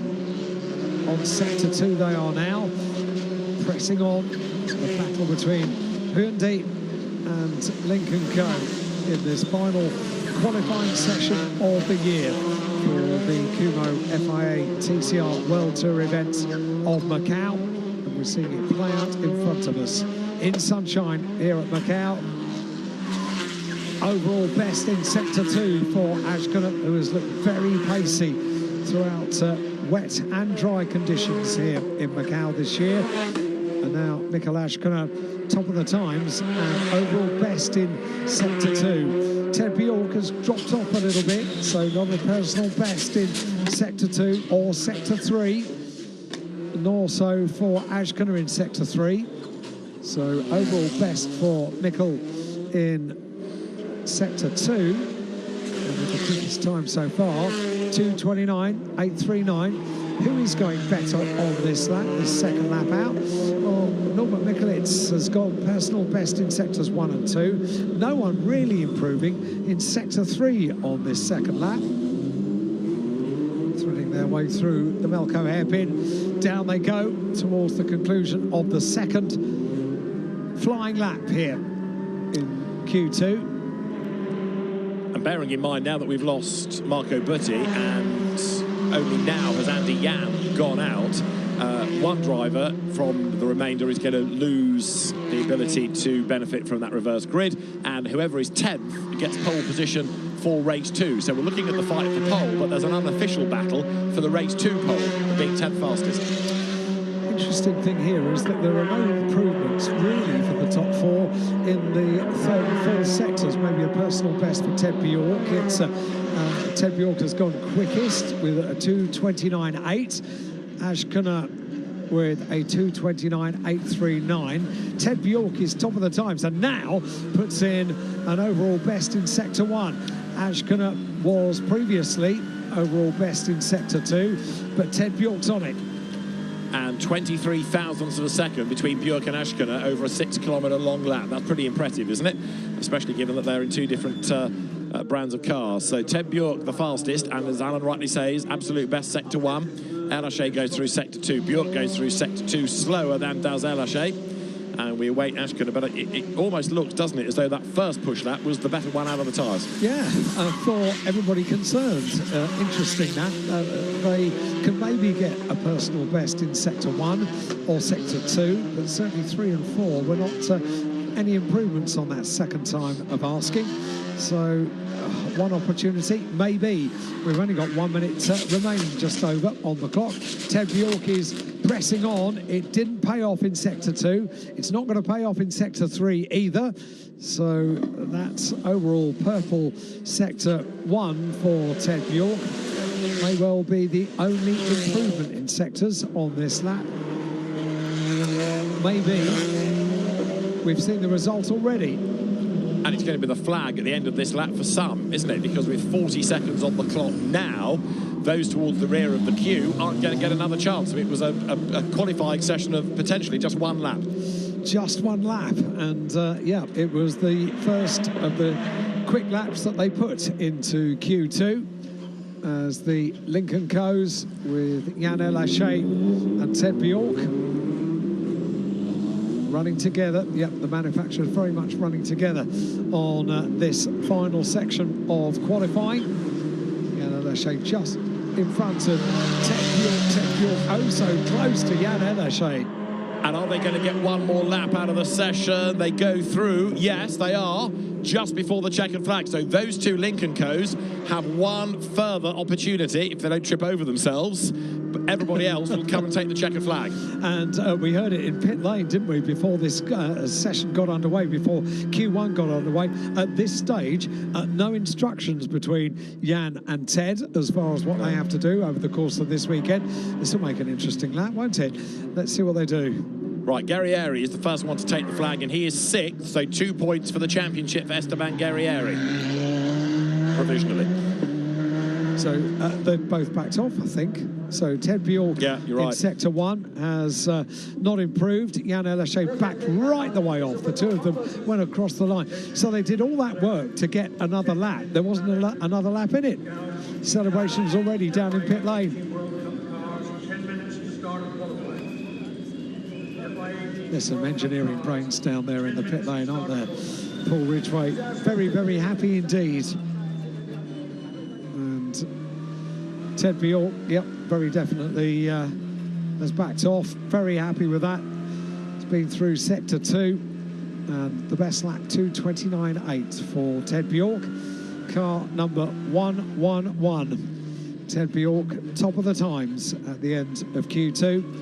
Came here to Macau, lying 3rd in the standings.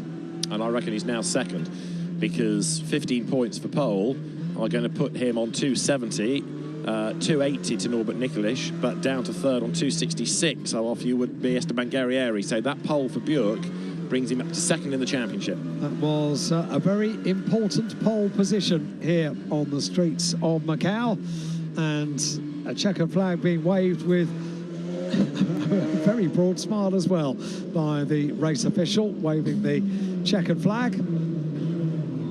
I think they're smiling because the sunshine's come out. Yes. It's a good prospect. The poor people, the poor officials that have been in the little box on the start-finish line have been sheltering against the wind and the rain all day yesterday, but it seems to be a much happier box now.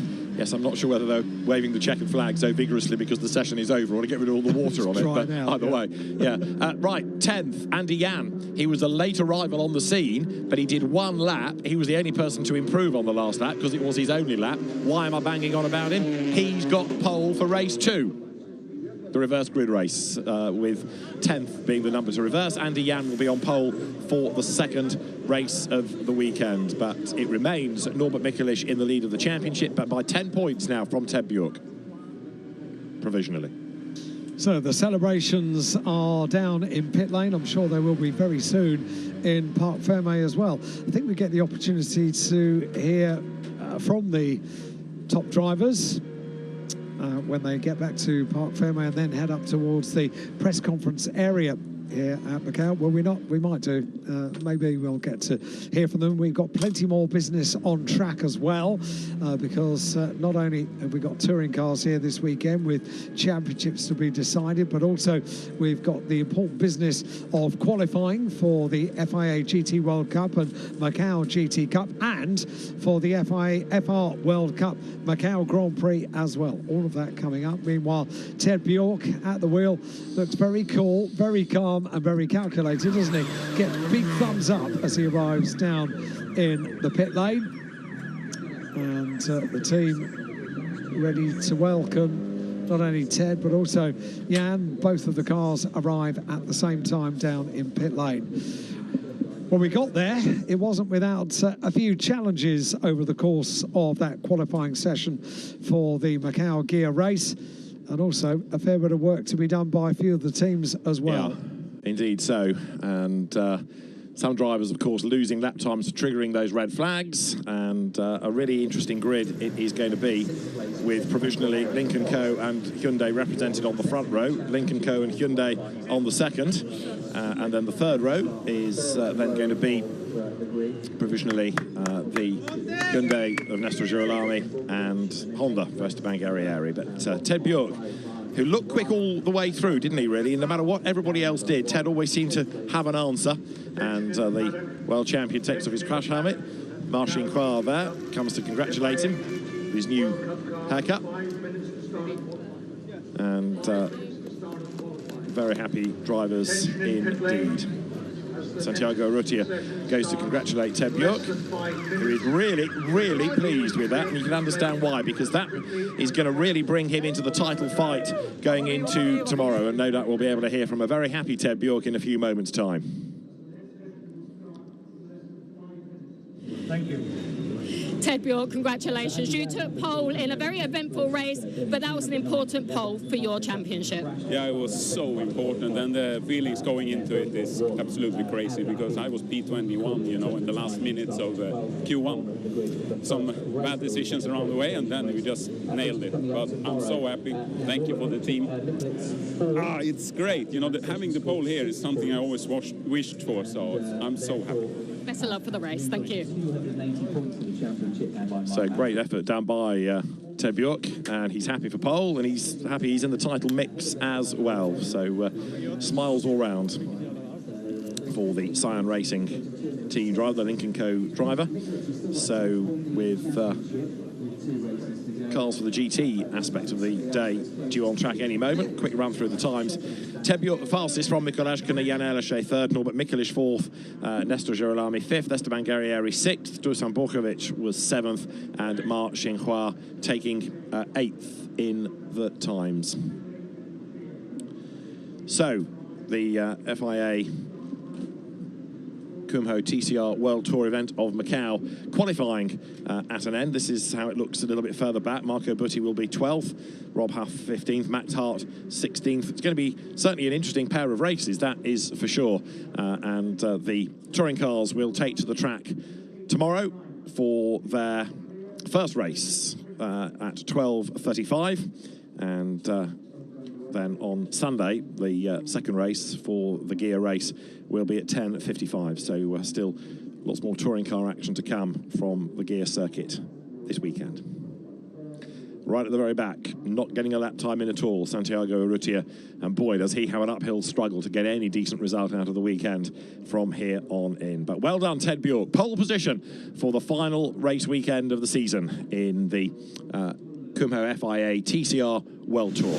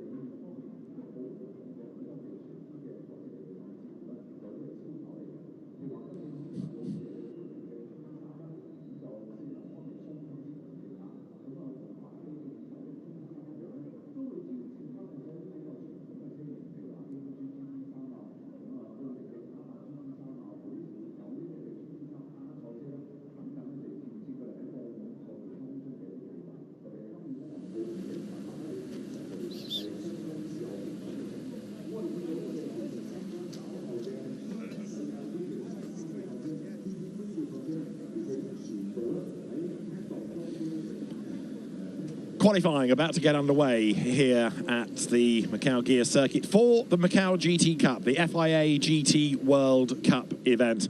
And what an entry it is. It is an absolutely outstanding lineup of cars and drivers and manufacturers that we have, including Laurens Vanthoor. Yesterday we had the 2 free practice sessions. That's determined the order on this pre-grid to release the cars. It's going to be a 30-minute session. It's running rather late here. We've had one of those days. Red flags aplenty. Quite a lot of them have been in the most recent touring car session. That's the man that won last year's race, the Swiss-Italian driver Raffaele Marciello, now a BMW driver, although he was winning it in a Mercedes last season. And another winner of the event in the past, Augusto Farfus with the BMW. What else for the factory driver? It's a mega entry. It includes Laurin Heinrich, who is new to the circuit, but driving for the Schumacher Koblengar racing team. There's a man that's won many a time around here, Mauro Engel. And over his shoulder, if you like, in the other Mercedes, the Craft Bamboo Racing entry, it is Danny Junqueira. Well, very shortly, the cars are going to be released to the circuit. David Addison and Alan Hyde trackside. The cars, of course, all running for this 2 GT3 specification for the ultimate FIA GT event. Something like between 1,500 and 1,800 GT3 cars around the world these days, competing in myriad championships. That's an amazing stat, isn't it? It is, isn't it? Yeah. But here you've got the pick of the bunch. We really have. And yesterday it was Alessio Picariello that topped the times at the end of the second session, ahead of Laurens Vanthoor. Now, yesterday it was wet, it was less wet, it was never really dry all day. But now we've pretty much got an entirely dry circuit. Every time we think the sun has broken through, it goes away again. But the road is infinitely better than it has been all weekend. And so now we're going to get a proper chance to see what a GT3 car can do around the streets of Macau. The entry, as it pours onto the circuit, I'm glad to say, does have Sheldon van der Linden's BMW repaired after a big whack into the barriers at Mandarin yesterday. And it has also got Anthony Fong's repaired Audi. A lot of work has gone on for the Uno racing team this morning, and that is very good news for some, because this year, instead of Hello Kitty, Anthony Fong's Audi bears allegiance to Kuromi, who is an evil rabbit. I cross live to our Kuromi correspondent, Alan Hyde. It's superb, you know. The people of the region have really embraced this livery. They embraced it last year when Hello Kitty was on the car, and so too this morning. We were walking in, there are 2 little stands that are selling merchandise. The queues went on as far as the eye could see. Adderley came out yesterday and took a photograph of the queue, and he couldn't quite believe just what the reception had been for the merchandise. They were sold out yesterday, T-shirts, cars, little model cars. Hello Kitty and the whole scene around Hello Kitty is so incredibly popular in this part of the world. Yeah. And for the unique type with a race car as well. I'll talk a little bit more about the character on the car this year in a few moments' time. But, Don't threaten me. But it is wonderful to see. It's making people, young and old, very happy, and there's nothing wrong with that. Just for the avoidance of doubt, Alan is a grown man. He's allowed to walk amongst us like many. Don't judge him. So, the 30-minute session underway. Macau echoing to this fantastic symphony of all the different sounds that the cars make. Lamborghini there, Ferrari, Mercedes, AMG, BMW. Drivers, we've touched on 1 or 2, but there are plenty of star names in and amongst them. The majority are factory drivers. I think I'm right in saying that 70% of the entry are graded platinum under the FIA driver grading system.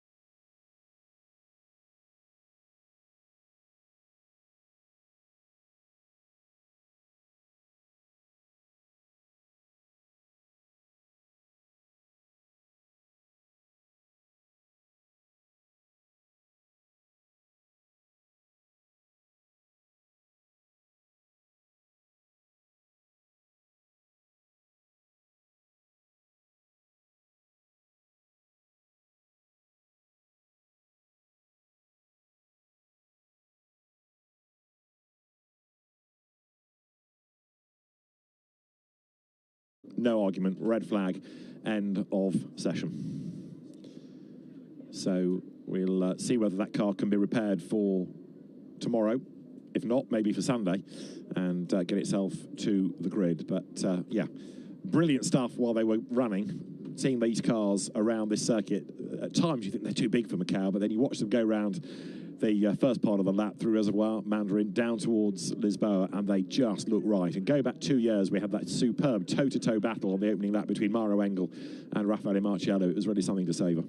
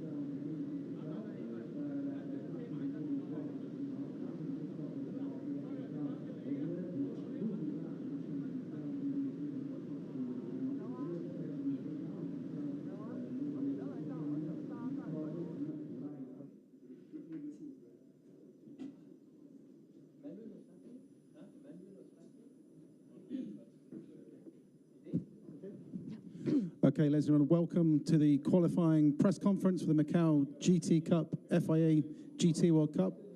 We have our top 3 qualifiers here. Raffaele Marciello on pole position. Second place, Dries van Tor. Third place, Morangel. Congratulations to all 3 of you. 歡迎大家嚟到澳門 GT 杯國際汽聯 GT 世界盃排位賽嘅賽後記者會。首先，我哋恭喜台上面嘅3位車手啦，佢哋分別係第1名馬些路、第2名迪亞士雲科爾同埋第3名嘅顏高。Raffaele, if I can start with you, congratulations. A fascinating qualifying session. I think the first proper push laps in the dry today after yesterday. How challenging was it and how hard was it to kind of find that limit in the qualifying session? Yeah, for sure it's not been an easy 2 days for us. For everyone. The conditions were very tricky. Even in quali, maybe we didn't see the real potential of the cars and the VP everything, because at 10, without doing the second stint, it is difficult to really judge. But at 10, for sure, I'm happy that we did a good run in the first stint.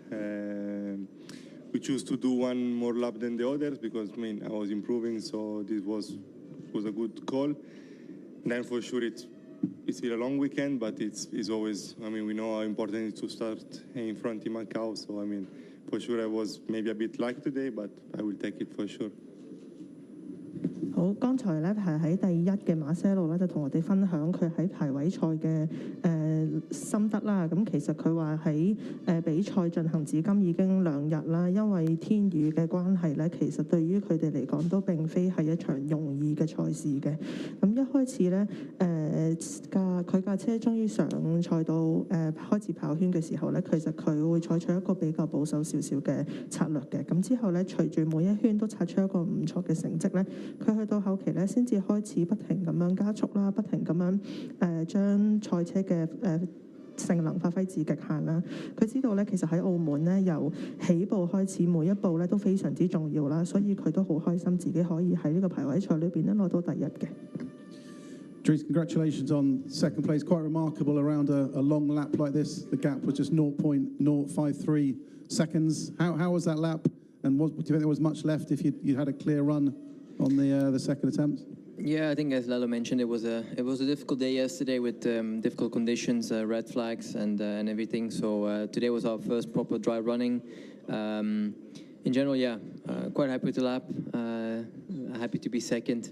Fortunately, back behind Lalo like a few years ago, but because it's been 5 years since I've been here, so I'm very happy to be back. And yeah, it is still a lot of fun to go flat out around here. But let's see. The race is long. There are 2 days. So, as Lalo mentioned, it's good to start in the front. And then let's see what happens. 排第2嘅迪亞士雲科爾咧就表示，其實佢喺尋日嘅時候，亦都因為天雨嘅關係啦，所以並非可以表現到好好嘅成績啦。咁今日咧算係第一次真係可以喺東望洋跑道上邊擦圈。咁佢對於自己排第2好開心啦，好高興可以喺5年之後終於再一次翻嚟澳門啦。咁因為比賽其實仲有2日，所以佢都會繼續傾盡全力啦，希望可以喺之後落嚟嘅賽事當中咧發揮最好。Mara, congratulations on third place. Incredibly tight competition out there, considering these were the first push laps in the dry. How was that kind of first run for you, and do you think there was some more to come if it'd been a clear run towards the end? Yeah, obviously, great to finally get some dry laps here. The car was handling really well, and as far as the team told me, we aborted a lap or boxed on a lap, which probably would have been good enough for pole. But that's the way it goes around here. Normally, it's in the second run that everyone sets their fastest lap, so we wanted to leave ourselves enough time for that second run, and yeah, just lost out unfortunately to the 2 BMWs, but still happy to mix it with them. It was going to be quite clear they'll be strong, and these 2 are obviously always strong in Macau, and yeah, now it's going to be a bit tough at the start because we know the straight line speed of the BMW is quite a lot faster than ours, so let's see what we can do.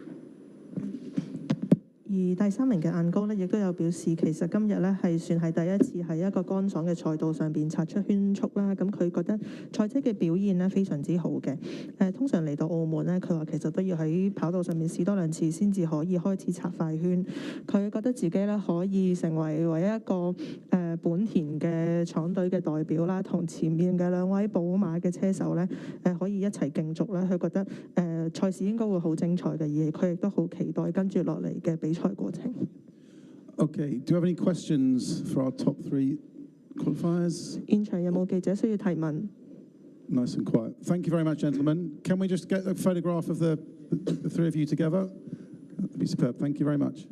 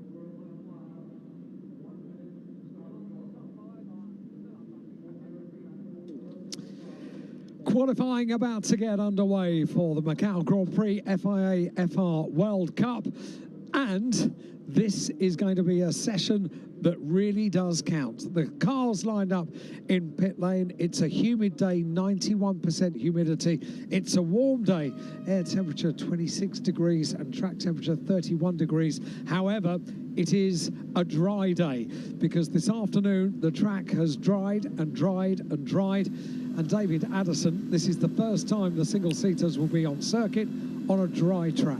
Which justifies a hooray with a capital hooray, doesn't it? Because they have waited long time for this. And we have waited also to see what an FR car can do around here, because this is the Macau debut of the Tatius FR chassis in the dry. We want to see what they can do. This is the session. Although the regulations say you take your better time out of the two qualifying sessions, yesterday's was wet and 5 red flags. Now it's dry. This is the one that's going to count for the grid for tomorrow's qualifying race. And they cannot wait to go. No. The beautiful choreography, as soon as the green flag was shown down in pit lane, the green light at the end of pit lane to leave pit lane, they wanted to get out. They've seen what's happened today in just about every qualifying session we've had. The early laps really do count. And look, for the first time this weekend, we see labels on tyres. Yep. Brand new slick tyres. They have 4 sets of Pirelli slicks, and they've gone through 3 sessions without needing to touch them. And so sticker tyres, brilliant feeling for the driver, absolutely brand new set of tyres. They'll be having to scrub those in as much as anything. We can go on board with Gino Boganovic here to have a look at where there may be a damp patch or two, but it might not be sunny, but I promise you the track now is in a better state than it has been for the weekend. We've had 2 days of running. This is the final car activity of day 2, and it's the driest it has been all weekend thus far. Through Mandarin you go, and this is the long run down towards Lisboa. Key part of the lap this for overtaking, but then you've got to get it right and look for the gap in the barriers, which is the right-hander of Lisboa itself. This is the out lap. Ignore it to a degree, other than people maybe jockeying for track position, but it's the next lap where we're going to start to see the times. Oliver Goethe took Atapanam, and Valerio Rinicella yesterday did a lap in the damp before a red flag and before the rain. Nobody else came close, but those times yesterday, the best being a 2 minutes 32, should be eclipsed by what we have now on a dry track. The only imponderable is, can people keep it out of the barriers? And they need to. Over 40 minutes we have here for many of the drivers that you see. The first time ever they've done a dry lap around the gear circuit, and they are straight into qualifying. Take the clock back 24 hours. We were saying yesterday, these times may count for nothing, and now we know they will count for nothing. Yep. Because we have a dry circuit. It's not going to take long to get down to the kind of pace that we were seeing yesterday. But as they make their way around the circuit on the out lap, they're going to be trying to get as much heat into the tyres. There are still little damp patches, you know. There are. What they'll also be doing on this part of the circuit is trying to get track position, clear track space. On the way to Lisboa, a tow is a good thing. Everywhere else, you don't want a car around you, because all it's going to do is get in the way. Now, there are, in the majority of cases, 2 or sometimes 3 to a team, but don't think they're going to work together, because it is every man for himself. And Oliver Goethe, number 1 for MP Motorsport, the Dutch team, is the first one across the line. He pulls the trigger. He's the first man onto a flying lap in this session. Here we go then, qualifying in the dry on the gear circuit here at Macau gets underway. Oliver Goethe topped the times yesterday when the circuit was wet. The timing was perfect to get that lap in nice and early. This lap is going to be important as well. You never know what's going to happen around the gear circuit. So getting a lap in now, putting 1 in the bank now, is worth its weight in gold.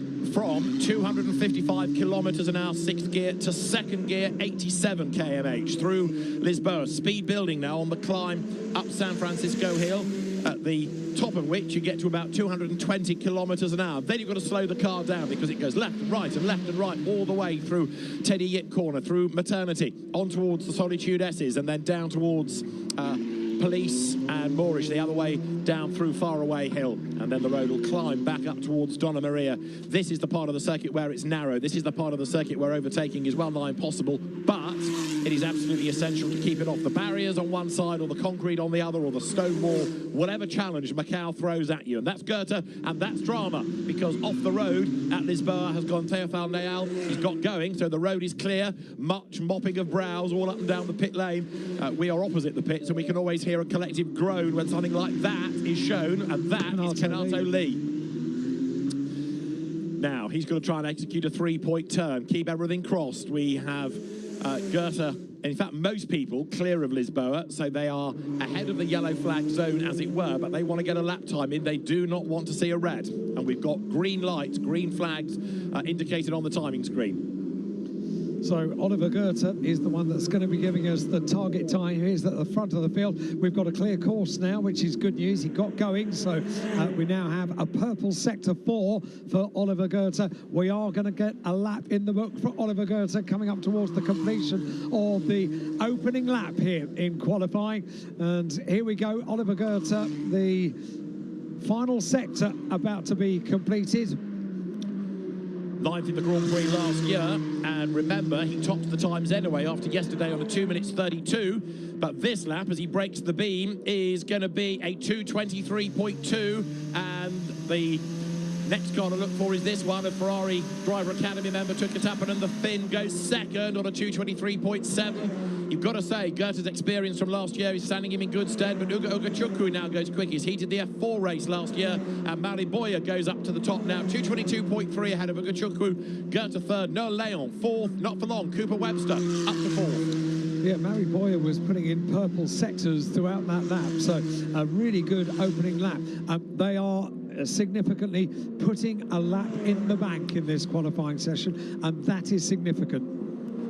Evan Gilter goes second, James Wharton, the Australian, goes third. And this is what we were longing to see all weekend, not only the cars in the dry, but circulating, getting laps in, getting a rhythm without people throwing them at the scenery. Dino Beganovic then, fastest of all, 2:22.199.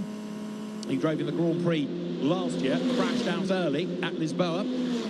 Alex Dunn was the first one to go, and then Beganovic fell into the same trap, didn't he? Trying to get up the inside and just running too quick into the corner and into the barriers a lap later. So Beganovic, fastest. He knows what's required around here.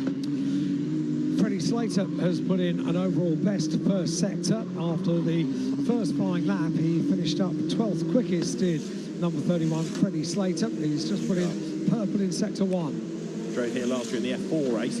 The Grand Prix this year, again, just to make the point for these Tatius F3T 318 chassis, the Renault engines in the cars, the FR from Formula Regional. And if you think, well, you know, how good are they? Well, they're capable of 255 kilometers an hour as a top speed. They'll get from 0 to 100 km/h in just over 3 seconds. They're serious bits of kit. Should you care, 38 gear changes to a lap as you go up and down the box. And Freddie Slater, having done an absolute best in sector 1, did it again in sector 2, but Alex Dunn has then snaffled that away from him, and Dunn was 5th at the end of his first push lap. This is Goethe up to the end of his second. He's gone purple in sector 3, he's gone purple in sector 4, he's about to complete his second lap, and you can expect he's going to go top of the times at the end of this one, and up towards the timing line. Oh no! That is a blocked track, that is wreckage everywhere, that is a red flag, and in the middle of it is 32 Alex Dunn, nearest to us. The one in the middle I'll worry about in a minute, and 30, which is Dino Beganovic, is there as well. So Beganovic, who is the fastest driver in the times at the moment, is going nowhere. He's got a damaged car as well, and he is furious, and so is Alex Dunn. And the one that's facing the wrong way in the middle, I'm trying to work out, but massive frustration, and that's, I think I'm right in saying, between Moorish and Police. Alex Dunn out of the car. This is going to be a long stoppage, isn't it, to get 3 cars out of the way and get all the debris. Cars can cut engines at turn 15 because those that are behind the track blockage are going to be there for a while. It's going to take a little while, isn't it? And already with drivers vacating the cockpits of cars, yep, it's going to be down to the track workers to clear up what is a very unfortunate mess. Alex Dunn okay, Dino Beganovic okay. Drivers clambering over the barriers. I think the other one is one of the TGM Grand Prix entries. So it is either Soto Ogawa or Rintaro Sato that we have lost. And it's 55, it's Sato's car, isn't it? Rintaro Sato, yes, we found the end to the wing. So Rintaro Sato's car is the other one that's involved. Right, we need to piece this together and work out who did what to which and to whom. Very swift work from the track workers there to get Boganovic's car off the road. And let's see. So it's Sato sideways, bang, into the barriers, and ends up in the middle of the road. Here comes Dunn, bang, and here comes Boganovic, big bang. Wow. Boganovic's view. It's all kicked off ahead of him, and he's got nowhere to go. Kaboom. And Dino Boganovic, remember, currently pole position, and that's his session done. What a mess. Track blockage, 3 very badly damaged cars, and Rintaro Sato's car took, what, 3 impacts? 1 with the wall, 1 with Dunn, and a further big hit from Boganovic. There is a lot of work to do to those cars to get the race ready, and the good news is that everybody seemed to be getting out of the cars. There are a few cars that are in the queue to get back to pit lane, many of them already down here in pit lane. Yeah, those that were ahead of that battle pack, of course, have been able to come to the pits, and driver coach is talking to the drivers, looking at Ugo Ugochukwu in the car. He's studying the live timing and possibly also the live stream to look at the replay. Why have we stopped? Yeah. Well, already the road is clear to let the traffic through. Great work by the marshals, you've got to say. Quickly hoiking the cars to a safer place. Well, they're just so well versed in doing what you do at Macau. You see, as soon as they got on, they were picking up bits of bodywork and getting it to a place of safety on the other side of the barrier. They just are incredibly efficient at getting racing back underway. So, Boganovic, top time, 2:22.199. But it shows also the lottery-like nature of Macau, doesn't it? One lap you're a hero because you've gone fastest, and the next you're piling into a parked car that you are completely unsighted of. Speaking of piling in, how many people have come here on day 2 of the Macau Grand Prix for the 71st running to fill the grandstands? It is not just a sporting event, it is an event every year here at Macau. You don't necessarily have to love motor racing or motorsport, but being here at Macau, feeling the atmosphere, and look how quickly we've been able to get that mess cleared up, and cars being wheeled into a place of safety. How many marshals are working down there? Probably 20 of them, all hoping to get the circuit nice and clear as quickly as possible. And another look at what happened. Bang! And this is the start of a chain reaction. I mean, Alex Dunn does his best to go for a gap, and Boganovic was even wider and just ploughs into the side. Here it is from the other angle. So wait, look in the background. Cintaro sideways into the barrier. The car's already wrecked. Dunn loses 2 wheels, and Boganovic, who's on a charging lap, because bear in mind, Boganovic has just done an absolute best in the previous sector, and suddenly he's got nowhere to go. That's a big hit. Shows the strength of the Tacho chassis. It really does show the strength, doesn't it? The front end of those cars, very, very impressive. So, the drivers now return to the pit lane, and we await news for the resumption of the session. So we'd had 7.5 minutes, and we were getting so cocky, weren't we, about seeing cars go round and round. We then were tripped up by this. Well, let me give you the accident. positive. By this point yesterday, we'd had 2 red flags. In the first 10 minutes, we had 2 red flags.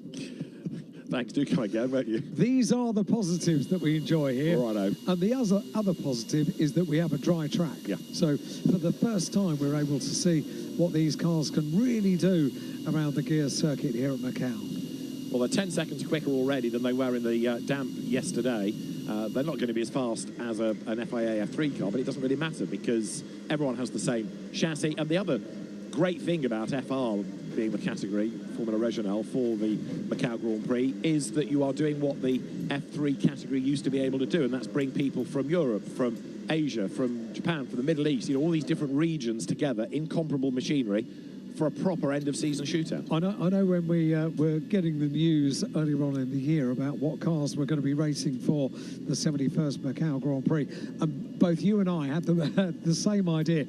It's going to be great, isn't it? Because you get this international... this becomes the focus of this form of racing from around the globe. And it's just what the Macau Grand Prix has always been about. Superb. And you've got people stepping sideways who don't normally race in Formula Regional to come and have a go in the FR World Cup, the FIA FR World Cup. You've got people stepping up to these cars for the first time. And you've got a rather nervous father in Takuma Sato there who's seen what's happened to his boy. It makes me feel very old when I'm talking about Takuma Sato's son racing. It doesn't seem 5 minutes that he came to race in the British Formula 3 Championship. And when you and I used to encounter him on the podium, initially it would be, no English, no English. Pack you aside. So you would go to present the trophy and then do the interview afterwards, and he would just bow. So you would say, so Takuma, very happy, whatever. He was just about. That was all. Didn't make great radio, all we did got. it? No, it didn't. No. But boy, did he make something of a career. And Rintaro Sato, sadly, we're not going to see again in this session with that very, very badly broken car. But the road is almost clear, and we are therefore awaiting news for the resumption. And now we also need to see where Dino Beganovic falls to, don't we? We certainly do, yeah. Dino put in a time of 2:22.199. Now the frustration of watching the remaining 32 minutes of this session play out around the streets of Macau. Well, let's see what's going to happen. The expectant crowd, and what a crowd we've got here at Macau for qualifying day. For the remaining 2 days of this meeting, we'll be watching racing, qualification race tomorrow, and on Sunday, of course, the Grand Prix, the final race of the 71st Macau Grand Prix. Which began as a sports car race, and it's evolved through Formula Atlantic, Formula 3, for a time Formula 4, and now the FR chassis. There from the KCMG IXO by Pinnacle Motorsport team, Noah Leon and Mari Boyer. So some teams with 2, some teams with 3 cars. That's Jin Nakamura from the Tom's Formula team. And another car there being pushed up the hill. Is that Kanato Lee? Did I see that car? It doesn't look like it wants to get going, but it looked like Kanato Lee's livery, that to me. Last few bits being picked up off the ground. And by the look of it, one of the FIA's technical team is there in the white shirt, trying to oversee that car getting going again.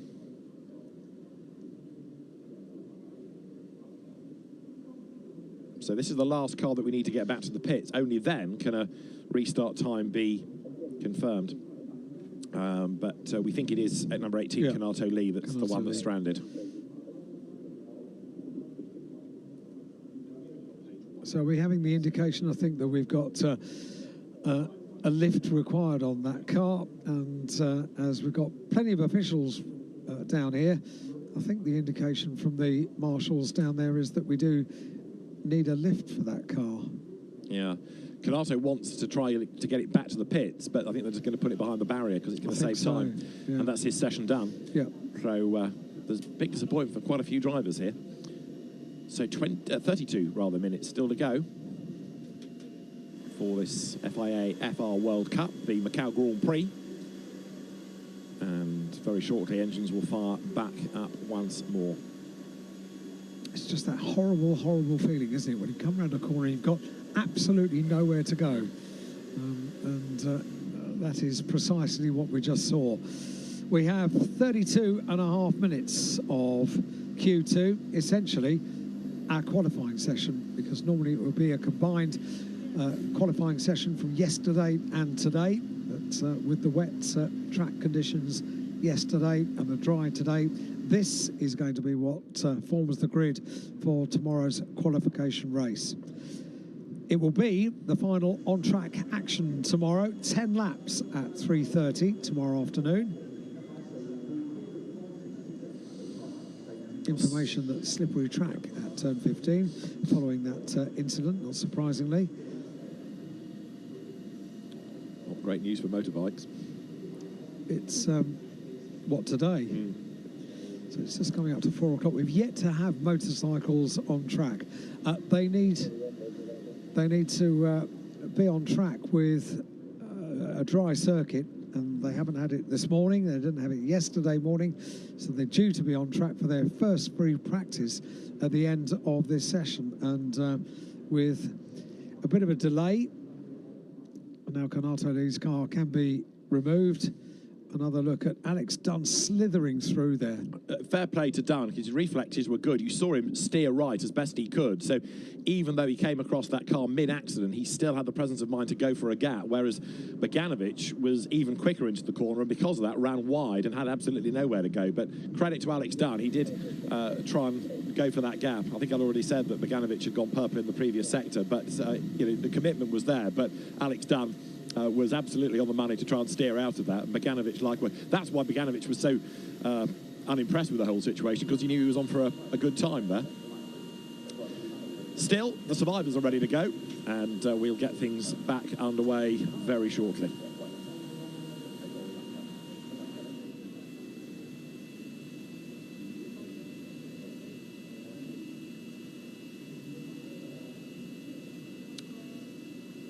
So we will be without Dunn, who is 5th, without Bogdanovic, who is currently the fastest, and obviously without Rintaro Salto. But the really bad news for Prema is that's 2/3 of the team wiped out in that incident.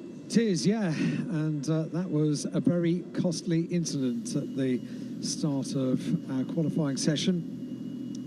Soon, hopefully, we can get things back underway, and if everything runs according to plan, then yeah, we've got a session restarted in about a minute and a half. Yeah. So local time, just gone 4 o'clock. We get things back underway. Local time, 3 minutes past 4. And I've just noticed as well that the parasols have gone up once again. I hope that's not for drizzle or rain. I hope it's for the heat and the sunshine, which has been trying to break through, has done a couple of times this afternoon here at Macau, giving us a more usual look at the gear circuit, with sunshine being fairly non-existent over the course of yesterday, today, and on Wednesday as well.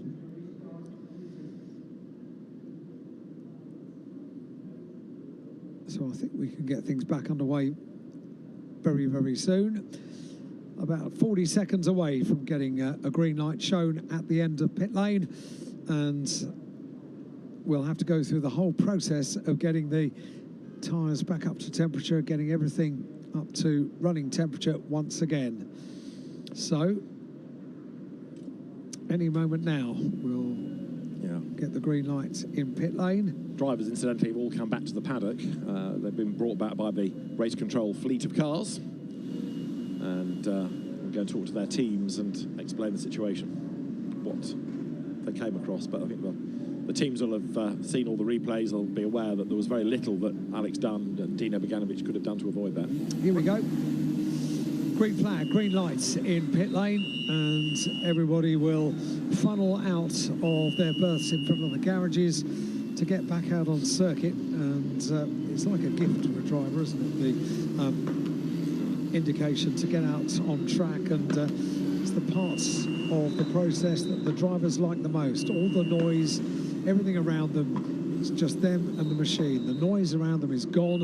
It's like the build-up to the big race as well. It's probably the biggest build-up that they will have ever had to a race when we get to the Grand Prix on Sunday, because there's the photographs, the ceremony, all of everything that is the Macau Grand Prix, the colour, the presentation, everything about it. And once they get on track and it's just them and the car getting on with the job that they can do, that's the bit they love. Through Lisboa they turn. On this outlap, but again conscious that they will need to push. And what's going to be intriguing is to see ultimately what our top time is relative to where we are now. We know what the benchmark is. It's Dino Boganovic's 2:22.199, but from here on in, how far down the order is he going to drop? Significant names not involved in this restart as a result of that incident. Bogdanovic and Dunn who, again, is not having the greatest of luck here at Macau. Last year it was during the Grand Prix itself. Today it's during qualifying. But one of the things about Macau, because we have a qualification race, there is opportunity to make places up during the qualification race and therefore start with a better opportunity in the Grand Prix itself on Sunday. One other thing just to tidy up, as it were, Noel Leon is another driver that's had an engine change over the course of the weekend thus far. So a fresh engine has gone into number 7, Noel Leon's car, going into qualifying, the KCMG entered car. And there is one still sat at the pit lane, which I think is from the PHM Racing stable, which runs Rashid Al-Daheri, Matteo De Paolo or Lu Rei Chi, who had a red flag incident yesterday in the first qualifying session. This is Tuka Tapanen trying to buy himself the track space and get the warmth into the tyres. This is the FR Middle East champion. He won that at the start of the season. That's the sort of winter series, if you like, that is in Abu Dhabi and Dubai. But Tapanen now accelerates over the timing line onto a flying lap. And I reckon we can expect good things in this qualifying session from Tapanen. He's been impressive so far, hasn't he, around the streets of Macau. Very confident the way he has attacked each and every lap, in the wet and the dry as well. It's quite a delight to watch to be at the wheel of the car as well. 247 kilometres an hour through Mandarin, 6th gear, speed building, still in 6th, foot nailed to the floor. 255 kilometres an hour, and then there's a right-hander coming up somewhere. There it is. Aim for the gap in the barrier, down to 2nd gear, 87 kmh. A little bit of a lift up through San Francisco, and now San Francisco Hill, up through the gears. And at the summit of this, you've got up to 220 kmh, and then just look left and look right. There are barriers, there are stone walls, there's concrete, there's no runoff, there's a bit of an escape road there coming through Teddy Yip to Maternity.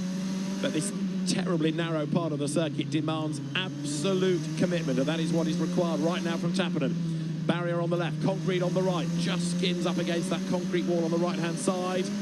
Bumpy part of the racetrack as well, fights the car all the way now through Faraway Hill, heading on towards the part of the racetrack where we've just had that red flag as he drops now down towards Police and then towards Moorish. On the brakes, down through the gears, 2nd gear.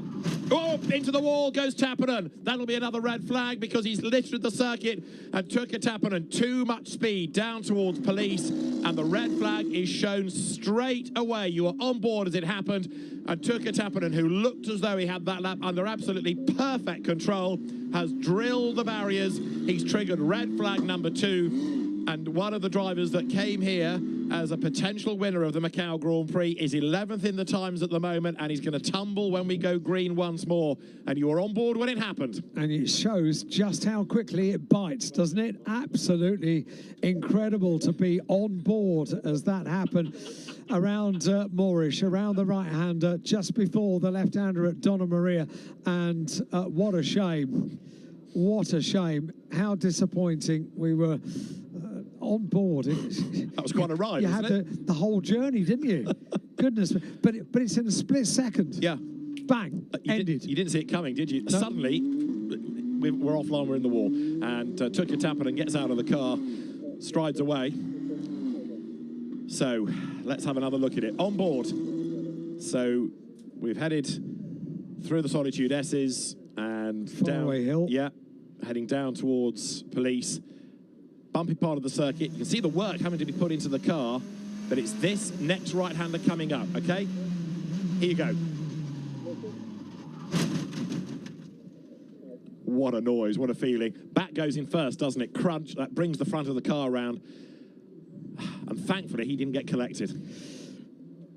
Wow. So we are, how many minutes into this session? 12 minutes into Q2. And we have had 2 red flags. Alex Dunn down in pit lane, watching on. And this might take quite a long time, mightn't it? Can I offer you a little hint of bad news? Go on. It's all our onboard cameras wiped out now for this session. because they've all gone off at the same corner. Oh, wow. So it might not be quite as spectacular, the next part, but that was great viewing on board, wasn't it? It's a shame the result was what it was, rather than a really good lap time.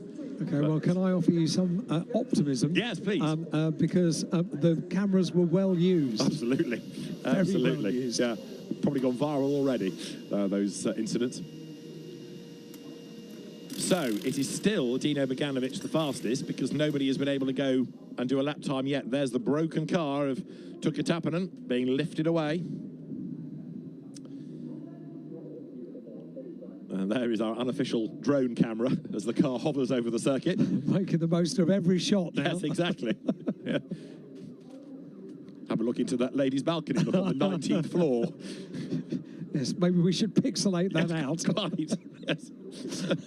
They're what size? Right, so Tuka Tapanen's car ready to drop onto the back of the either recovery vehicle or just put behind the barrier out of harm's way.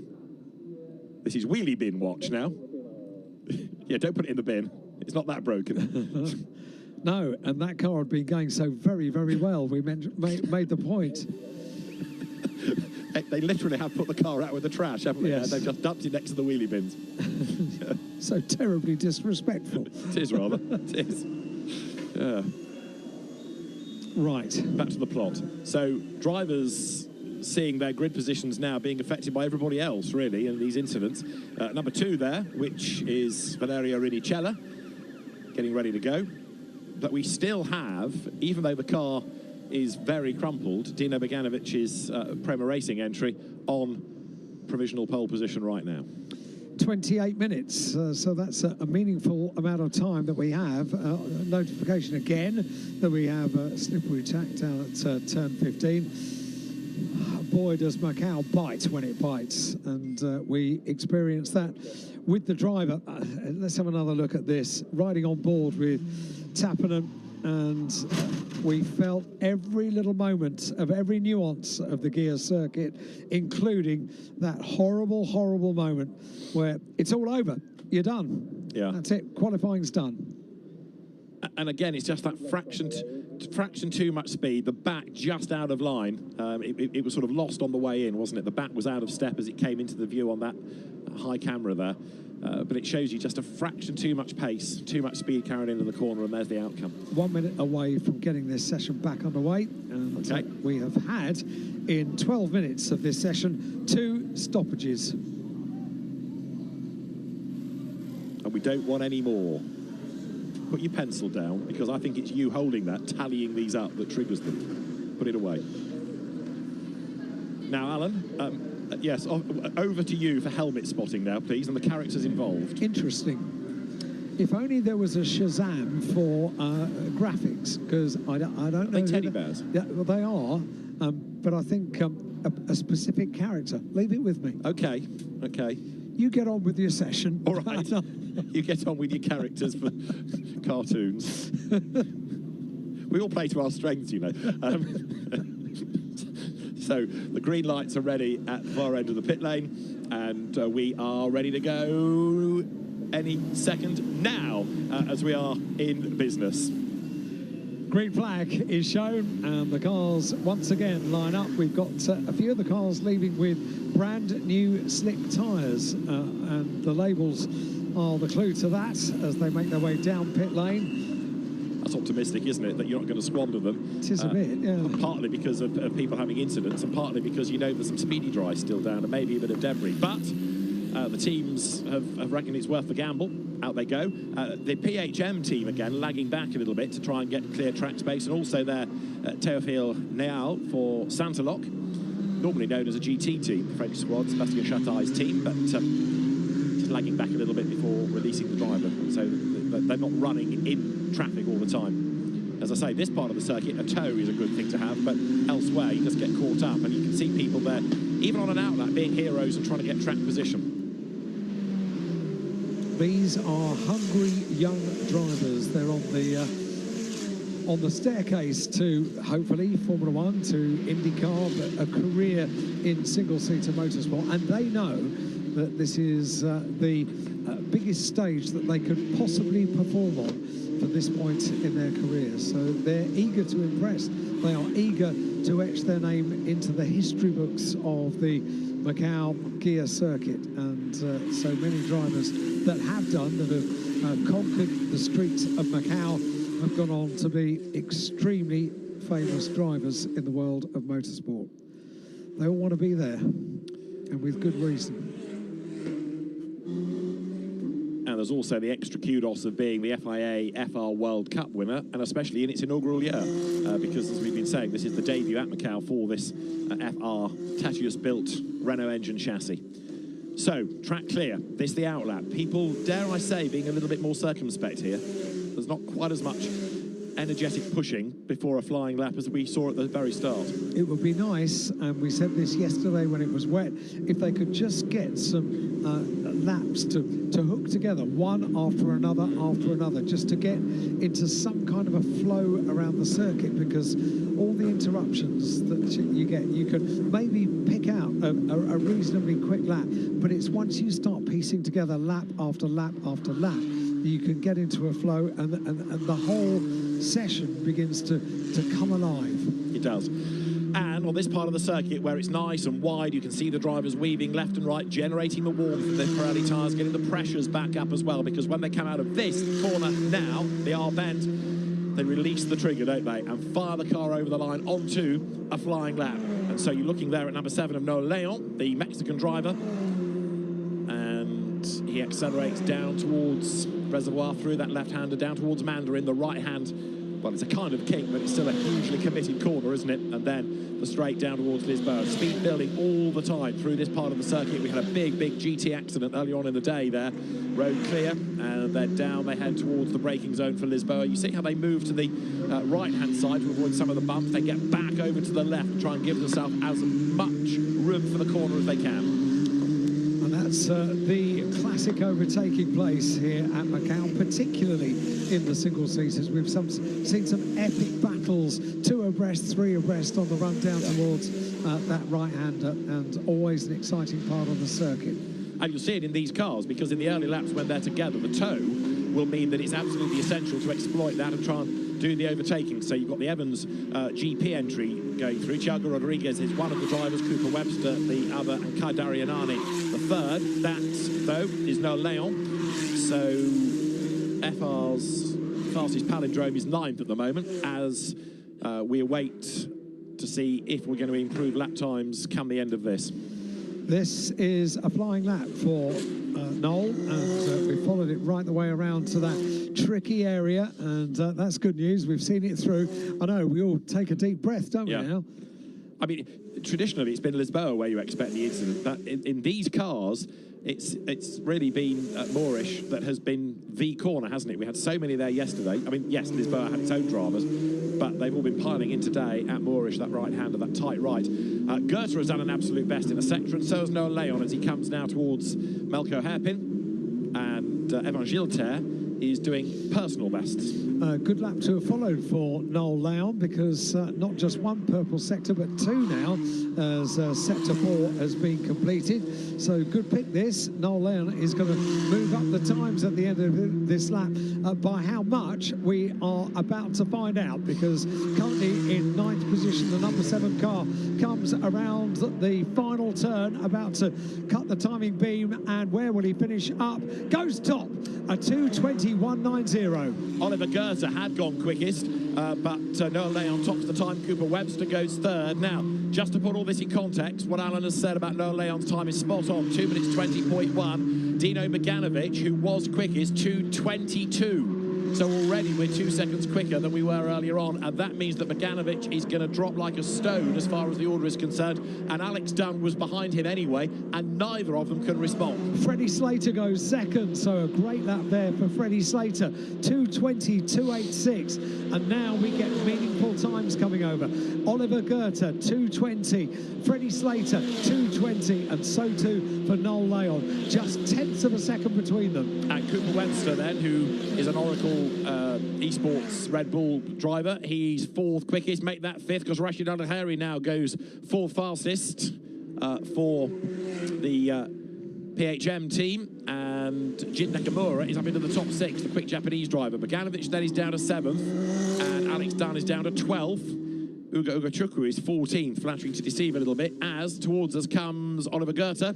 Personal, and absolute best in the 3 sectors done so far. Number 14 there goes through, and up to third, Teofil Nial goes through, 2 minutes 20.323. And this is exactly what we were talking about getting into a groove, getting into a flow for the session. Let's hope this can continue for a good few more laps, because we are seeing some significant sectors being put in. Niall with those 2 purple sectors. Freddie Slater second with 1 purple sector thus far on the lap they're on.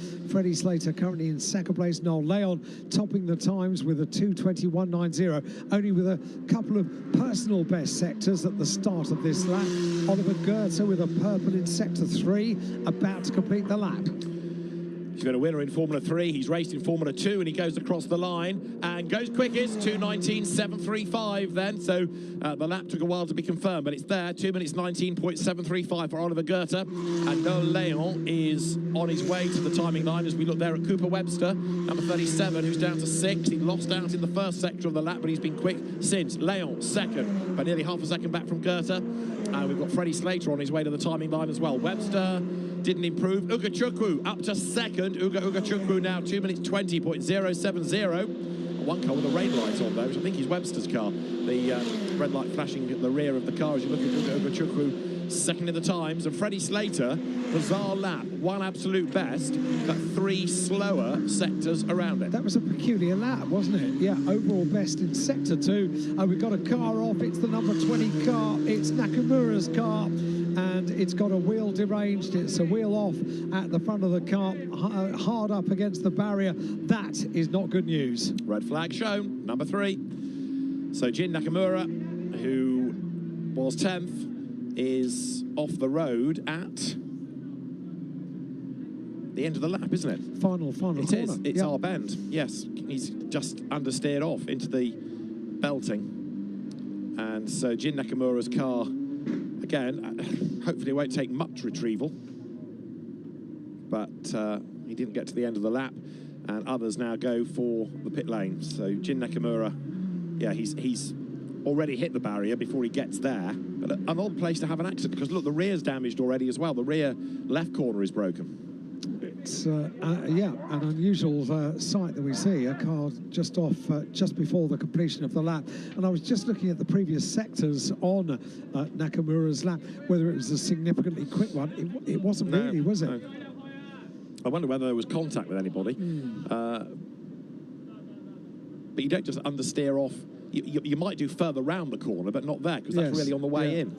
So that's an odd one, that. Yeah, peculiar, and we have our 3rd red flag of this session. Under 20 minutes remain in this qualifying session, so we are just into the second half now of qualifying.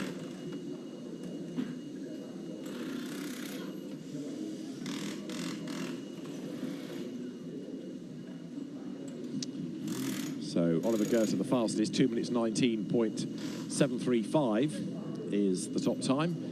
0.3 of a second quicker than Ugo Chukwu, and Noel Leon 3rd now. And there's the reason for this 3rd red flag. Jin Nakamura's car to be removed. The rest head to the pit lane. And the frustration palpable for those drivers that just can't get the brakes. It's not them that's going off, but they just can't piece together a lap because of other people getting it wrong. But such is life at Macau. Teams setting to work making adjustments there to Evan Gilter's car. Evan Gilter, the ART Grand Prix driver. And with this being a qualifying session, of course, the clock stops rather than ticking on down. So the drivers get the track time required. Oliver Goethe, who is the current fastest driver, has just pitted, of course, and has been sent to the scrutineering patch. So it'll be a minute or two before he is actually released to the team.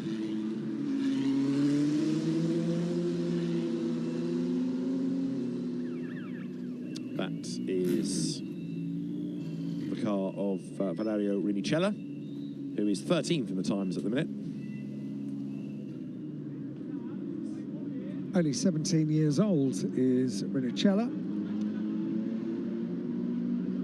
We are into the second half of this qualifying session once we get things back underway.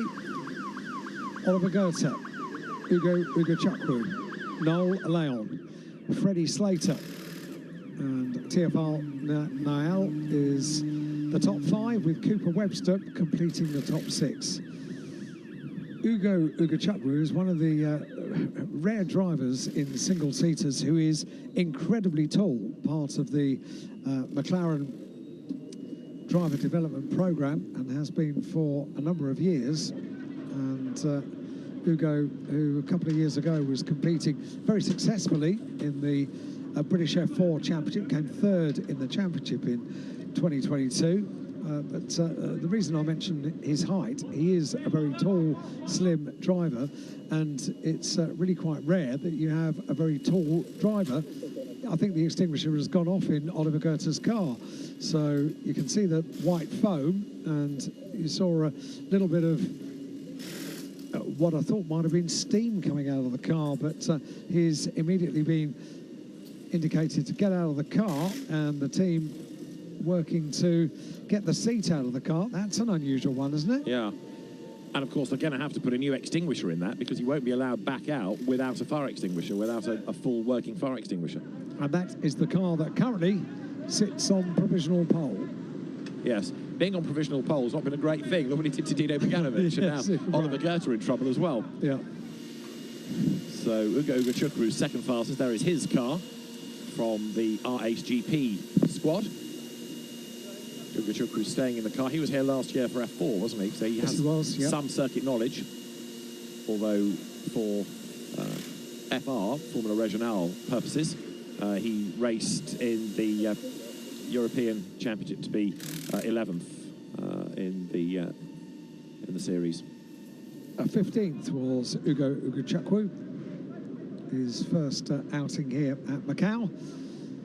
And I have a very distinct memory conducting a podium in British F4 at Brands Hatch at the end of his British F4 year, of Zach Brown in front of the podium taking a video of the podium presentation. So Zach Brown becomes a videographer, and very proud he was as well. Yeah, because Ugo Chukwu, part of that McLaren driver development program, 11th in the Formula Regional European Championship, Freca as it's badged this year. So there in the white shirt, you've got a glimpse of Robert Mass, the technical delegate from the FIA, who wants to make sure that when that car has gone back out, it's with the right fire extinguisher, it's a full fire extinguisher, it's secured properly, and he'll also want to know from the team, I suspect, why it went off in the first place. Why it happened, yeah, absolutely. That's the new one ready to go, primed, ready to drop in place. And you can see in the background Oliver Goethe being wiped down, and he's going to be damp and sticky when he gets back into the car. It's not going to be very comfortable, is it? Pretty cold as well. Not very nice at all. There is the broken car of Jin Nakamura being craned out of the way. So the road is almost clear. Seat having to be cleaned as well for Oliver Goethe. So this is an issue that they did not want, and isn't it a good job that we've got a bit of time on their side with this red flag? And could not have really predicted. That's a very unusual one, isn't it? Very rare.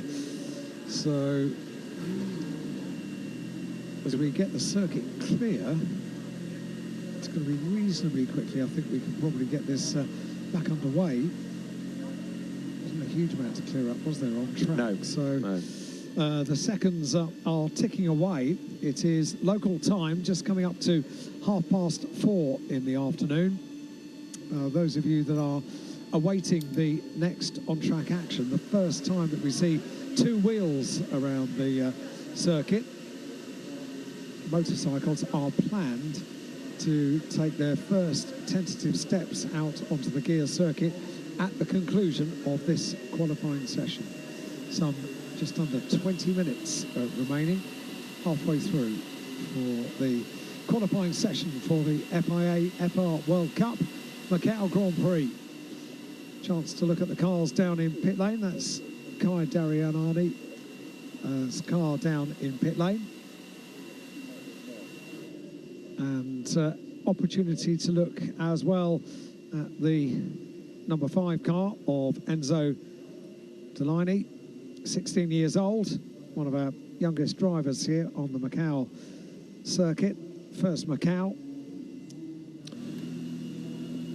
There has been an incident noted between James Wharton and Jin Nakamura, and wondering whether or not the reason that Nakamura was in the wall was because of contact with James Wharton. It's going to be looked at after the session, but it's been noted by race control, and the fact that you've got one of the cars involved in that investigation, and look at the tyre marks there, ending up in the barriers, it may well be that there was a coming together between Wharton and Nakamura that triggered it.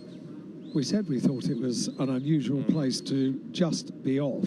So, yeah, we shall wait and see what happens after this session is concluded. But we've got a fair bit of work to do yet to conclude this session here at Macau.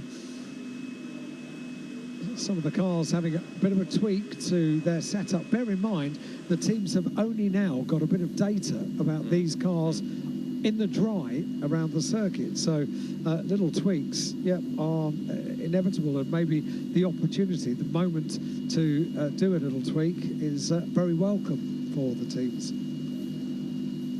Just over a minute before we are back live for another go at qualifying 2 here at Macau for the FIA FR World Cup for the Macau Grand Prix itself, with the FR chassis this year, the Tatius chassis, with these 2-litre Auto Tecnico Motori or Alfa Romeo badged engines, and there Noah Leon is good to go, third currently in the times.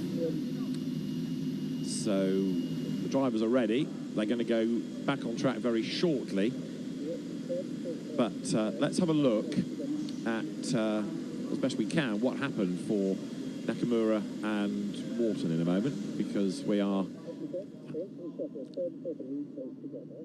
as they come down towards our bend, have a look in the queue. The third and fourth cars are very, very close, and Nakamura and Wharton together. The camera then follows the cars behind, but the fact that Wharton was so close to Nakamura, who then ends up in the barrier, I wonder whether Nakamura slowed to try to get clear track space, and into the back of him went Wharton. They were very, very close, but other than that, we've got no real evidence as to exactly what happened. That's down to race control.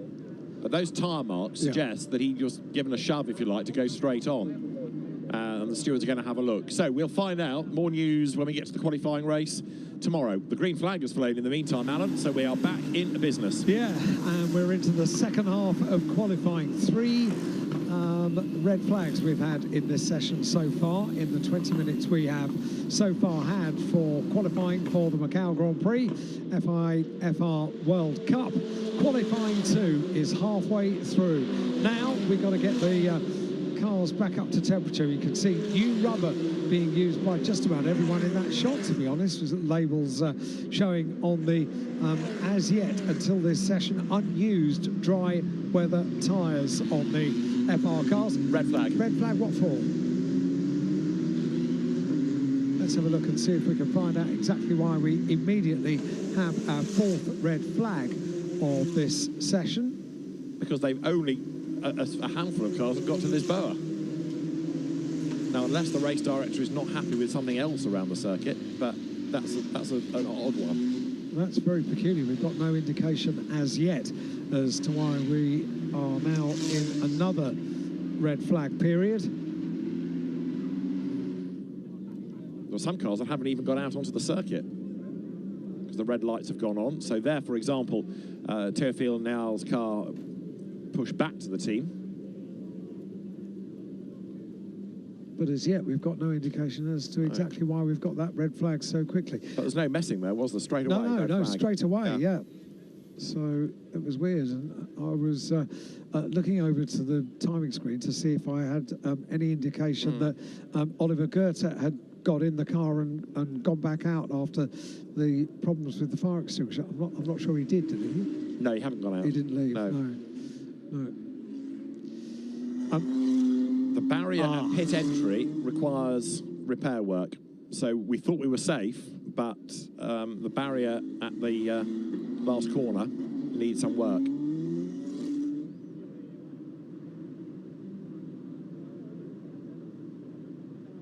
So So that's the track with the speedy dry down to soak up liquid, but it would appear that somebody has now spotted that there's a bit of barrier damage that hadn't been attended to. Yeah, so not necessarily something that happened once the cars were released, but something that was noted just a little bit too late to stop the cars going back out. So that's the reason for the immediate red flag. And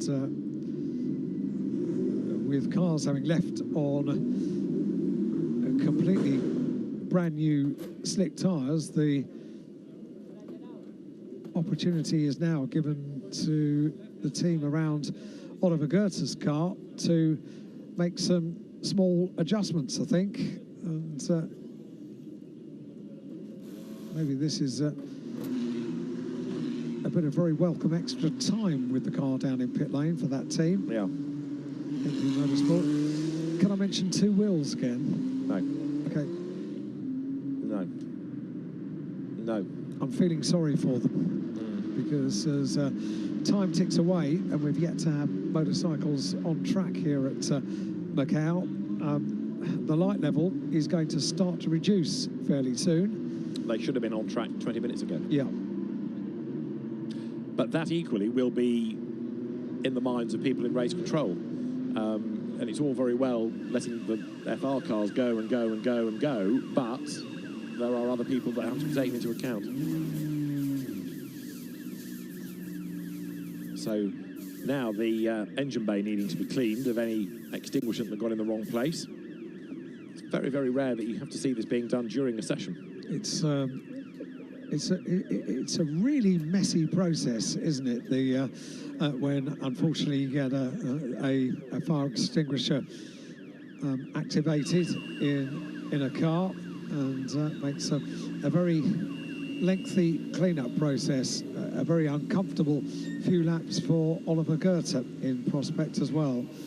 Kai Darianoli's car we just saw coming into pit lane, but yeah, that's going to be a messy car. That's going to require a much more exhaustive clean-up process once this session is complete.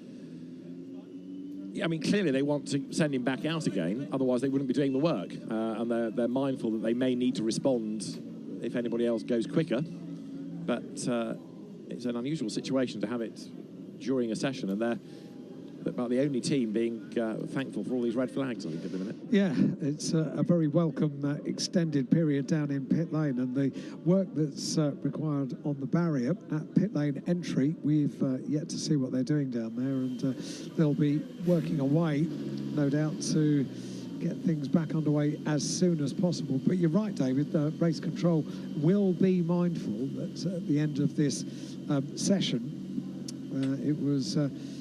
we were due to have the motorcycles coming on circuit for the first time, and if you just put yourself in the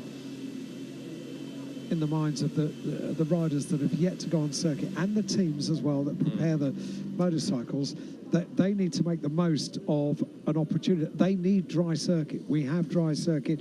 It's an opportunity for them to get out on track. But it's not as straightforward as last Formula Regional cars in the pit lane bikes out, because you've then got to go and put the barriers up. So there'll be some earnest conversations, I think, going on at the minute, as we have 19 more minutes still to go.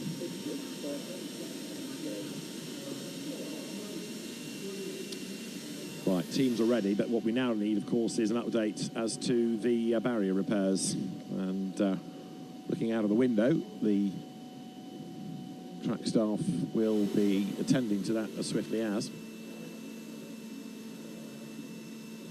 James Warden's car, that, and as they patiently wait down in pit lane, there is such a lot of education that goes on for young drivers over the course of this weekend. One of them is patience, and another one is the focus on the job in hand. So with 20 minutes, 19 minutes to be precise, remaining. We only got a few seconds into that restart. This is the fourth red flag that we've had, and not the fourth actual red flag. This is just really a continuation of red flag number 3, when maybe the cars were sent back out on circuit when they were still unaware of the repair that needed to be done to the barrier on pit lane entry. But either way, It means we are into the second half of this qualifying session, and you begin to wonder if this is going to run to the full time of 40 minutes, the scheduled time for qualifying 2.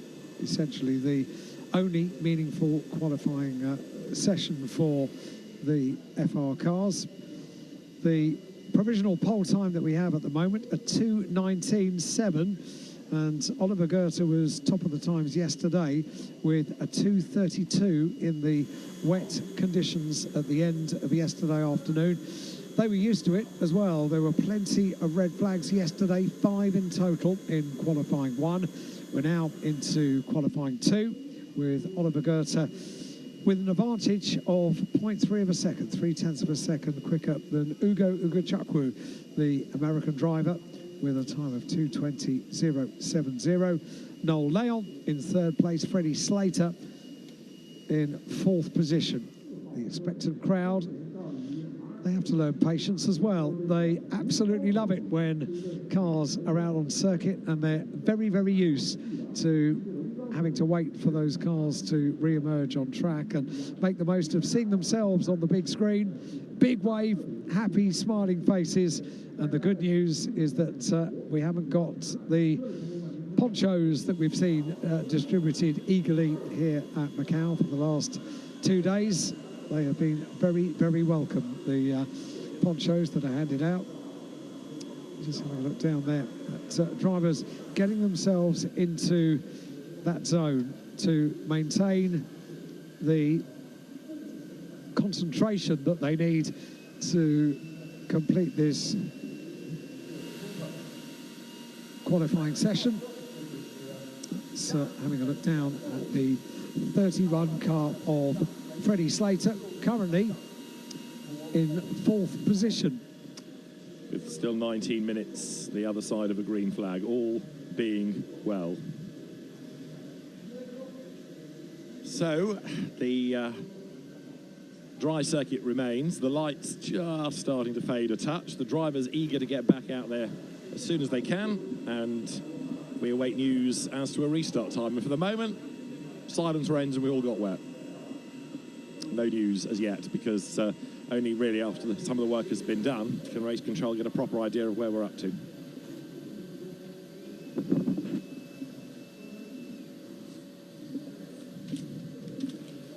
Kai Darianani's had a pretty tough weekend as well, the prolific Formula 4 racer. Been in the wars rather, and there you can look at Matteo De Paolo's car, the Italian driver, ready to go back out, and a number of drivers here. I suppose about the only person that might be pleased, other than Goethe, who is quickest and has been saved a bit by the stoppages, is Dino Bogdanovic, because the remaining time is being eroded by outlap, stop, outlap, stop, outlap, stop, and people aren't yet being able to do a flying lap. And Alex Dunn as well. Dino Bogdanovic now in 12th position, and it didn't take long, did it, for someone to get down sub 2:20 around the circuit. Oliver Goethe with a 2:19.7, as the teams are all finding things for themselves to do down in pit lane at the moment, with no real indication as to when we're going to get this session back underway. The inevitable thing to say, but the clock continues to count down, not for the remainder of the qualifying session. That is halted at 19 minutes and 8 seconds remaining, but to the immovable feast, if you like, which is at 6 o'clock when the roads open up at Macau once again. So we, at 6 o'clock, have the normal roads of Macau, two-way traffic, buses, vans, mopeds, taxis. Although that said, I waited a long time for a taxi. You wouldn't believe there were any taxis running around Macau last night. Really? Very busy, very long wait. And in the end, I decided to take an umbrella and walk. Right, okay. But that way you can see more of Macau. And I did, I quite enjoyed it. There you go, you see? Yep. All positive, all positive. Well, the fans are being ever so patient, waiting for things to get back underway. In fairness, it doesn't look like it's the barrier quite so much as all that speedy dry soaking up the liquid that was being attended to. The teams being warned to tell their drivers of a slippery track at the last corner. And the fact that that is now a message does suggest we're getting a little bit closer to the resumption of the session. But you're right, we're getting closer to 6 o'clock, therefore we're running out of motorbike time.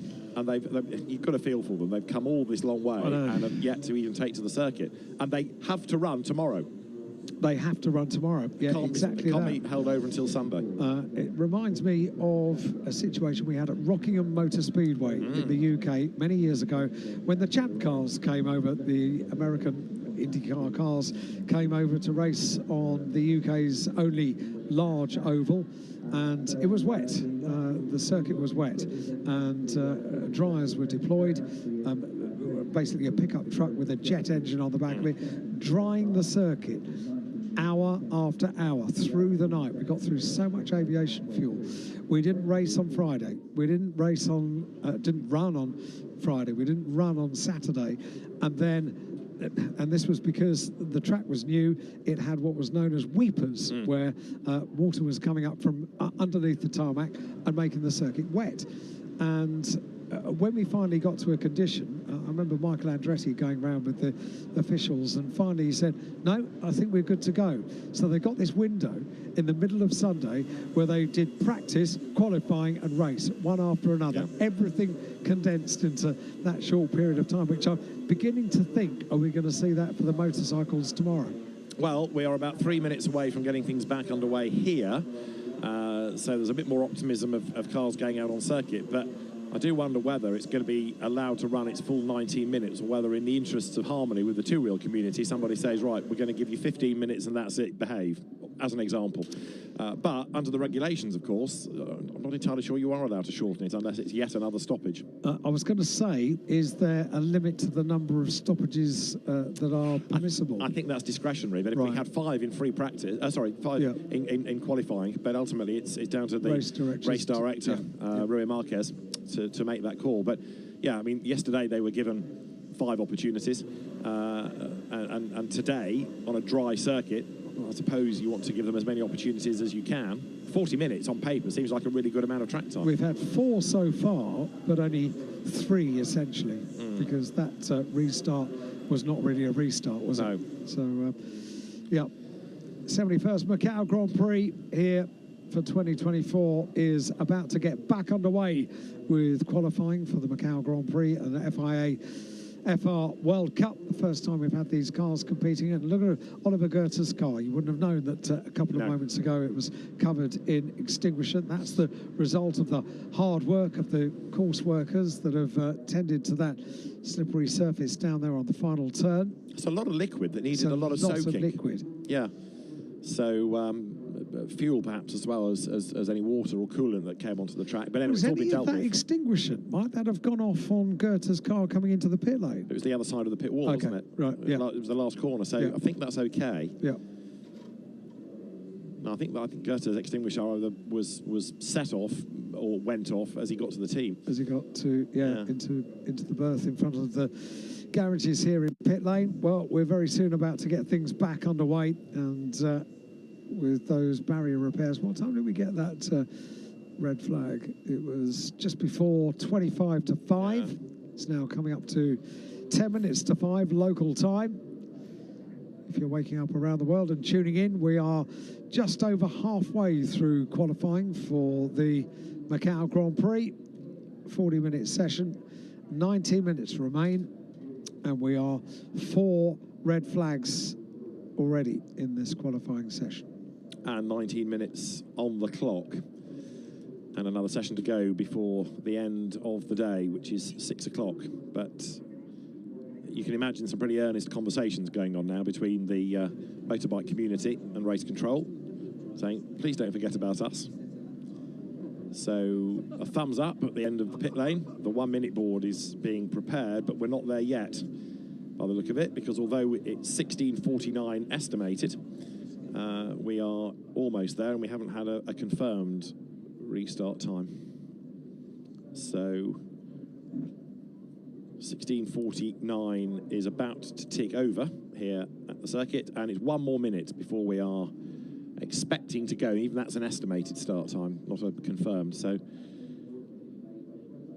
I'm not sure that there's anybody else still working on the circuit, but we're not yet able to confirm that we're going to go live at the end of the next minute.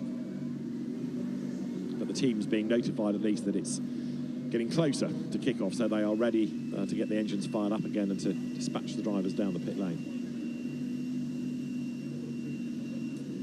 From Mitch Evans' stable, Kai Darianani's car there, number 88.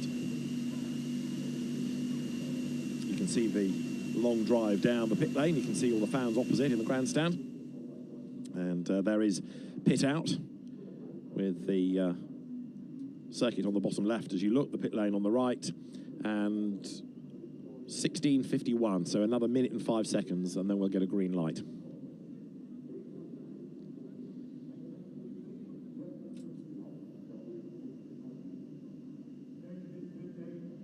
Now, the bike session was due to last for an hour, but it's going to be much less than that, I would fear. 1 minute board shown. And we are in business then. Green light will go on very shortly. And out they will go once more. Fingers crossed we can get through to the end without further mayhem.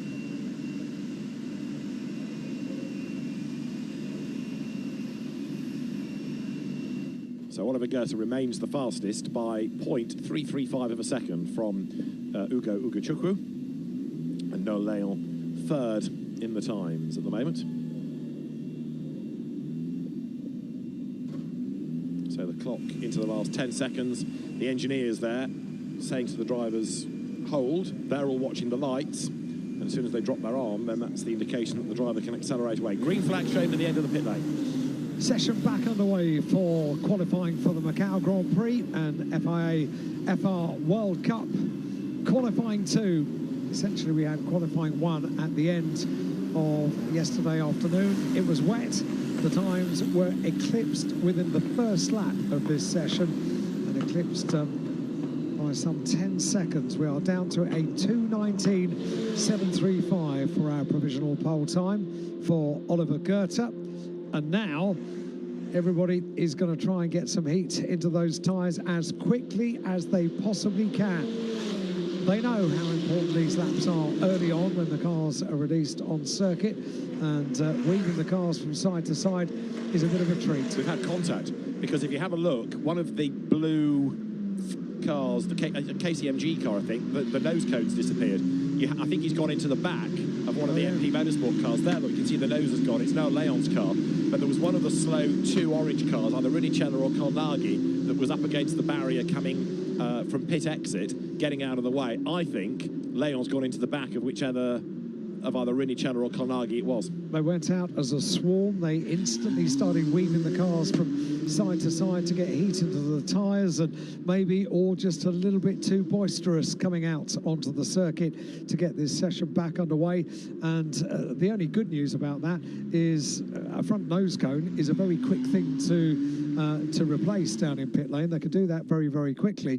However, with the rest of the field out on the circuit, putting in meaningful laps after the conclusion of this lap, it's going to be rather costly.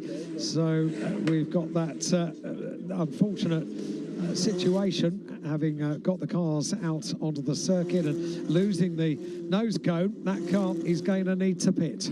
It is indeed, because the aero will be all wrong, and whether it was Colnaghi or Runicella, we'll wait and see, but I think that will have to come in as well, just to make sure that the rear of it is okay. It's Noel Leon's car that's lost the nose, as we said. There's the sister car, number 8, going through, which is Murray Boyer. But honestly, it never rains but it pours, so to speak, does it? Because if it's not an incident on track, it's leaving the pit lane to get onto the circuit. But just one driver perhaps a bit overzealous to get going, and bang, finds a slower car ahead. There is always drama at Macau, and you don't necessarily know where that drama is going to come from. Well, it's also something that no doubt the stewards will want to have a look at as to where the contact took place, because if it was in the pit lane, that's a real no-no. Oliver Goethe, in the meantime, has gone through now, so we've lost about half an hour with that, for him, stoppage, because of course he was in the pits through the barrier and track maintenance red flag, so he's been off track for quite a long time. There is Ugo Ugochukwu, who goes through. So they've been in the pits for about 15 to 16 minutes, but we're back running now at least. Right, let's see what happens. We've got just under 16 minutes of this session remaining, and they are on to qualifying laps now. So tyres up to temperature, dry track. Here we go. Now Leon into the pits to have a new nose cone fitted, and now we'll start to see sector times being offered up, and Ugo Chukwu quicker than Goethe in the first sector, even though it's not a personal best.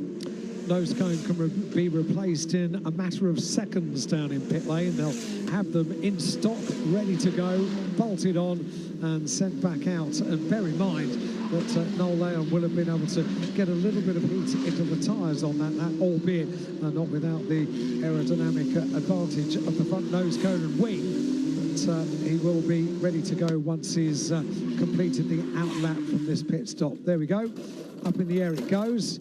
Out comes the old one, the old one. Yep. The new one already in place. And he'll be ready to go very shortly and get back out and see what time can be offered up. Third in the times is Noel Leon, who raced here last year, so he knows the circuit, as does Ugo Chukwu ahead of him, as does Goethe. They were all in the F3 race last year. Freddie Slater, fourth, was in the F4 race. And here, Ugo Chukwu has done a personal best sector 2. There are 5 sectors to the lap, just to make the point again. And Ugo Chukwu, therefore, means business. Others behind are also going green in sectors with 14.5 minutes. And the car that was hit in the back was Mattia Colnaghi, because he's now come into the pit lane as well. So Ugo, one of the drivers in the field with experience of Macau, threads his way down from the Melco hairpin up to the conclusion of this lap. Sector 4 has gone purple for Ugo Chukwu, currently in second place for the number 4 car, about to complete the lap. What can Ugo do at the end of this lap? The first time of asking since the 4th of the red flags.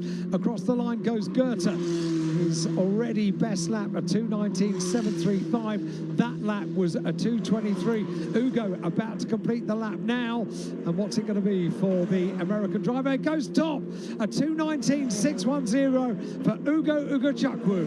And Mari Boyer goes third, the Spanish driver, so you've got to be in the 19s now. Cooper Webster is up to 5th on a 2:20.252.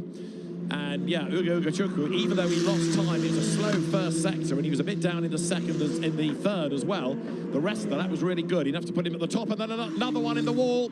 Yet more drama, yet more red flags to be shown. 13 minutes on the clock, and another one bites the dust. That is coming out of Fisherman's towards the final corner, and as you can see, way out wide has gone, whichever car that is, into the barriers. Yet another red flag. And the crane hovers, ready to hoik the car out of the way. And is that Rikuto Kobayashi? It is. Rikuto Kobayashi for Tom's Formula is the one that's charged the barriers. And let's see how long it takes to move the car this time around. Kobayashi is okay, jumps clear. And I know that the drivers are all pushing, and I know that they're eager to do well and they want a good grid position, but 5 red flags now in this qualifying session for the Macau Grand Prix in 2024, the 71st running of the Macau Grand Prix, and this has been a testing qualifying session for the teams, for the drivers, the spectators. Enjoy every minute of it because they know what's going to happen. Eventually, they will get racing cars back on circuit, going very quickly indeed, which is what Ugo Chukwu just did. Made it count early on, didn't he? Very, very impressive. That 2:19.610, and that's where the experience comes in. Keeping focus, keeping ready to get back out on circuit, and as soon as you're asked to do it, bang, you put in the lap. Right, let's try and work out what Kobayashi did wrong then. So down through Black Sands and just too fast. Never made the corner. Way too wide. You can see the tyre marks. And he's just completely misjudged that. Through on the wrong wide line. Bounces off the barriers, or the conveyor belting that covers the tyre barrier, then towards the concrete. And so it's another car that needs to be retrieved, and everybody else will come down the pit lane. Oliver Goethe passes past the incident zone and onwards into pit lane. Ugo Chukwu can be very, very pleased with piecing that lap together. And although Dino Boganovic's participation has not been there for a good half an hour or so, he's still 14th in the times because we're just not getting into a rhythm. You know, I think everybody did do, with the exception of Kobayashi, obviously, everybody did do at least one lap there. But it's back to the pit lane, it's another out lap. Red flags breed red flags, don't they, it would appear today. Not just in this session, but it's been a whole day of red flags and stoppages and delays and drama. And Oliver Goethe comes back to the pits, back to the team, the MP Motorsport team. So let everybody out again. 3 minutes, let's say, for an out lap. You've got 10 minutes. And each time you have one of these stoppages, it has the effect of making the next part of the session even more pressured because everyone has got to go and get a time in less time available to them. And it just has that trigger effect of making people go off again. So what's the order? Ugo Chukwu is top, Oliver Goethe is second, Mary Boyer is third, Noel Leon is fourth, Cooper Webster is fifth, and Freddie Slater is sixth. We have 13 and a half minutes, just under, of this session yet to run, and we are in the fifth red flag period as the car is lifted very swiftly out of the way. That's the car that currently sits on pole position. Ugo Chukwu, the American driver, part of the McLaren Driver Development Programme, sits for the moment on provisional pole position. 3 cars in the 219s. One is Ugo Chukwu. 10th of a second behind is number 1 Oliver Goethe, having had a very unusual pit stop during one of the red flag periods where the fire extinguisher had deployed and needed cleaning up, not just Oliver himself, but also the interior and exterior of the car. And Mary Boyer, car number 8, is currently lying in 3rd place. So, qualifying continues for the 71st Macau Grand Prix, FIA FR World Cup. Red flag period, number 5. One of the things you could argue that has really helped Goethe and Ugo Chukwu, and I know ability comes into this, and I know that the team comes into this as well, but because they're always released first, because it's team by team numerically down the pit lane, they're always out, they're always kind of at the front of the queue. Any drama behind them, they're spared that. Yes. So they're always slightly ahead of the red flag, if you see what I mean. They get the gift of a clear lap. Yeah. Rather than it kicking off. If you're sort of at the top end of the pit lane where PHM is, it's a lot more difficult. Out of the way then is Kobayashi's car. That was quick. Yeah. Really quick. Given a push, I think, rather than needing to be lifted. And the incident at pit exit, we talked about Noel Leon getting into the back of Kolnagi. Well, it's Kolnagi and Ugo Chukwu and Deligny and Leon and Boyer. They all concertinaed. So it's going to be looked at. Anyway, we are awaiting news as to the restart, which can't be that far away, he says optimistically. If only because the road is now clear. There is no Leon. Session restart, minute and 5 seconds. So, local time, 4 minutes past 5. We'll get this session back underway. That's less than 1 minute to go. Fair play to them, you know. They've had to keep focus throughout this. It is frustrating. You need patience. And more than anything, you need to keep absolutely in the zone. Yeah. Keep that concentration. Don't let it waver. Don't get involved in conversations that take your concentration away from the job in hand. Because, okay, they had it yesterday. They've got it again today. This is during qualifying. They will no doubt have it over the course of racing at some stage this weekend as well.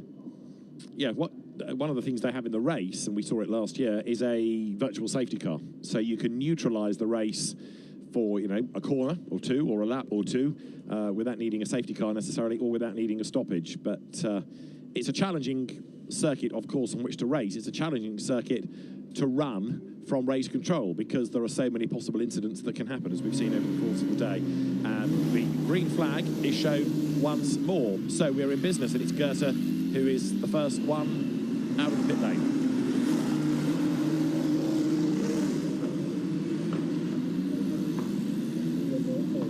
let's have a look while we have a clean pit exit this time. See if we can unravel what happened last time. So have a look in the background. So Carnegie is slow coming out, and look in the second group of cars. So Carnegie slows and everybody else is accelerating, and all of a sudden Bosch into the back, and some try and swerve, and Carnegie was so slow, others had to take evasive action. So some are being looked at for going over the line, but you can see that there was already the damage to Noel Leon's car because he, as he tried to swerve, caught the back of Carnegie.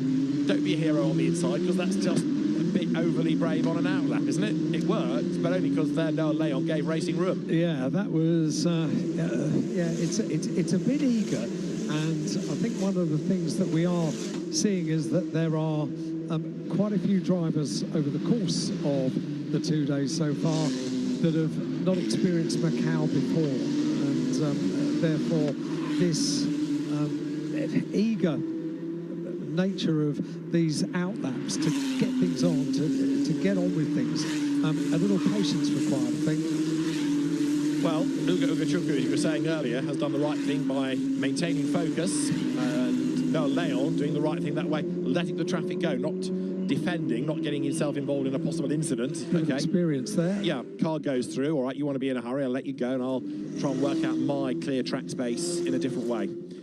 And 11.5 minutes on the clock. I think once we're into the final 10, this is probably the last chance for them. Another stoppage, and that would probably nail the hat onto this I think it probably would. But hopefully we won't get to that point. We want to see one or two more times shuffled around, don't we? And we saw them briefly get into a bit of a groove, didn't we, for a little while. It was wonderful to watch. These cars are superb around the gear circuit. It will be lovely to watch them being able to do what they do. So we have 11 minutes more to enjoy them doing what they do, and also the huge crowd that we have here around the Macau circuit. They can enjoy the cars doing what they do as well, and fingers crossed they get the chance to enjoy the bikes doing what they do as well, which will come at the end of this. So there, Ugo Ugachukwu up towards the line. Oliver Goethe again has sprinted away. Behind him you've got his teammate from MP Motorsport, Valerio Rinicella. Boganovic, by the way, who was the quickest when he had his accident, is now down to 14, so bit by bit he slips. And the final quarter of the session looms, doesn't it, as Goethe comes now down towards Lisboa. The car quivering under braking, little squeal of tyres, but he gets the car turned in up the curve, admittedly, and Goethe then now powers his way uphill. Not an improvement in that first sector. In fact, no one has in the first couple of cars that have been through. Taking a little while to build up to it, which is perhaps a good thing. Maybe that's what we need to see. Up the escape road is Enzo Deligny, so now we need to hope that he can turn that car around. Enzo Deligny is down at Lisboa, but if you can't get the car turned around, it can't stay there because it's a hazard for anybody else that goes up the escape road. We can but hope, and yeah, getting these sound effects trackside, the tyres squealing and working as you thread your way up through the eye of a needle. And Goethe has now picked up his skirt, so to speak, in the second sector because he's gone to do a personal best. This is the drama at Lisboa. Enzo Deligny then arrives a little bit late on the brakes and thinks, now I'm not going to make the corner, am I? Good decision. Goes up the escape road. Really good decision there to take evasive action and to get back on circuit. We think the car has got back on circuit, back with Oliver Goethe, currently in second place. He's been the erstwhile pole position car last night, overnight, carrying through into day two in the wet conditions, and for the majority of this session as well. He's not been without his dramas, the fire extinguisher. Oh, no. Another one in the wall, Alan. Two in the wall. Another two in the wall, I'm afraid. Their teammates, aren't they? It's Canato Lee, I think, who's been caught by Evan Gilter. And it's going to be another track blockage. It's another red flag with 8 3/4 minutes on the clock. And nobody had got onto a flying lap. Sorry, they'd got onto a flying lap. Nobody had had a chance to complete a flying lap. And another block circuit. We were getting astonishingly close to completing a lap for Ugo Ugachukwu and Oliver Goethe, but now we've got another car park and some more damage. The teams are going to be busy tonight. When do they race tomorrow for their qualification race? 3:30 is the scheduled start time for the qualifying race. Over 10 laps here at Macau. And as drivers climb out of their cars, their stricken cars, the marshals go into action once again. 8 3/4 minutes to go. If we work on the assumption that an outlap is around about 3 minutes, you're looking at 5 minutes of competitive motoring, which hopefully would be 2, maybe 3 flying laps. But we've not had any suggestion that that is going to be the end of the session. There is still time available. The biggest limiter here is what you do about the bikes. But as far as FR is concerned, we've still got 8 minutes and 47 seconds to go. 6 red flags during this qualifying session, with 8 minutes and 47 seconds remaining on the clock. Local time, 5:10. At 6 o'clock, we get the roads back open here at Macau.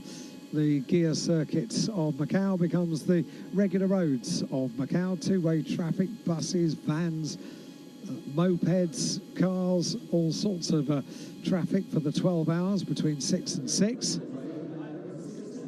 And as you rightly said, David, before we can get bikes on the circuit, you also need to get the extra cushioning which goes around certain parts of the circuit in place as well. They can do that very quickly, but it's a slightly longer turnaround between bikes and car racing as we would have between 2 sessions for cars. I am interested in the fact that the scrutineers at Pit Inn are moving all their apparatus away. So that would suggest they're not going to stop cars coming into the pit lane because the session is over. Discuss. But anyway, some are heading to the pits, some are in the pits, and they're Canato Lee already stationary and trying to avoid him. That was a big impact for Evan Gilter, who suddenly comes around the corner, finds a parked car, finds his teammate, and did his best to swerve in avoidance, but hooked his rear wheel around the back. Oh, no, it's not Canato Lee, forgive me. It is James Wharton, the Australian in the broken car. James Wharton, number 16. So it was Wharton that triggered it, not Lee, apologies. But James Wharton, another quick driver, runner-up in the Formula Regional European Championship, and 9th in the times. So he was the trigger for that. You are looking at Ugo Chukwu down in pit lane. The team looking at the back of the car and potentially making a few little adjustments that they can do. This is not only a qualifying session, it's also the first run that they've had around the circuit through yesterday and today in dry conditions. So the first time they've had to go around the circuits on dry tyres, but it's more than a couple of tweaks to Ugo Chukwu's car. They are effecting repairs. Yeah. Has he rubbed off against a barrier somewhere, maybe? Or did he suffer a bit of damage in that previous pit exit situation? But you're right, that's some damage somehow. So the order remains: Ugo Chukwu from Goethe, Boyer from Leon, Webster from Slater, Naal, Gilter, Wharton and Deligny, the top 10. Cars all back in the pit lane. 8 3/4 minutes to go. I know the session started late, but it does seem to have taken an awful long time. And we aren't quite at the end of it yet. Still Friday. True. But it does illustrate again just how, and I know you made the point earlier, Macau bites. James Wharton, good driver, second in the European Championship for FR chassis this year, and yet, you know, there's one of the stars being caught out. And when the car is on the road, it gets collected by the sister car. That's going to go down really badly, isn't it, with ART Grand Prix? One hits teammate. The same situation that Prama's ended up with in a set. 2 cars in one accident. So terribly unlucky, isn't it? Yeah. You have to feel so very much for the team as we are in our 6th period of red flag stoppage during this qualifying session. Dry tyres, that's a nice sight, isn't it? As we look at Enzo Deligny's car, talking to the team, staying focused, staying in that little window of concentration to, at any moment, be called into action once again. But, this is, you know, we've seen multiple sessions over the years here at Macau where we have multiple red flags, multiple stoppages, but this has got to be up there with them, hasn't it? 6 over the course of just over half an hour so far. And the biggest frustration is that it's never a long enough stretch between them for people to really get into a handful of drivers might get a lap, 1 or 2 might get 2, but it's so bitty. Yeah. And that's another reason that, in a way, drivers are having the crashes, because they're not being able to get the mileage in to learn the track. So when they are required to push, they don't really know where they can and can't. There's almost an answer now, an argument, if you like, to propose that you have 1 session behind a safety car, so that people just drive around and look at the circuit and know what it's all about, and then you go. Let's have a look as James Wharton's car is taken away. And we were looking a little moment ago at Hugo Gachuku's car, and with a little bit of damage on that left rear corner, let's try and work out what he did. So this is Ugochukwu into Lisboa.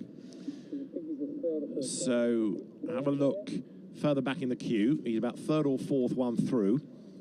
So that's Teofil Neal. He goes through the right-hander. He's okay. Next one's okay. And then Ugochukwu is way out wide already and turns the car around. In fact, that's not Ugochukwu. No. That is 25, isn't it? Which is Rashid Al-Daheri. So, no, it's not Ugochukwu that we found. It's Al-Daheri, and he had his moment up the escape road at Lisboa. So Ugochukwu's damage remains still a mystery. Still to be, investigated. So we'll see if we can find out. Session will restart at 17 minutes past 5. That's just a minute away, local time, 16 minutes past 5. And we will get this session back underway. You said it after 5 red flags. I wonder if they'll get another chance. We say it after 6 red flags now. I wonder if they'll get another chance after this. 8 minutes and 47 seconds of this session remains. I suppose the only park the bikes for a while, because they've been parked for 2 days. So I was going to say they are parked. Yeah, exactly. Yeah. The only tipping point from purely an FR point of view is if there isn't time enough to do an out lap and a flying lap, then there's no point. Yep, agree 100%. And I would say that's about 4.5 minutes. And I do feel so sorry for the bikes. We have the top riders in the world here, road racers in the world, are standing by, ready to go. They have been for the last 48 hours ready to go here at Macau. And that is Ugo Ugochukwu after repairs to the back of the car, and the green flag is waved. Here we go, qualifying back underway for the 71st Macau Grand Prix. What's this, take 6? Yes. Right. So, 8.5. Actually, no, we've had 6 red flags. Take 7. Take 7, okay. So, we are in business. Clock ticks down, as you can see. And drivers weave around to get the warmth back into the tyres, get the temperatures back up, get the pressures back up as they come now down towards Mandarin. And Murray Boyer only now from 3rd fastest going out. Another one that's lagging back is Freddie Slater, who is 6th in the times and waiting to go. And again, do you go with the traffic and try and get to the head of the queue, or do you drive around on your own and try not to get caught up in any dramas? Well, Slater's going to go on his own, as you can see how busy it is here at San Francisco. 8 minutes to go now. We say so often that anything can happen at Macau. You can't predict. When you get up in the morning, you look forward to a day, be it qualifying, be it practice, be it racing at Macau, you just don't know how the day will unfold. One thing you do know, it will give you quite a bit of drama, and we have had a drama aplenty during this qualifying session for the Macau Grand Prix in its 71st run. Freddie Slater on his way down the pit lane. Oliver Goethe again, you see, by being one of the first out, able to get a clear run, able to push earlier, and he knows the circuit. He may not know this style of single-seater, but he does know the track from last year. So Oliver Goethe are able to push on. He would like to get his pole position back, but of course he also knows that on the run towards Lisboa in the qualifying race tomorrow, even if he is starting from 2nd, he can get into the slipstream of Ugochukwu and make a move by getting a tow if required. There is Ugo Ugochukwu threading his way through the twisty parts of the circuit. That's Donna Maria, the long left-hander, and in sight as you exit Donna Maria is the Malco hairpin. Only now do you get a view of the circuit running down as the speed continues to gather through Black Sands up towards Fisherman's and Arbend. The final couple of turns on the gear circuit here at Macau. That's the number 7 car of Noel Leon. Heading up towards the start-finish line. 6 minutes and 15 seconds remain. Oliver Goethe goes on to a flying lap, currently second. Oliver Goethe's time at 2:19.7 for the number 1 car. And with clear track in front, what can Oliver Goethe do this time? These wonderful, fast-flowing corners, wide track on the run down towards Lisboa through Mandarin. And Lisboa, the right-hander, into the braking zone, the little bump, little correction on the run towards San Francisco, and now on the climbing section of the circuit on the 6.1 kilometres around the streets of Macau. This Oliver Goethe, target time 2:19.6, set by Ugo Ugachukwu. No improvement in Sector 1, but there was an improvement in Sector 2, a little bit like the last lap that was just before the red flag. So Goethe sort of building up to it, isn't he? Sector by sector by sector. And Ugachukwu remaining the fastest, and he's done an absolute best, Ugachukwu, in Sector 2. So the drivers are being able to respond. The tyres that haven't really been overused, have they? Have still got plenty of life in them. Goethe drops down the hill here, and he's got the road to himself, and he's looking pretty strong. And he's done an absolute best in Sector 3. So Goethe, with the back just snaking out of line ever so slightly at police, comes up to Moorish, goes right. That was where Wharton had the most recent session stopper, but he survives it. Behind him on the road is Valerio Rinicella, and now Randona Maria. Comes a hard-charging Oliver Goethe, accelerating his way now down towards the Melco hairpin, and with only 4.5 more minutes on the clock, he will get certainly 1 more lap, maybe even 2. Rinicella behind, and Noel Leon is the dark horse on this lap, because Noel Leon, the Mexican, has done 2 personal bests and an absolute, so we're in for a real shuffle of the order, I think, now, as Goethe comes down through Fisherman's, and again, you can hear the tire squeal. He is a very energetic driver, is Goethe, no question about it. Winner in F3, won the support race of the British Grand Prix last year. 2 absolute bests now for Noel Leon. I think Goethe's going to go quicker, but Leon is going to scoop everything, barring a mistake at the last sector. So Goethe goes through, quickest, 2:19.121. Ignore, in a sense, Rinicella, because he's not been as quick. Then coming up towards the timing line, it's going to be Noel Leon. Up to third goes Enzo Deligny. Ugachukwu goes back to the top on a 2:19.1, and Noel Leon goes only third. He lost out in the last sector. So Ugachukwu gets his pole position back. Goethe second, Leon third, and then it's Deligny, Boyer, and Cooper Webster sixth, and he's still in the pit lane. He's not gone out. Ugachukwu on provisional pole. 3 minutes and 20 seconds remain. 2:19.1 for Ugachukwu, and just a fraction of a second behind is Oliver Goethe. This bodes well for the rest of the weekend. There is nothing between them. Ugachukwu, Oliver Goethe. Now, Noel Leon's lap was a surprise. Yeah. 2 personal and 2 private. Red flag. Red flag again with 3 minutes, and that's just about enough for an out lap. Yeah. So I wonder, and there's the reason. It's coming down towards the start and finish line, car in the wall, and that Jet Bowling is Jet Bowling, who crashed yesterday. Session will not be resumed. Yep. Enough, as they say, is enough. So Ugachukwu did it perfectly to take pole position by 14 thousandths of a second. How about that? Impressive stuff, and not least because the concentration to keep yourself focused for that amount of time and that amount of distractions, including a repair to the car during the last time down in pit lane for Ugo Ugachukwu. Quite right that they're celebrating down in the garage, because that was very, very well earned indeed. Yeah.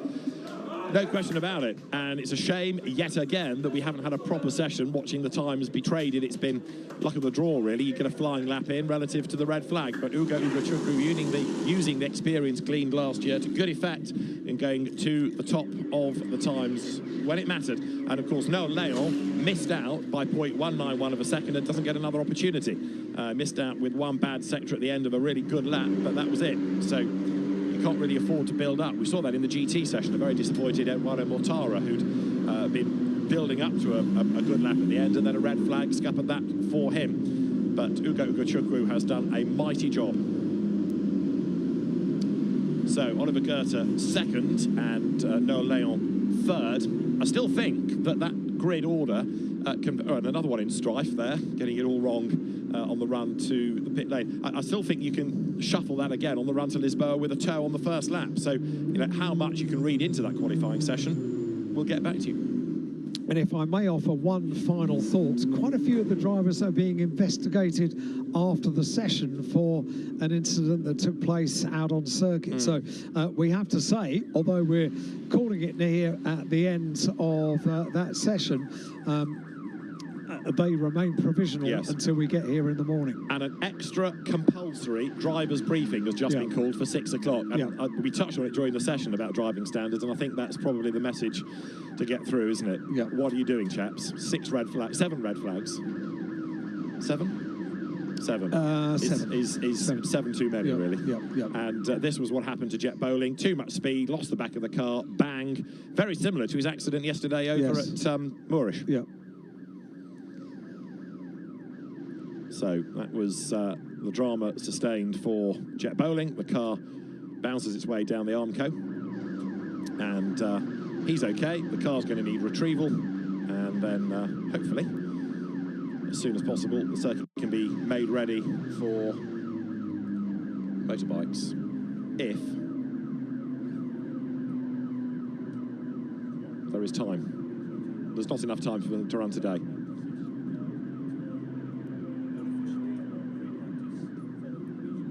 So we understand that we are going to have activity for the bikes tomorrow and provisionally Sunday, but we await official confirmation. But because of the amount of light, never mind the amount of time, it looks as though the bikers have had another day off, sadly. What a difficult situation for them. Yeah, and for the organisers, in fairness, because, you know, you're trying to juggle the weather you can't control what drivers are going to do in a situation like this, and you're also mindful of the needs of what you have to accommodate for the two-wheel community as well. So keep an eye to the Macau Grand Prix website, and the confirmation will come from there. As there is your pole position driver then, provisionally, for the qualifying race for the Macau Grand Prix, the FR World Cup, and that is Ugo Chukwu, who uncoils himself from the car, the very, very tall American driver with the understated silver helmet, a very happy man indeed. So Ugo Chukwu by 14 thousandths of a second taking pole position. And a very happy team. Big smiles all round as the drivers then go talk to their respective teams, reflect on a very, very bitty session. 2 minutes 19.107, 14 thousandths quicker than anybody else for pole position. A very happy Ugo Chukwu down in pit lane, and an extremely happy team. It is quite a release after a session like that for not just the drivers, not just the teams, but everybody involved to get to the end of the session and then have something to celebrate. And that's what Ugo Chukwu does down in pit lane. Now, the indication number 1 down by the right-hand corner of the fronts of the car for Ugo Chukwu, and exactly like he was in F4 just a few years ago, takes everything in his stride. Confirmation then that Ugo Chukwu starts provisionally on pole position tomorrow from Oliver Goethe, Noel Leon and Enzo Delaney on the second row of the grid, Mary Boyer and Cooper Webster on row 3, with Freddie Slater and Teopal Nayal on the next row of the grid.